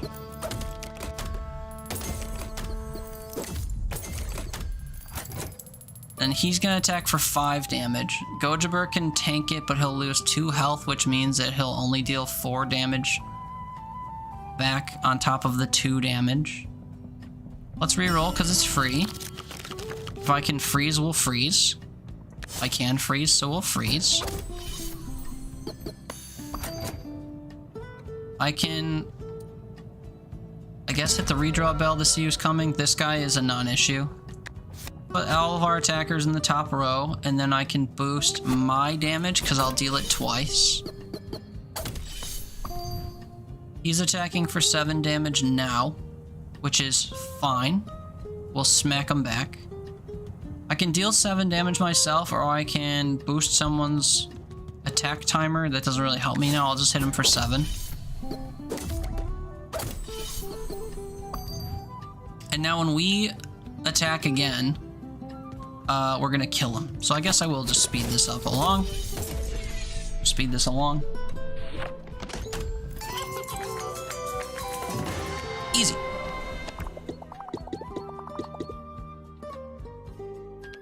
Get an item, duplicate a card, get an item, or get an item, feed card, get a charm. I am supposed to feed. There really isn't anything in my deck I want to feed other than maybe the Gunk Fruits. But I'll wait until a later muncher to feed 2 Gunk Fruits too. So we're gonna get another Gunk Fruit after our next boss fight. So I guess I'll just duplicate and get items. What would I want to duplicate though? Molten Dip could be cool. Adding more Frenzy to my character could be cool.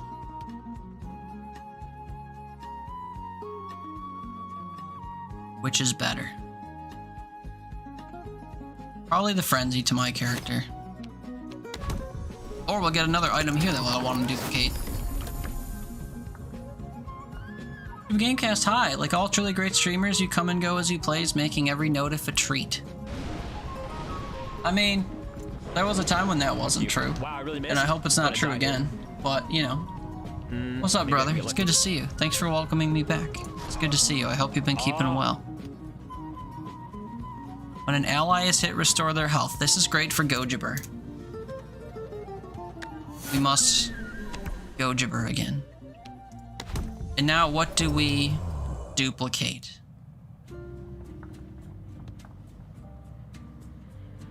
Hard Mist Station has been pretty dope while we've had it. And it's good for this feller. But only so good. I don't remember if that boosts health. Restore their health. I don't think it does. You've been alright? I've been kind of up and down. I think we're on the up.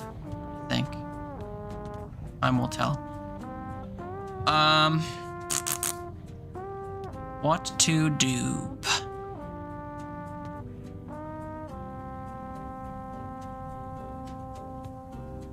Blaze Tea is really tempting. Maybe just getting more snow ability would be good, or like freeze ability. Do I want Yank on it though? It's really hard to tell, to be honest. Double Yank Snow, whatever. We're thinking too much. Another item. Now watch this be an item I wish I could have duplicated. Just kidding. I don't actually want any of these. Gain money when enemies are killed. I mean... meh. Just bloat. Don't need them. Okay, Woolly Drek. Scary, scary. We must deal as much damage as possible to Woolly Drek. We could tank a hit from Woolly Drek using Gojibber. Other than that, we need to focus on killing enemies. I can tank a hit from Grumble with me.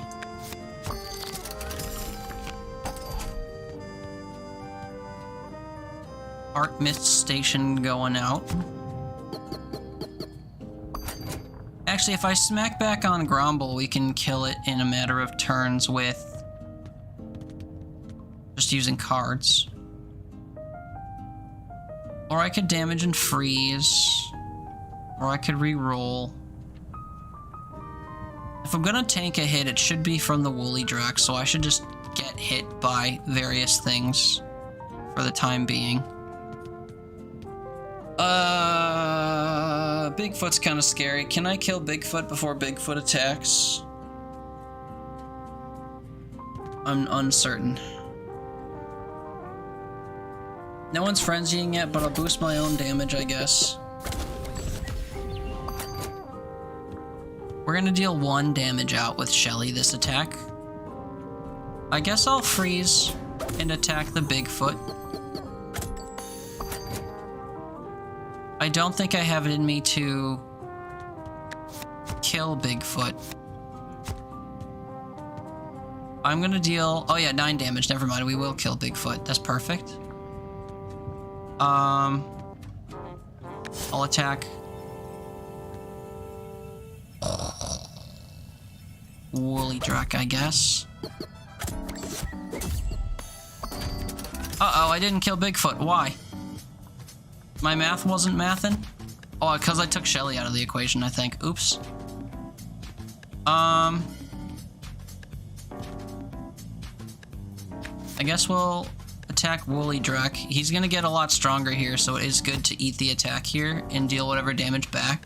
Word is traveling. Hey! Ambition is an evil stirring raid. in What's up, distant man? cities. Thank you so much for the raid. A little bit more death. No. Let's enjoy the clip before I give my spiel. The clip's plural, I guess, because they overrode each other. Hi, friends. Oh, it's the Foot shoes. fetish, man. I want no shoes. I'm not a shoe fetish. Wow. Oh. Baba Ganoush. Belphidius, what's up? Evil, what's up? Lava, what's up? Anyone else, what's up? Welcome in. My name's Teeter. We play all kinds of games around here. I just got back into streaming after an unexpected 3-month hiatus. So, I'd love to say I stream all the time, but that wasn't true for a little while now. But we're back. We're playing Wild Frost. It's a deck building roguelike. We chillin'. Damning? What? Gasp? What? I mean, I don't really judge fetishes, but I don't really get the hype about feet, personally. But what can you do? Anyway, welcome in. My name's Teeter. We have a long beard. We play all kinds of games. We're chill, kinda. Kinda. I don't know. Depends on your perspective. Seen this? It looks interesting. Well, it is very interesting, and it's also very difficult. We lost one run today over the course of 3 hours, but we took a little break to show off all my Christmas sweaters. Okay. This guy's gonna attack us for a lot, and he's gonna eat a friend before he does so. We're gonna eat the attack because we have block on. Lovely. And then we're gonna attack him back for at least 7 damage. What a cool game. Someone super cool must have gotten it for me. Yeah, I announced that at the start of when we started playing it. I gave thanks to your good name.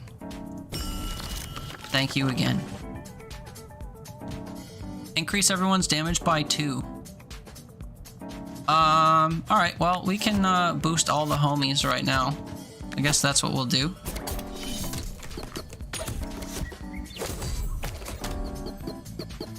Okay, he just gained Barrage, which is terrifying. He has 19 damage. I need to deal a ton of damage. When I take damage, our health will be restored. They'll hit me for 2, I'll restore 1, we'll hit them back for 7. They'll hit me for 2, I'll restore 1, I'll hit them back for 6. Oh no, I'll hit them back for 8, because it's the 6 I'll have left, and then 2. And then it will go down to 7, and then it will go down to 6. So, hitting this guy back for 8 will kill him if I damage him. And then because we kill him, we'll get Shell from her effect. When an enemy is killed, apply Shell. So then we'll hit this guy for 8. Because we'll have Shell, and they'll hit this guy for 7, I think. Because we'll lose our Shell and take 1 damage and that whole thing. Did you follow all that? Me neither. Let's just hit the first guy who's gonna attack us. I don't remember what order they go in. It might be this guy who attacks first. Boom. Oh, wait, fuck. I forgot about my guy up there. That sucks. So he didn't actually get healed at all. Uh-oh. What a misplay. It's fine. We'll live. Boost me to attack twice in an extra turn. Put this guy up here to eat the attack. And then he'll attack my guy and we'll attack back. Actually, no. We're gonna let my guy take the hit. Because we'll gain more damage for our turn. Next move should be to play a card? True. I agree. Do I want to freeze and yank somebody up? I think the answer is no. I want to deal 4 damage. Also no. I want to kill something. I don't think that's possible with what I have, though. I wish I could play this card and have it, like, help me. But it won't. So I'll have 4 damage coming into me, which will boost my damage output by 4. And then we'll attack this guy twice and very obviously kill him. If I gain 4 damage on top of 9, we'll deal 13, and she'll deal 3. So if she was in the front somehow, we could make sure that he would die to me, but whatever. Anyway, this will all kind of work itself out regardless of what I do. So I guess I will just yank this guy forward? Or I'll play this card anyway. I think we play this card anyway.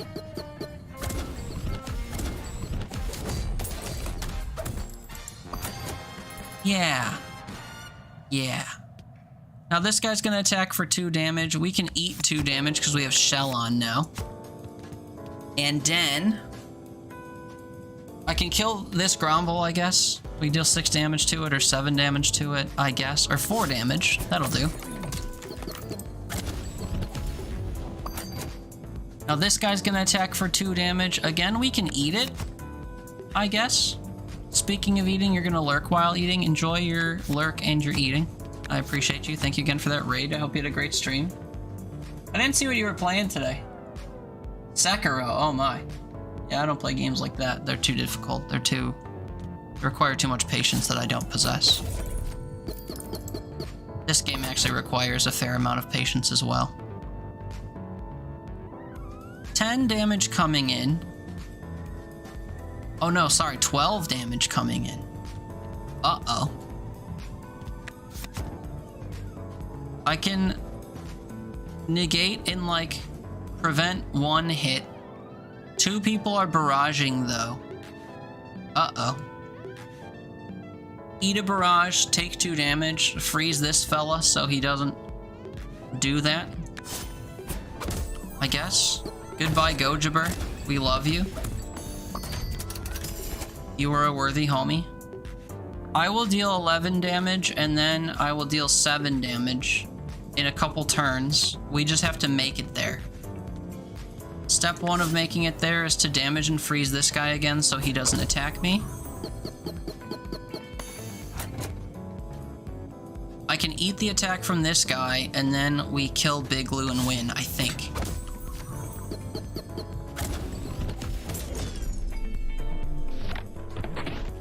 Little dicey. But we're chilling. 2 of my units got injured. That kind of stinks. That's what I get for letting things die. Although I don't think did I play Binku? I don't remember letting him come out. Muncher, Charm Merchant, Shop, Item, New Friend, Shop. I mean, I don't really have much to feed the Muncher, so I don't really care to go there. I do want to see the Charm Merchant, though. We'll see another one, I'm sure.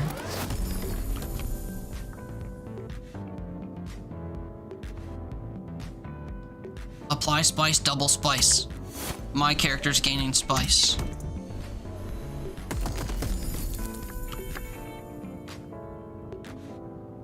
On kill, restore health to self and allies in the front or in the same row.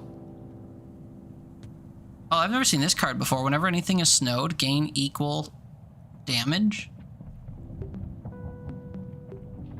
I am snowing sometimes, but like that's not really a lot of damage. If they attacked more frequently than every 4 turns, this would be a decent card. We have to take Big Berry. Big Berry's goated. You don't have room for all these. Put someone in your pocket. Binku all day. I didn't realize that we were damaging Binku. Increase health by 4. Apply 9 shell. Reduce health by 2.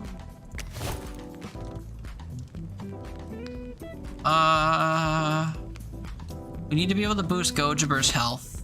So we're getting this all day. Put a crown on someone and spawn them at the beginning of the match. Big Berry. Again, all day. I missed. Buy a charm. Jack's a blanket hog? I'm sorry. Plus 2 damage. I mean, making Big Berry plus 2 damage is very useful indeed.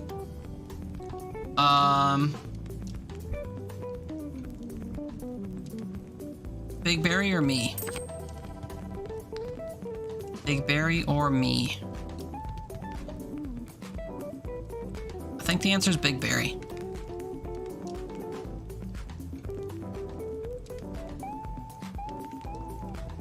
I mean, Shelly attacks the most often, technically, so, like, boosting her would be good, but I'm gonna put Frenzy on someone.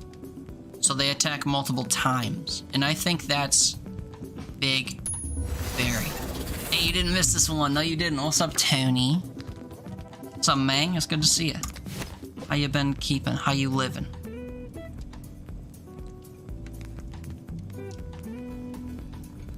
Oh wait, hitting all undamaged enemies for what would be 8 if I had that other thing active is pretty dope too. I'm gonna buy this also. He also joined right at 420. Oh, yeah. Like, time spent. I was gonna say, it's 6:10, my guy. What you mean? But no, you right, you right.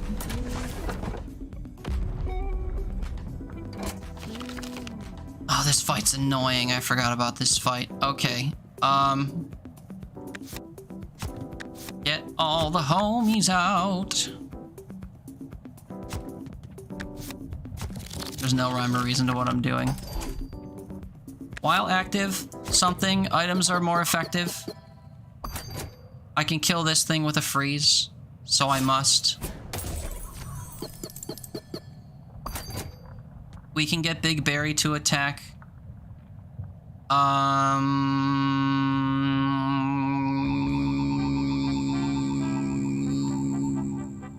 Increase health.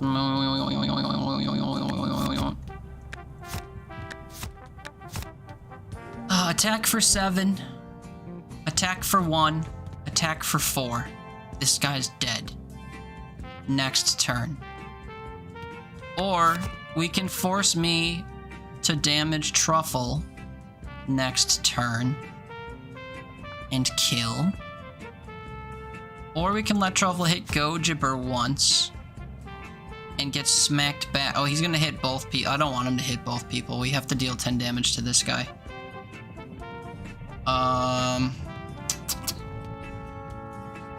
4 damage out. Next turn we force him to attack immediately. That gets over 10.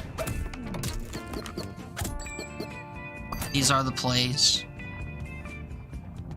So, does that count as a kill as well? I guess we'll see.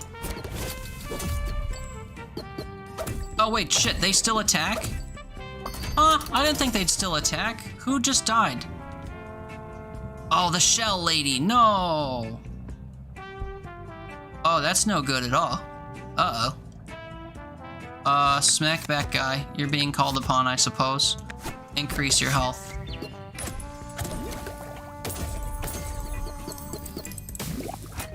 Kinda nice. No one's attacking this turn. We can finally get out our Heart Mist station. Let us regain health when we take damage.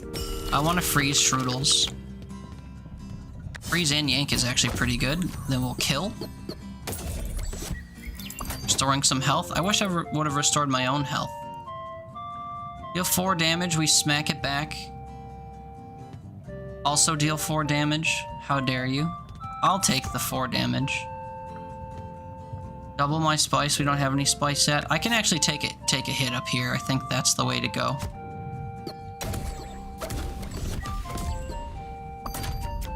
We're still at full health, which is pretty dope. Increased damage. Yes. Do I want to split this guy? Not really. I will kill the pop shroom because they're terrifying. I do want to freeze one of these guys so they don't attack at the same time, so we'll freeze the one on the top because he won't have taken 10 damage yet and won't split. Now this is kind of terrifying. I can probably freeze. Oh wait, hit all undamaged enemies for 8 damage. That's kind of a lot of damage.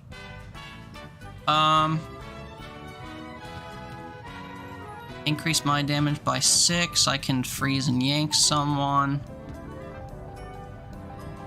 Just hit all undamaged enemies for 8. That seems useful. And then I'll take 8 damage in, which is fine. This is the only character that can do that this turn.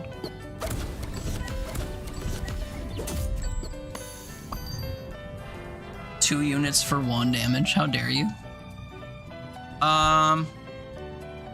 2 damage coming in. Gojibber can hit back and kill. I would like to increase the damage of all my units, so we can finally do that on this turn.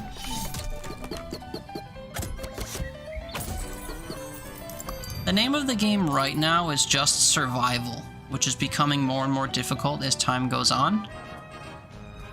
We yank this guy and freeze him.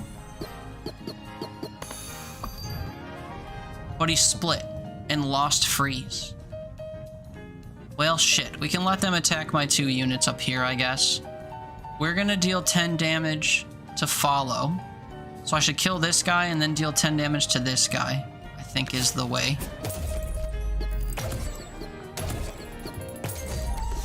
Now my items are less effective. This guy's gonna attack, we just kill him. Now, we do some finagling. Firstly, Gojibber deals more damage based on how much health he has. He can now take both of their hits, but I'd prefer to delay that for a while.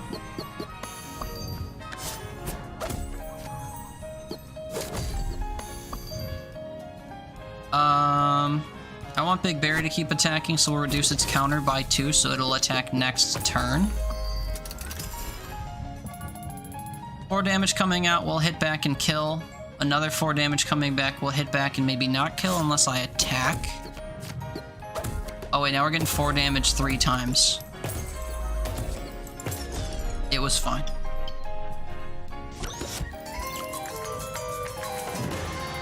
We lost 2 more max health on our main hero, but that's because we're progressing far enough for that to happen. Draw extra cards. Gain shell at the start of your battle. Boost effects by 1. Add 4 damage to items in your hand. Restore 2 health every time you restore health.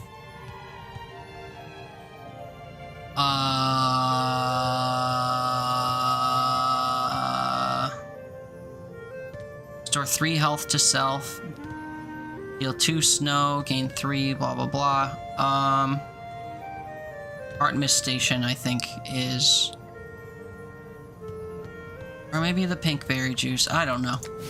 This is a great charm. Boost companion limits and chart limits per card. I think I want to take both of these. Oh, I will. Get another gunk fruit. I'm gonna want to feed that to someone. People are injured. Get another injured companion back from last run. I keep getting Knuckles back. I don't care. But whatever. Item or charm, we take a charm.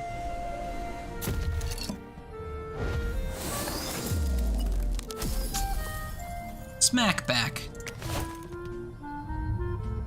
Smackback makes sense for Big Berry.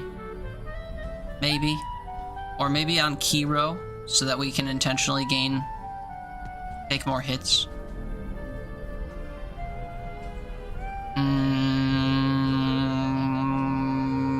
I think we have to put it on Big Berry, though. Boost effects by 1. Pink berry juice, I think. Pink berry juice. We need health utility on my characters. Crab fight. I've always lost this fight. Here's why. This fight is pretty unfair. Firstly, they spawn units that can block 3 different hits, regardless of how strong those hits are. Additionally, they have characters that you can't freeze for very long that will hit you with an ability that makes you attack your own units. When attacking, hit a random ally instead. So, either focus these guys so that they can't haze you because you can't freeze them, or you focus these guys because you have to hit them 3 times before you can even start damaging them. These fights suck. Also, they all deal like a shit ton of, like, these guys deal a shit ton of damage, and then these guys make you deal damage to yourself. So, I've never won this fight. I don't have a strategy for it. Let's figure out what we can possibly do to sway the odds. I honestly don't think there's much. We can block an attack from this guy, and that's really it. I just need to try to deal damage to these guys as soon as possible, and I don't know how to effectively do that. Add Frenzy and Consume. See, Smackback in this fight is terrifying because of Haze. If we get hit and then we have Smackback on, we'll just, like, Smackback and Frenzy our own team to death. It's good against, like, this crab, but that's about it. If I kill the crab, then what? You know? I will put Blaze Tea on this. I will increase my health here. And then I guess I just have to freeze a burster, and then let another burster kill Shelly. I guess. I really don't know. I don't have a strategy for this. I can deal 1 damage. We can let this guy hit Shelly, I guess. Although Shelly's great for our damage utility, which kind of stinks. But she doesn't really deal a lot of damage. So we'll let him hit Shelly, and then we'll try to attack him, I guess. I don't know. I truly don't know. There just really isn't a correct answer for any of this. I guess I'll play Knuckles here, so that when the crab inevitably attacks, he can attack it back. We're gonna deal 7 damage twice. Someone's gonna get hazed. I'm afraid for it to be Knuckles. Let's reroll and try to get a freeze here, I guess. I do get a freeze here, and then we can kill the burster with Big Berry. I think that's huge. Deal 8 damage to all undamaged enemies. I don't know. I don't know what to do.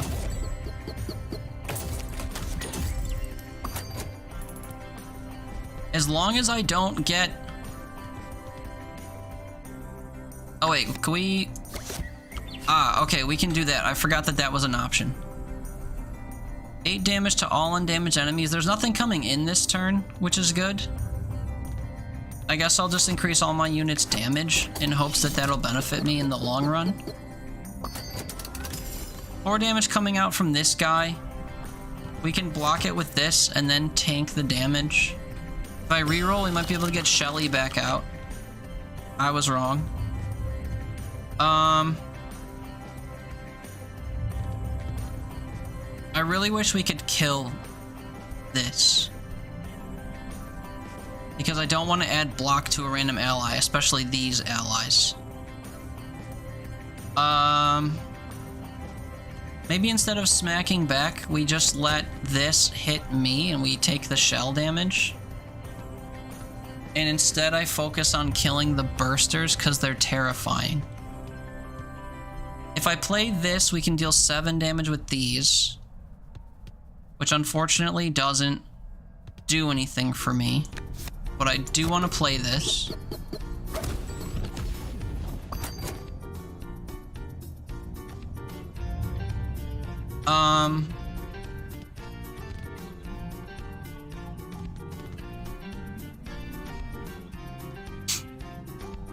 I'm gonna get a haze put on me. I guess I can let them hit the spice sparklers, and then I can either kill... you know what? We can actually kill both of them if I do this. Pull one forward. The one that lives kills the spice sparklers. I can... Oh, no, no, no. I can't kill both. Whatever. We're on our way.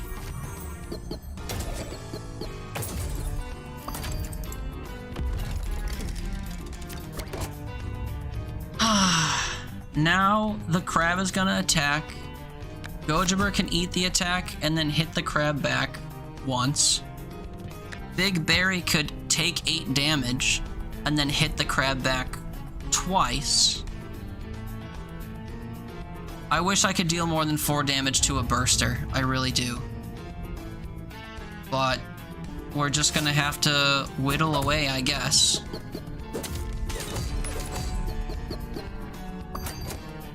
And now here's where things get awful.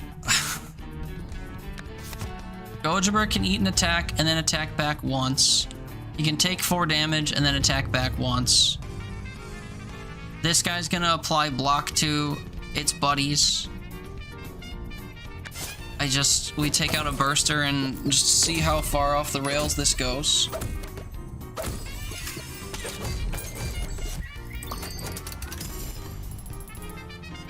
Okay. Big Berry can kill the crawler, I guess. If I reroll, we might get some utility that can help us. No Shelly. I could put the health on Gojaber, I guess. Actually, I can increase the damage from Big Berry, and he'll kill the crawler immediately, which is good. This guy's bringing 6 damage out. Big Berry could take it and then smack back for 20. I have to hit this guy 8 times before he even starts dealing damage, and they've got 3 more enemies coming next turn, which cannot be stopped. This fight's just ridiculous. I'm dealing 6 damage. Who cares where it goes? They're taking 13 hits between them before either of them start taking damage. So who gives a shit? I think I just have to tank the damage with either myself or Big Berry so we can deal some damage back. And I guess I redraw so I can, do something. I don't know. If I had the ability to, like, cleanse their side, I would do it in a heartbeat, because cleansing would get rid of all their boosts. But there's not really much I can do. 8 damage to all undamaged enemies would, or 5 damage to all undamaged enemies would bring him down to 5. Which doesn't benefit me.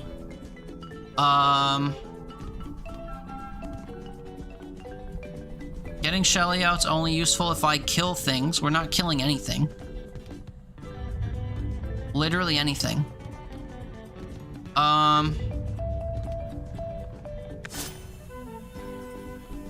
Reduce all of their shields down by only 1. I guess. It's something. Crawler attacks for 4.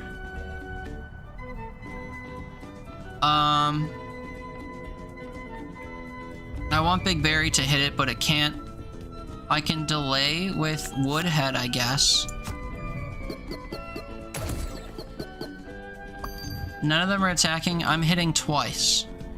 It'll be 3 times if I hit with an item in my hand. I really wish we could start dealing damage, because the damage coming out from this would be lovely. But there's no hope. And then next turn, 2 more units attack. The crab for 8 damage. I can't recall my units because we're hog-headed due to this guy, who's the whole thing we're trying to kill here. I could play Shelly, I guess, to take the attack from the burster next turn. And then who's gonna take the attack from this crab? And this guy.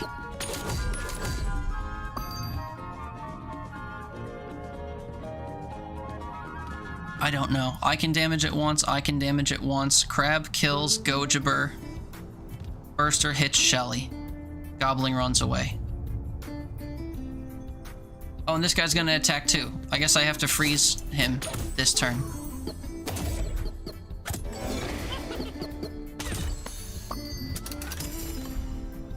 Shelly becomes a shill for the other team. They're all attacking a bajillion times.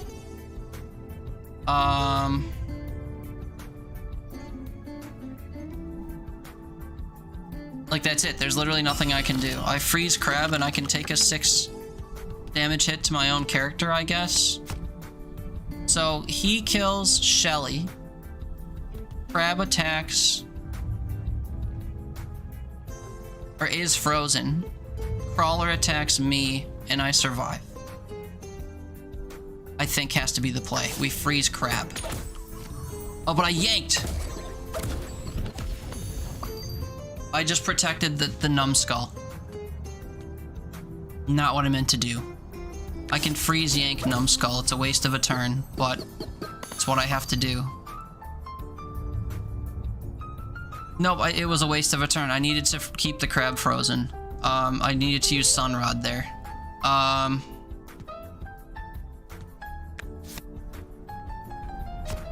guess we just deal some damage with Big Berry before he dies.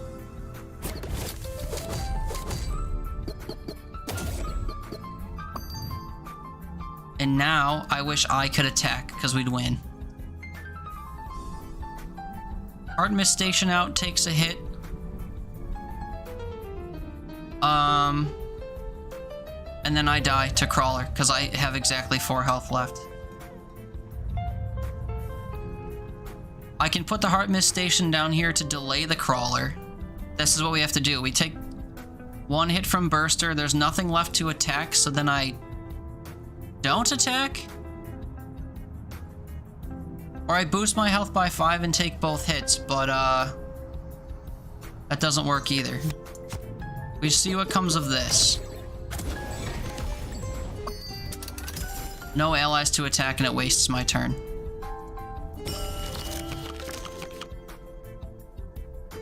I just need the ability to deal 7 damage to Numbskull. That's literally all I need.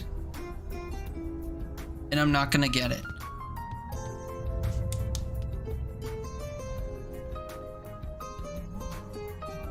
This fight is so disgusting.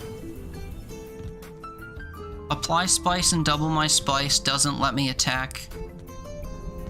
Freezing this guy just buys me 1 turn. And now what?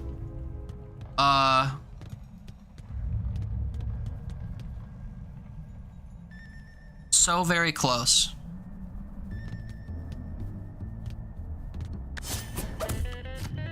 Crying shame. Crying shame. It was a pretty good run. I hate that fight. I've never beaten that fight. Whenever that fight comes up in a run, I lose. It's like some of the bosses in Slay the Spire are like that too. Like, you just get to them and your run ends. Unless you, like, really know the game and you can really prepare for it, but I don't really know this game yet, even though I've played it for like 40 hours. Mega Mimic. Trigger when an ally or row attack, lose scrap. That's a cool card. Deal 5 damage every time someone else deals damage.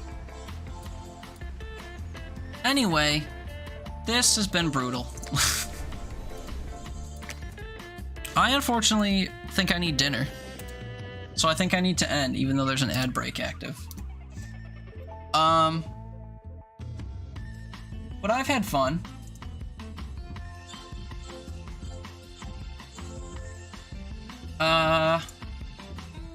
Good night? Yeah, good night. I am not used to streaming for 12 hours anymore, it would seem, but that's okay. I don't think anyone wants to sit here for 12 hours anyway. I'll babble through the ad break and then we'll find somewhere to go.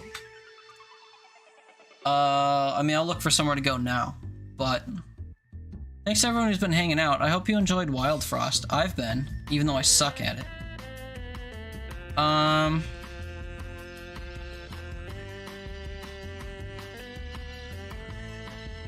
Is Black Book like this game? I guess Black Book is a deck builder, huh? Ginger's playing Black Book. She was in here saying hi yesterday, so it'd be cool to go raid Ginger for the first time in like a millennia. Also, Evil's community and my community somewhat intersect Ginger's community. So, like, I'm sure some people lurking or coming back from the raid or whatever are familiar with Ginger, and she's playing a deck builder, so this feels like the right place to go. We'll go say hi to Miss Gingerly, who we adore and will always adore. But yeah, thanks to everyone who hung out. We are gonna raid out. I'm gonna go have some dinner and unwind for a while.